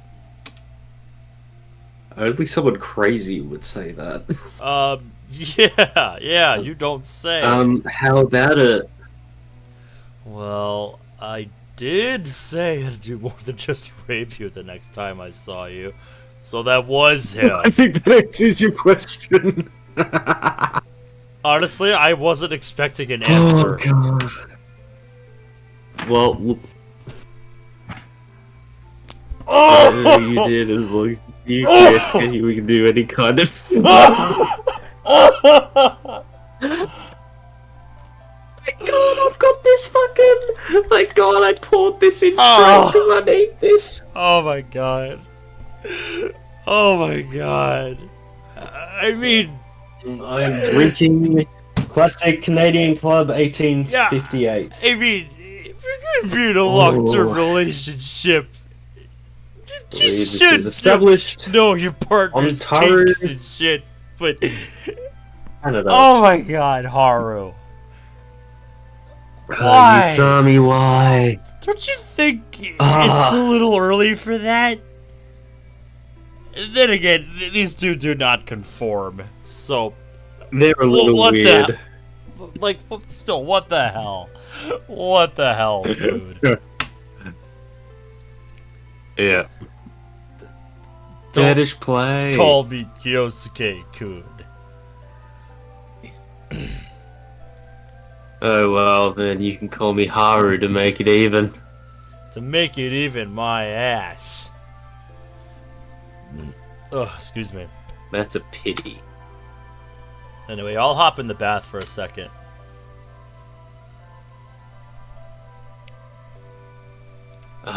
Should I wait on the bed? Fed up with her, I head to the dressing room. Oh my god. He doesn't even dignify that with a response. When I get out of the bath, all the lights in the room are off. Yeah, I'm having one of those fucking glitches again. Uh-oh. Zach says this VN is just the show Shameless, but with crime and gangs. Oh, do you fucking... Oh god, dude. But that's only one part of Shameless. Like, just remove the drunks and just Frank Gallagher and you'll be fine. The covers on the bed shuffle around. I think the closest character to Frank Gallagher would be probably Aichi.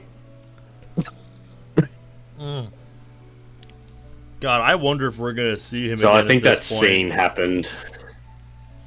Yep. Oh yeah, Aichi. I think so because there is a specific CG I have seen.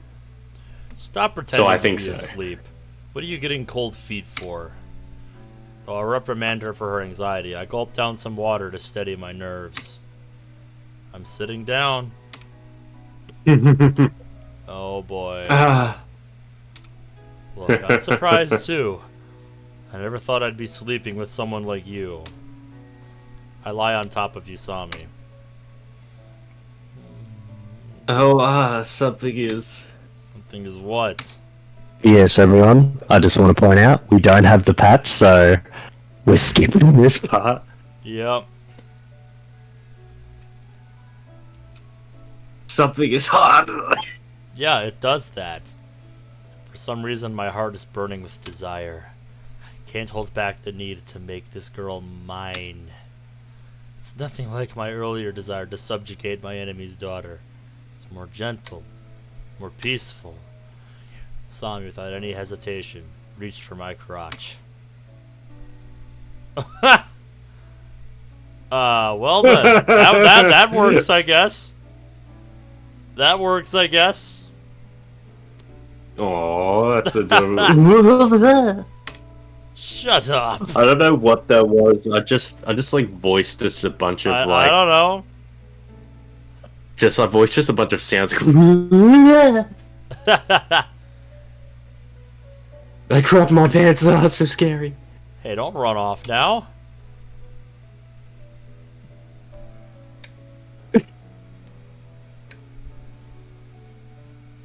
Oh my god. You don't have to read it if you don't want to. Suck this thing? No one said that! Well, I know better. It's mine. Oh my god. I hate voicing a female character.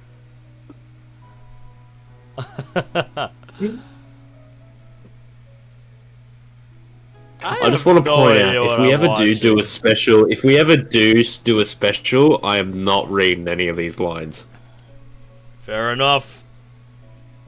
Because I am not... She's completely unhinged. It's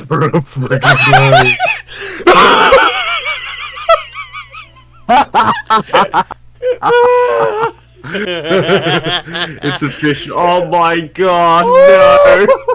You motherfucker!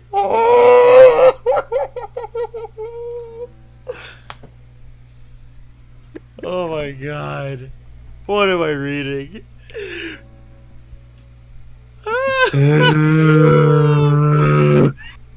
No, I don't think Ben is gonna read any of those lines. It'll just be like 5 seconds click, 5 seconds click, 5 seconds click, hide the screen, 5 seconds click. It had to do with the exorcism reference. Yep. It's perfect. God. It's perfect. Oh my god. Give me Just a get a female moment. AI voice? No. Make Siri read it. No. Alright, fine, I'll do it then. Cause this is a fucking throwback. Oh god, Evil no, I'm gonna spirits read it, be but gone! I just want to be funny. Alright, Give me a minute. I just want to be funny. alright. Oh You brace god. yourself. Oh, in nomine Patris et Filii et Spiritus Sancti. Alright. Can't believe I just spoke Latin.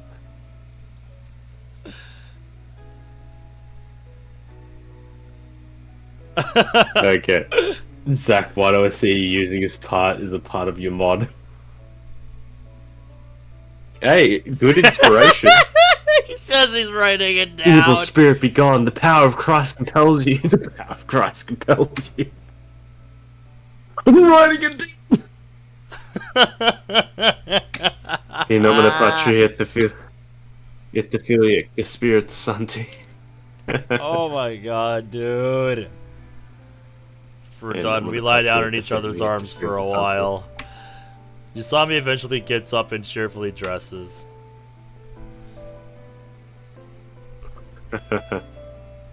I'm surprised you remembered. She smiles. Huh?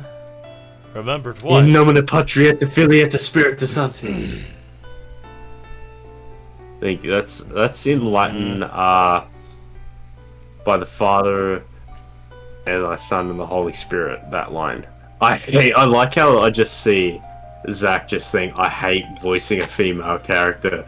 Caleb 2023 legend.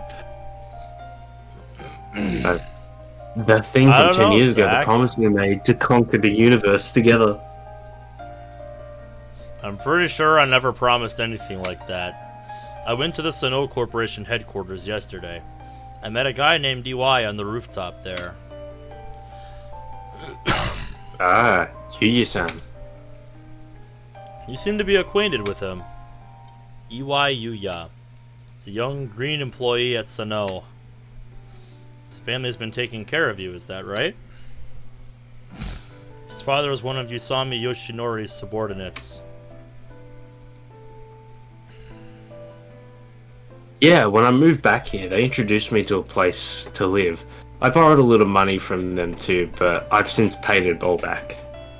So maybe that's why she didn't We gotta have... put Ben and Lylan in a visual novel, watch the romance unfold. Oh, fuck yourself. No. I'm No. gonna make them play it and voice it. I would rather die. If that ever becomes a thing someday, no, I will... Dude, I will set up. dude, I will set up a voicing- mattress outside my window and just jump out the window. Wasn't fucking me, For a stunt. me and Ben voicing MC and Natsuki and exit music enough for you dirty, filthy fucks? Apparently not. You bastards. Okay, no, I've read this line. Yep. I was just No. saying, it makes a little more sense than why money was so tight for Usami most of the game. Apparently, EY's father respected yours quite highly. Supposedly my dad was very trusted around the office. She looked down awkwardly. Anyway, this EY guy suddenly called out to me. He asked if I'd been the kid who, years ago, met a girl named Usami right there on that rooftop. EY had come to Sano's headquarters to see his father, too, those days. Apparently, he saw us a few times. That's what I hear. He says I ignored him when he talked to me at the time.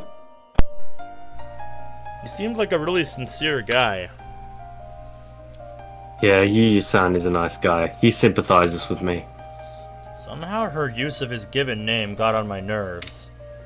Anyway, while I was talking to him, I remembered the whole thing. Azai-san, is it true that you have psychogenic amnesia? Yeah, Zach, this is what we were talking about earlier. This. So when you Yeah. were talking about the disorder, the split personality disorder thing, this is what we were talking We about. assumed that he had it, but this is what Kyosuke's true condition, and which that confusion led to him believing himself as Maou. Yeah. So there you go. If you want to look into that a little more.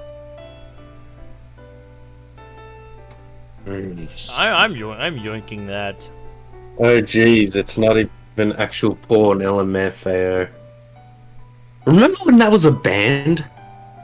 Crazy. LMFAO. Yeah, crazy how that's Fucking remember changed. party animals. Fucking hell. That was Wait.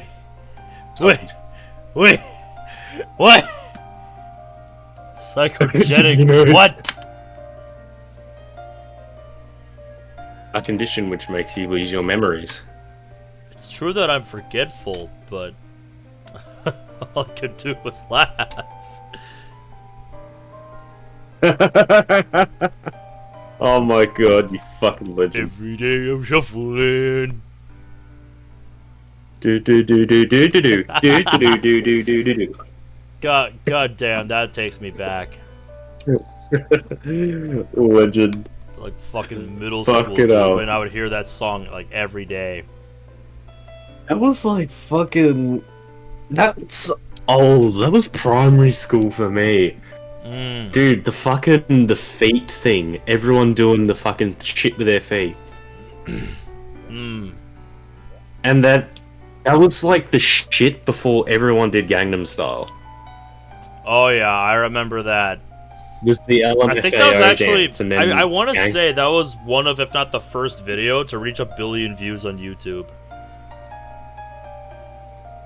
Yeah, I fucking looked at it recently, and I saw how many fucking views that video had, and I'm like, oh shit. It is probably just disgusting at this point how many views it has.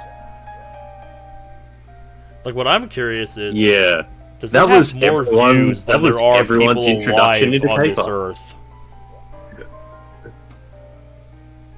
Anyway, my internet's cracking as shit, so I'm gonna use this time to go to the bathroom. Hopefully it sorts itself out. I see.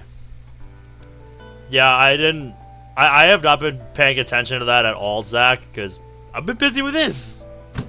And frankly, I just don't care. At all. At least about the awards show. But yeah, Haru says he's always talking about having bad headaches. That has been a defining character trait for him. And we thought that meant for the longest time, oh shit, here comes Maou. Did Akimoto diagnose me with that? I don't know. Doctors like to throw around serious diagnoses for the most trivial things.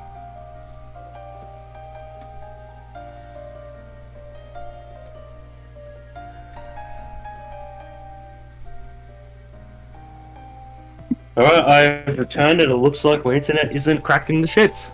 Oh, good. The modem's still fucked, but like... At least it's working. Yeah.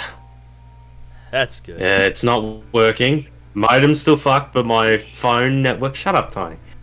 My network is still sort of fine. I'm still in fighting spirit mode. Excellent. Do do do do do do do. Everybody in the house tonight. Everybody just have a good time. Alright. Well, you should see a doctor about it. It's strange how these songs I used to not really care for are now nostalgic to me. I'll give it a Fuck thought yeah. when I have the time. I'll be busy with Gonzo's funeral. You just and get such for a sick of good hearing while. it at the time, but it's just like, Oh yeah. yeah. Oh yeah. Fuck's sake.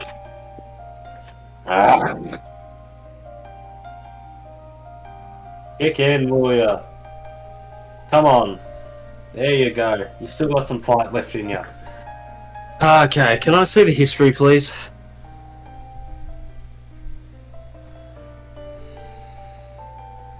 JSK. I'll give it some thought when I have time. I'll be busy with Gonzo's funeral. So he really was killed.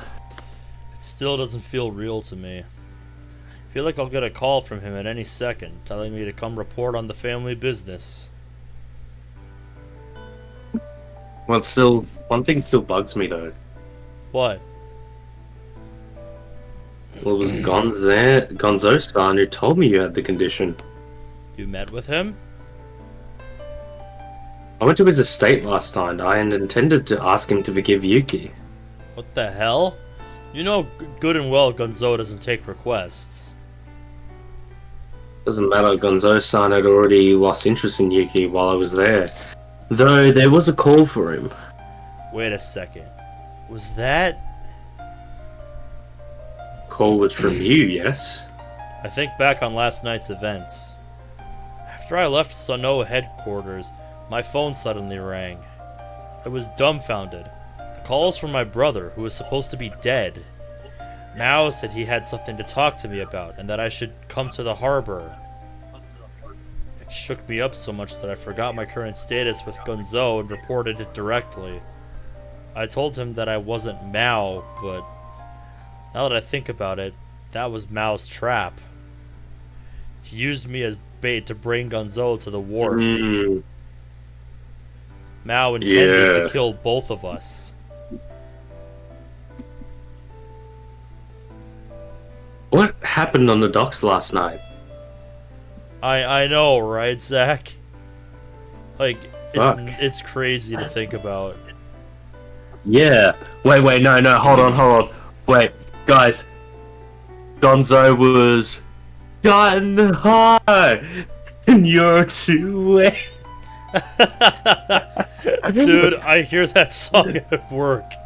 And I've heard it at several restaurants I've been to. It's a good song, but my god. I wish they played more bloody fucking Bon Jovi at work. Oh, they yeah. just play shitty covers of bloody Savage Garden and fucking... It's just shit. I want them to play good music. Oh, Fuck, I know, if they dude. start I feel playing you. Poison, I will, like, start dancing at work. There you go. Gonzo brought his best men and waited for Maou. He seemed to realize it was a trap. In the end, he was still shot. Yeah. When I showed up in a cab, he suddenly jumped out of his car. That was him in the cab. Huh? Usami's face suddenly grew stern. I heard he was taken down by a long-range rifle. Yeah.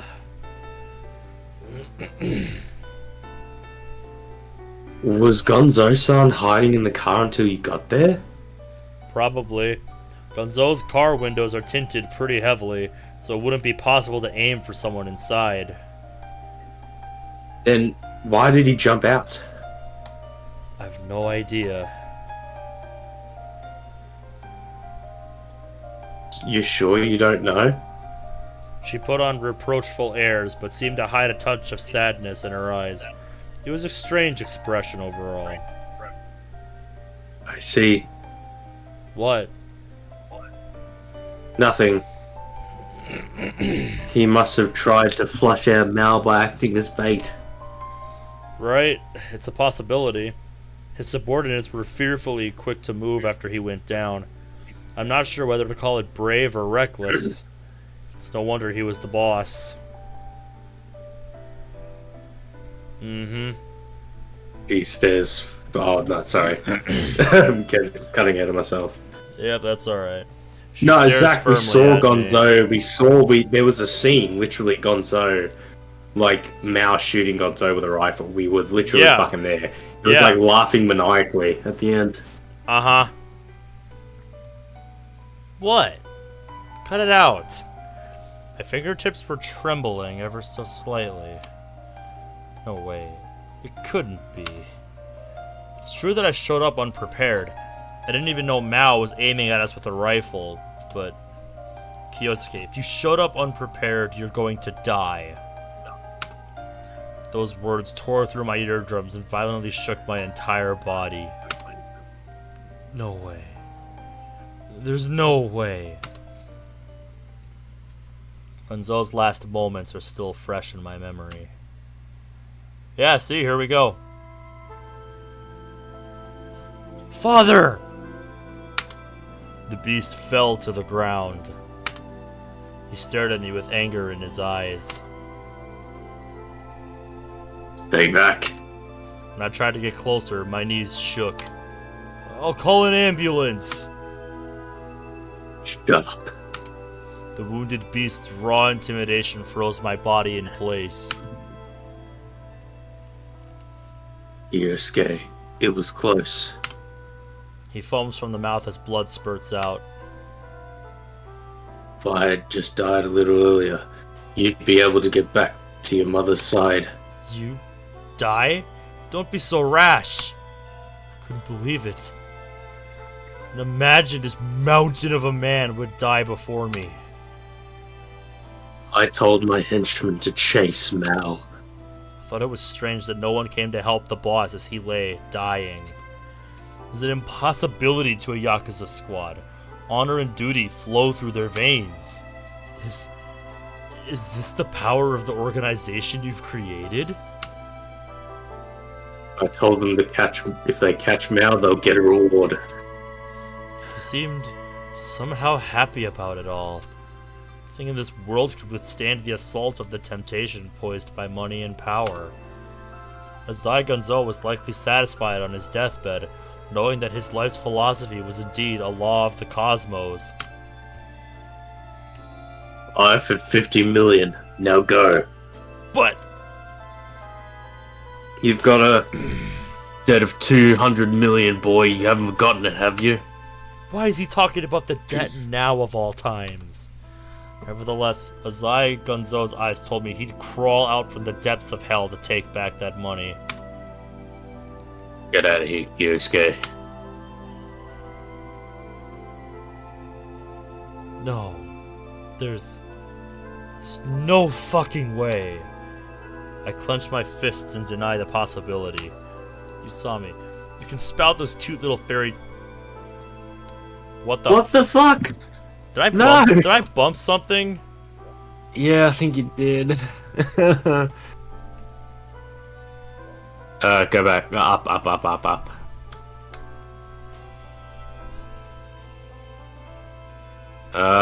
Did you get those? Alright.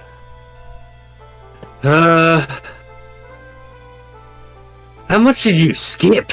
I don't know. Alright, down.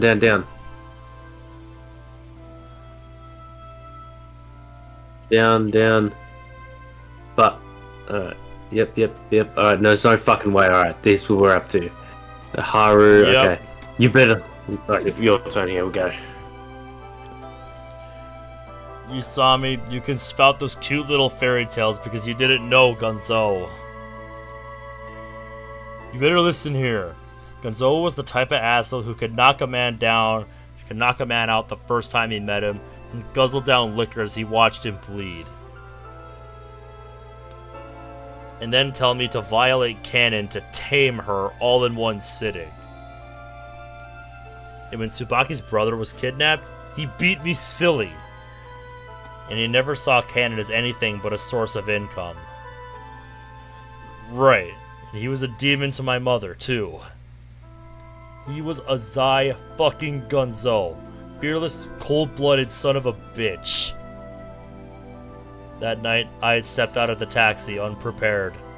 Immediately thereafter, Azai Gonzo fiercely roared at me. Surprised, I ducked down. Yosuke! There's no way he'd forgive you for that outrage. Not a chance in hell. The manner in which he lived his life, no, the manner in which he died would never forgive it. Your delusions are blasphemy towards Azai Gonzo. If I don't deny her insinuation, I feel I'll go insane. In the several years I followed Gonzo, not once did he show an ounce of kindness. Every day, every goddamn day was about money. Livestock who couldn't provide were merely beaten. How the fuck did you skip so much in a fraction of a second? That's the power of my computer for you. Fucking hell, okay, let's Last continue. night, I dashed away from my father as he submitted to his death throes. I left behind the man who beat me into this dark philosophy. Understood. 50 million, right? 50 million, right? Those were my last words to him. To the very end, it was about money. Azai-san, She's calling me. please don't cry. I was nearly kneeling on the floor with my hands clasped together. Please! Gonzo's image floated before my clasped hands, laughing at me from the farthest reaches of hell. Give me back my innocent child's eyes. Let me believe my horrific father protected his son at the very end. Please! Which is the truth, Gonzo? Did you jump out of the car just to settle your fight with Maou? Or could it be? A bestial roar echoed through my mind. No, not a roar. It's merely the wailing of a starving cub. I wailed and wailed. My father never came back from the hunt. For how long I waited, he never came back. Did he jump out? Did he jump out just to save Kyosuke? That's the question. Fucking Bambi's hell. mom. To even think those two would ever have been comparable is fucking insane.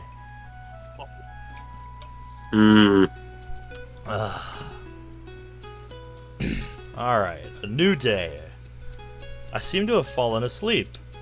There's a soft sensation on my head. Good to see you're up. The morning already. Apparently I slept in Oh, Usami's what bosom. the fuck? Oh my god. That's my mate for ya.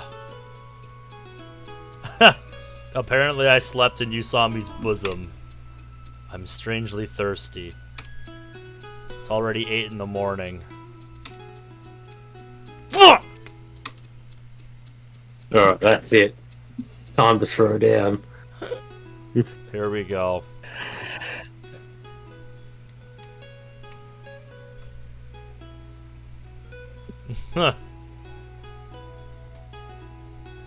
This should be fun to watch.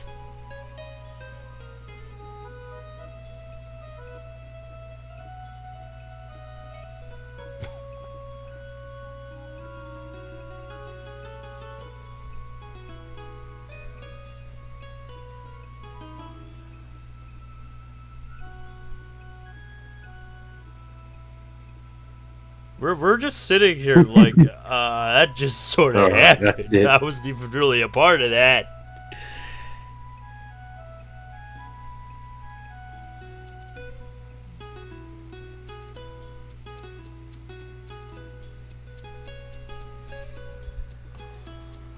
Oh my god, you guys.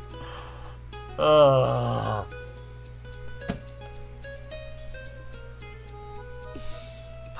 God.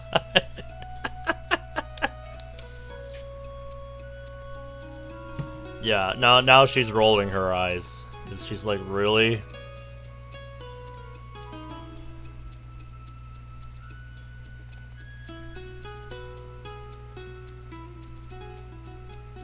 The most brutal rejection in fiction.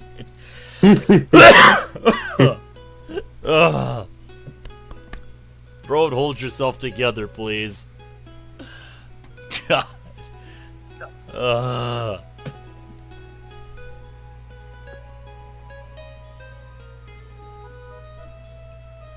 That's why I've got some days in between when I'm doing my next fucking DDLC thing.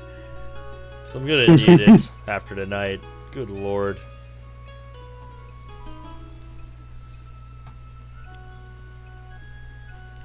Alright. Let me know when you're ready. Give me a minute. I'm almost done. Yep. Yep.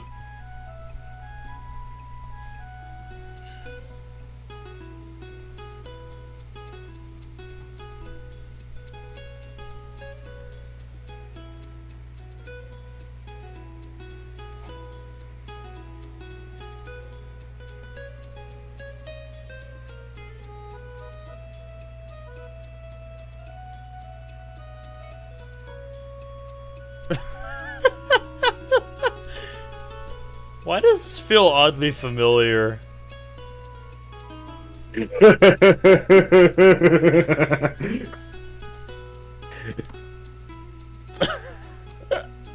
Okay, I'm switching the game window for a second. Okay. God damn it. God damn it, you. Why are you enjoying this?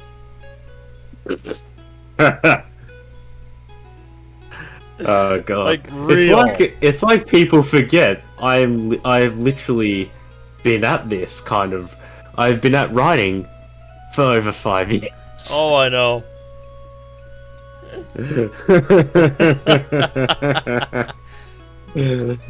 Right. Alright. Let's do this. Let's do it, yep. That was fun, not gonna lie, it was funny. Mm-hmm. My god. Alright. Yep. Alright, we were here. Yeah. What is it? Can you go to school? I have to make arrangements for Gonzo's funeral. The big bosses of the Suwa Alliance will be there, so I can't afford to miss it. What's gonna happen to the Sonoyama group? Will Haribe or someone else take Gonzo's place as the 5th boss? I'm just gonna say it right now. Nobody can ever replace Gonzo. Yeah. Nobody Not can ever gonna lie, I have an replace arguably that feeling mountain it's of a gonna man. be it's gonna be Kyosuke that does. Yeah, you think so? That's what you're Yeah. gonna bet right now? I just think that everyone looks at him and is just like, it's gonna be you. Mm-hmm. We'll see.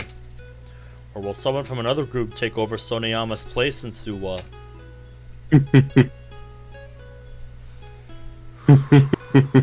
Here we go. Alright, so you'll be heading out right away? Yeah. I'll be back for a bit tonight. Until then, make yourself at home. What a pity. I wanted to treat you to my cooking. Sounds gruesome. Later. Wait, I'll come see you off. I run out the door and Usami follows me. Nice. Oh! Oh? Company! Tokita Yes. and Shiratori. After going down the elevator and dashing through the lobby, I bump into them. Morning, Kyosuke. How so? God damn it, you knew it! You knew what was happening the whole time, didn't you, Yuki? She had that gorgeous grin plastered on as usual. Today it seemed determined to beat out even the winter sky. How? Like, literally, Oh my God. how?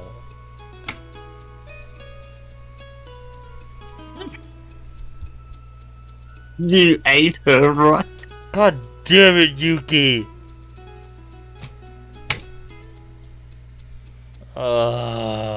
Nissan, this isn't the time. Yeah, have some manners. Not the kind of stuff you should be saying out in public in front of someone else's place. Jeez. So it's true then. Yeah, she didn't deny it. Tokita seemed almost sad as she twiddled her bangs. I heard your foster father died. Yeah, and thanks to that, you can walk about freely again. I'm gonna be really busy for a while. Battles over succession and whatnot, so I've no business with you. We heard about your mother too. Yep, she's dead too. You heard this from Usami, I take it? Spare me the pity, I don't need your comfort. Damn, boy! Yeah, that's Haru's role. She really does seem down. Will you be in prison starting tomorrow, Tokita? As compassionate as ever, I say. Do as you wish. It's none of my concern. Yes, I will. Still, I feel like I ought to tell you that your little stint in the slammer isn't going to do anyone any favors. I'm sure you know that already, though. What? Say something. Think about it, Tokita. I'm the biggest victim in this. Your arch nemesis director Shiratori doesn't want this to go public. If you hand yourself in, the hostage case comes to light. Shiratori and Usami seem to be fond of you as well. No one involved in this case wants to report you. The police have better things to do. Even if you do turn yourself in, you might not even be prosecuted. Miss Noriko and Hashimoto would want to report me. Yeah, maybe. Miss Noriko was dragged into it, and Hashimoto was your accomplice. No idea about them. Usami spoke up. Yuki, have you no intention of changing your mind?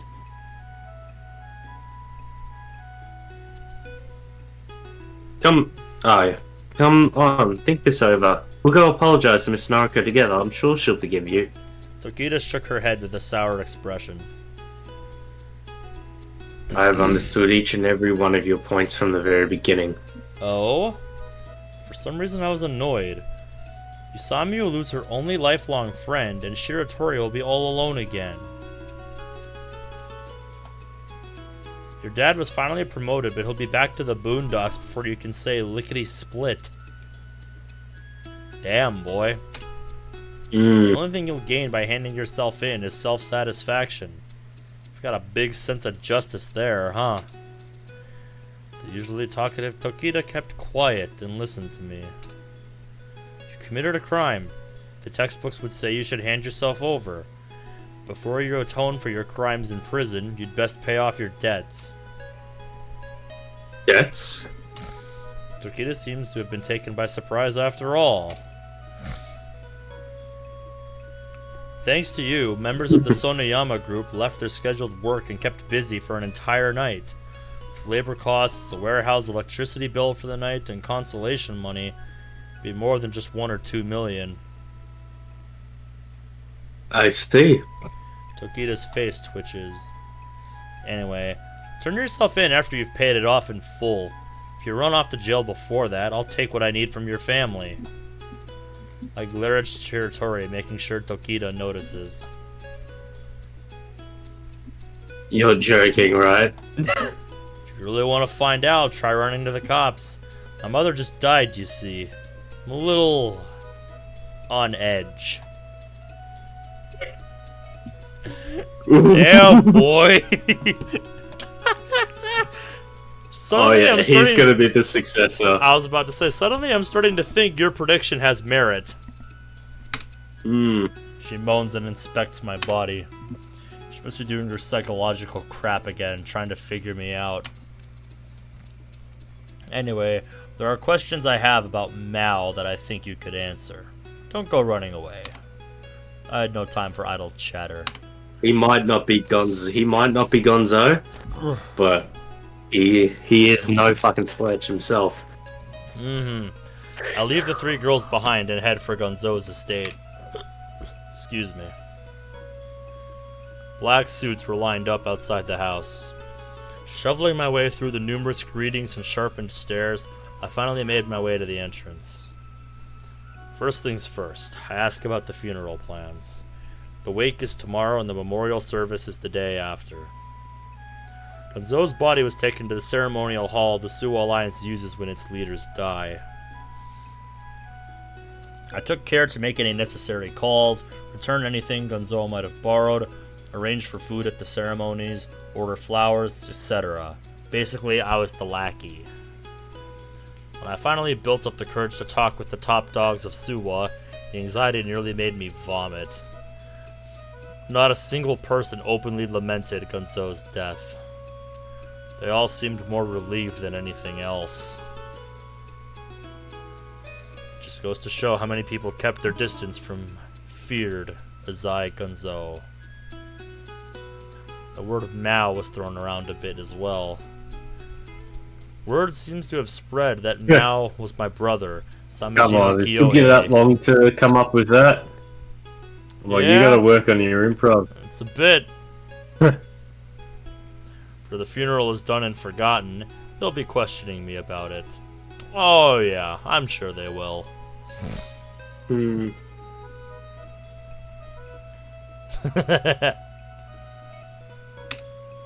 Maou. I lost myself in work, silently moving my body. Meanwhile...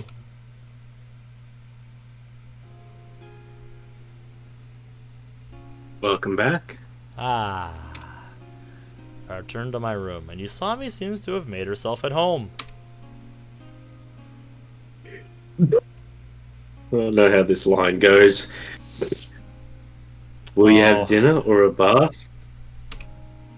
We're not newlyweds. I've always wanted to say that. This reminds me of something you have a random chance of seeing when you open up Moss. Zach will know what I'm talking about. That's just a common trope in anime. Oh yeah, it is. Wait, what's that burning smell?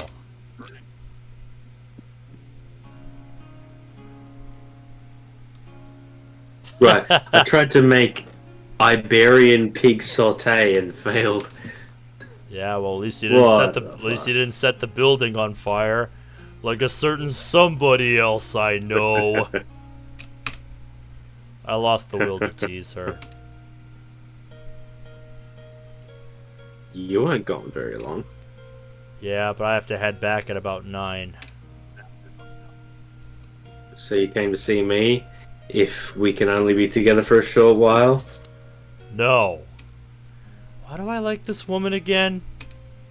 Did Tokita say anything? No. I'll talk with her tomorrow. Anyway, I'm cooking fish, so sit back and relax. Nice. Sure. In all reality, though, there's too much to be done to kick back.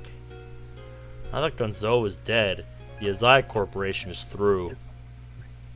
Maybe I don't listen to think some so. music. I haven't done that in a while. I skimmed through my CD rack. I want something demonic. Demonic in the context of classical music usually means fast pieces which require unparalleled virtuoso skill. Maybe Mozart. Some people do say he was possessed by the devil when he wrote his music.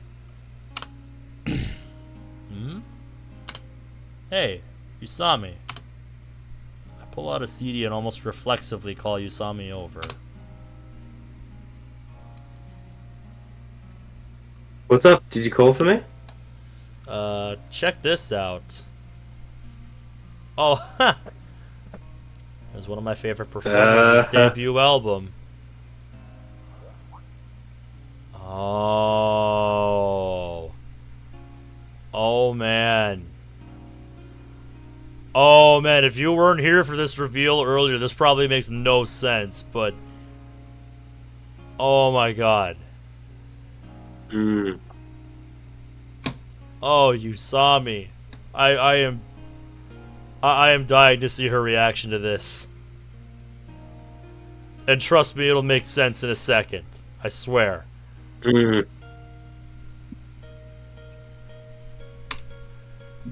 prodigal child violinist. She was about 13 at the time.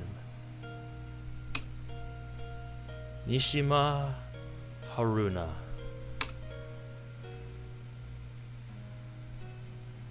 Something I'd rather not remember.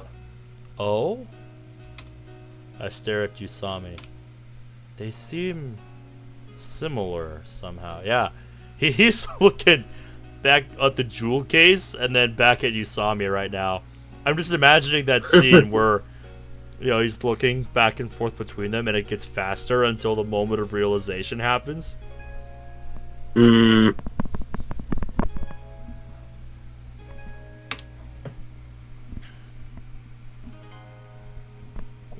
I shouldn't have had to stand on that ice at the age of 13. For real? For real. Mishima? That Mishima?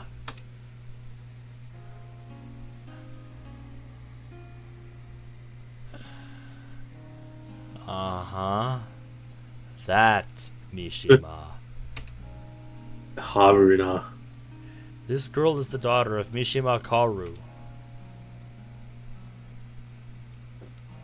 Yeah, that's my mother. What?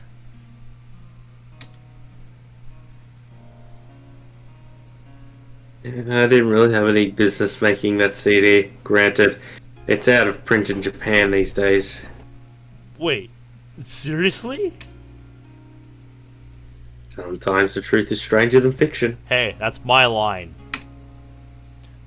No, this Mishima Haruna is... She's one of my favorite artists. God damn it, Haru. Oh my What the god. hell is Haruna? A stage name? Something like that. Mom told me to refrain from using my real name Why? because I'm the daughter of a murder victim. Not to mention, when this CD was announced, I was still a child. Well, I wouldn't say child. No, I was 12 when I recorded it. That's plenty young enough to land you in jail, if you know what I mean.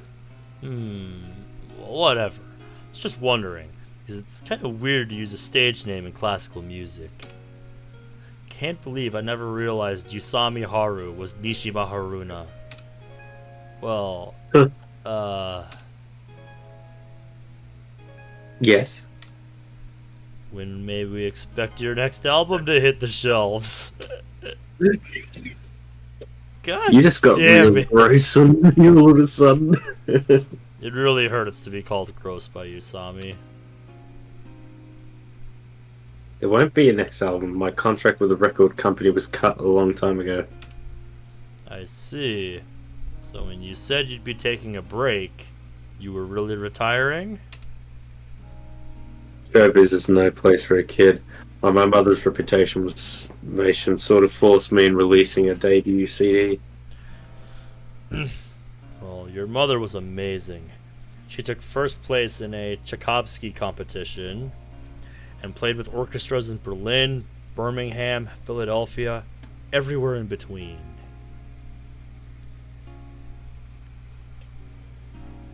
Yeah, she was the amazing one, not me. It's not surprising they wanted you to record an album. Well, to be frank, they said you were good looking too. Okay, you could say that. Could you say that once more? You saw me finally got him to say it. Oh my god, how long It's only she's been taken waiting for 24 this. episodes. No kidding. Huh?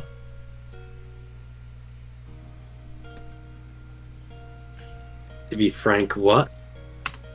To be frank, I didn't think you'd turn out to be such a disgusting girl. I see.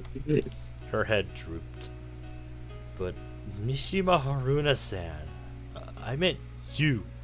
You won that school competition in Germany, right?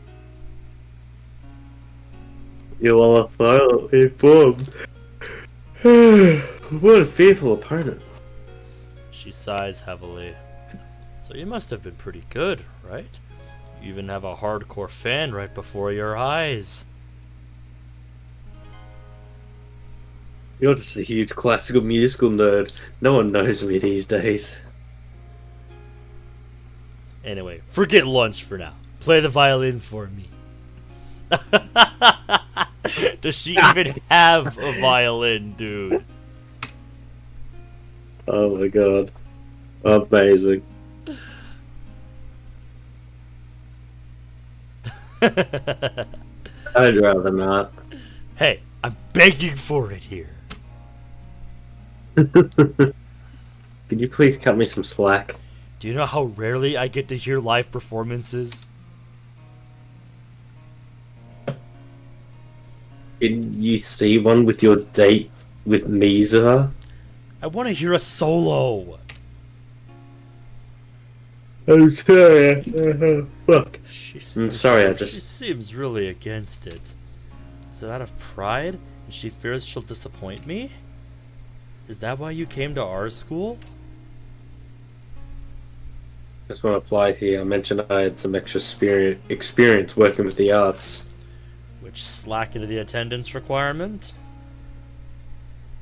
Indeed. Though I took out a student loan as well. I suppose that helps. Wow.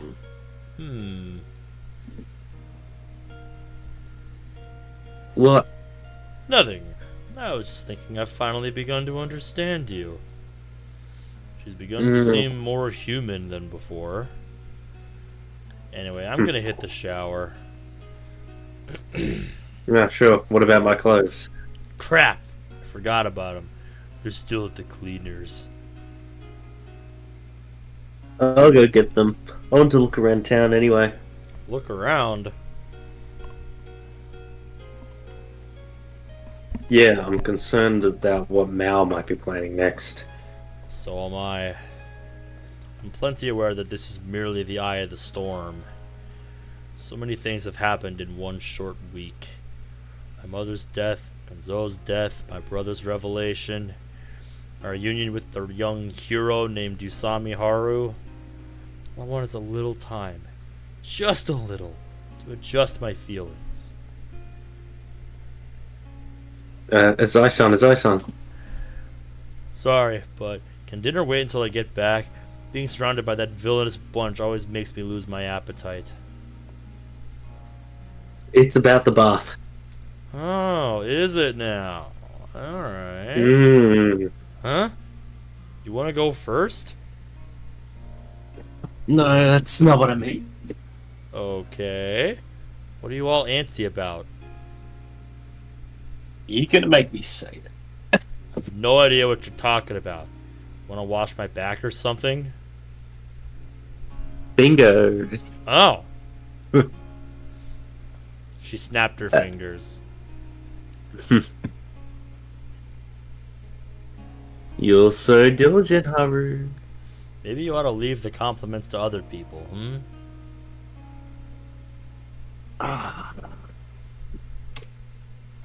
we go. The bathroom. Fix your hair already. It's an eyesore when it's all wet. Sorry. She scrubs me with a sponge. Oh, right there, right there. Oh, yeah. It's much better having someone else wash your back. Anytime. Usami was acting flustered behind me. I'd occasionally feel an excessively heated breath on my shoulder. Should I wash you too? But I'm naked. I know. Your boobs have been pressing against my back the whole time. I'm so sorry.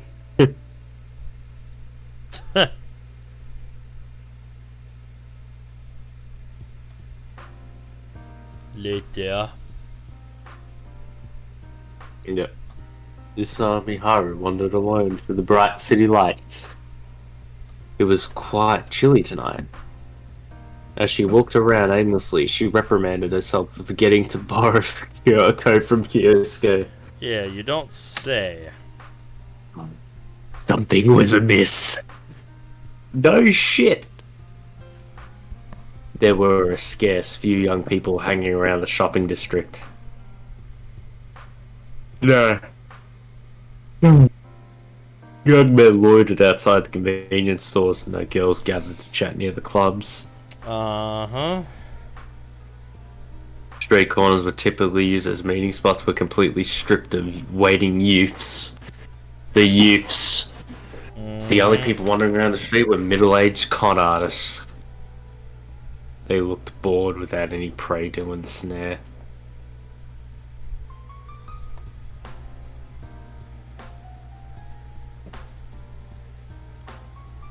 This is gonna be interesting.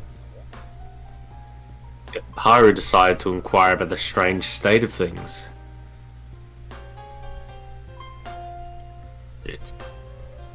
There we go. She came upon a man leaning against a telephone pole, pressed buttons onto his cell phone. Man, remember when phones had buttons? Mm. Those were the days. Yes. Is there something happening in this city right now? He looked up and down Haru a moment before losing interest and shaking his head.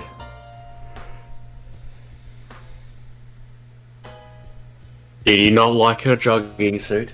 Oof. Whatever it is, it must be big, he said. Yeah. Sounds about right to me.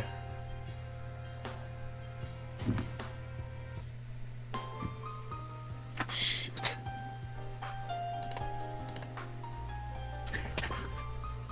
Mine still has a home button, but Yeah. compared to the current model now, mine is fucking ancient.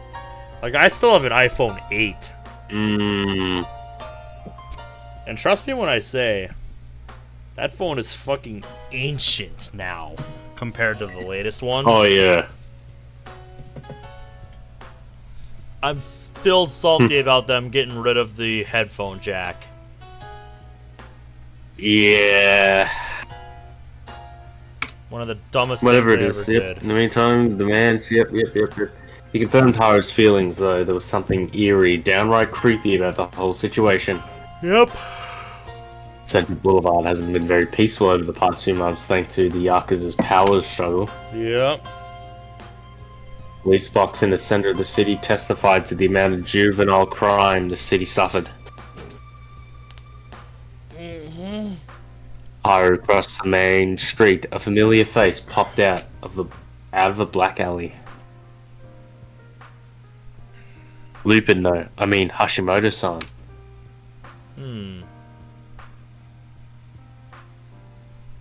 Yep. Hashimoto-san was wearing a black hoodie and jeans, and was accompanied by two boys in a similar garb. The hostage case still hadn't made it public.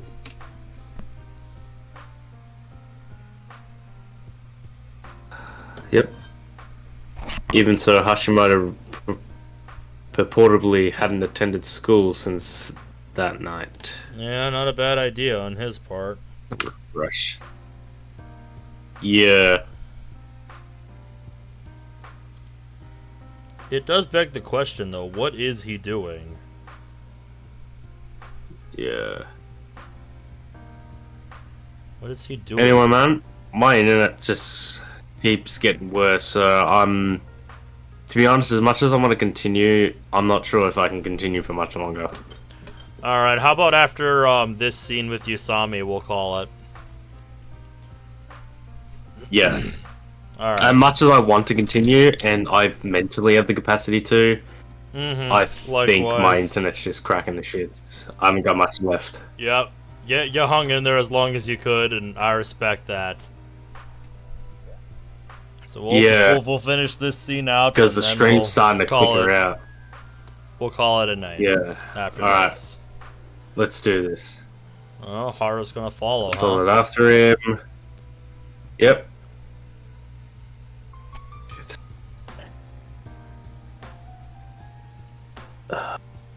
Come on. Alright. 20 or 30 minutes passed as she followed him. At some point, the poison oozing from the bountiful neon lights had drained away. They were nearing the business district and would run into it surely if they continued on, of course. All that awaited there was a span of officers. There was nothing of interest in that area for young men. There was no sign that they realized that they were being followed. Hashimoto was talking to the other two without a care in the world. They eventually arrived at the rather grandiose Sino Corporation building. Here we go. There were several luxury sedans parked in front of the entrance. I'm trying to get a good look at these guys. Who are they? Yeah. Those aren't the guys in hoodies we were looking at earlier, I don't think. Yeah. Let's continue. Oh. Two men came out of the back seat of one such car. One seemed like an aging gentleman and the other a pale foreigner. The latter's well-built muscles barely stuffed into his dark grey suit. There was a slight bulge under his jacket, likely a handgun. The shocking point, though, was the unseemly, unrelated Hashimoto began to speak with them respectively. Haru couldn't see their faces, and their voices were only faint. However, she could tell they had met before. The aging man waved at Hashimoto as if he knew them well. Haru noted that he was missing a finger. Damn. Hashimoto crawled into the parked car. The aging man and the pale foreigner stepped in behind him. The last man in, the foreigner ducked into the back seat, only after eyeing the surrounded area suspiciously. The vague uneasiness coursed through Haru. What was going on here? Unable to chase after an automobile, she turned back the way she came.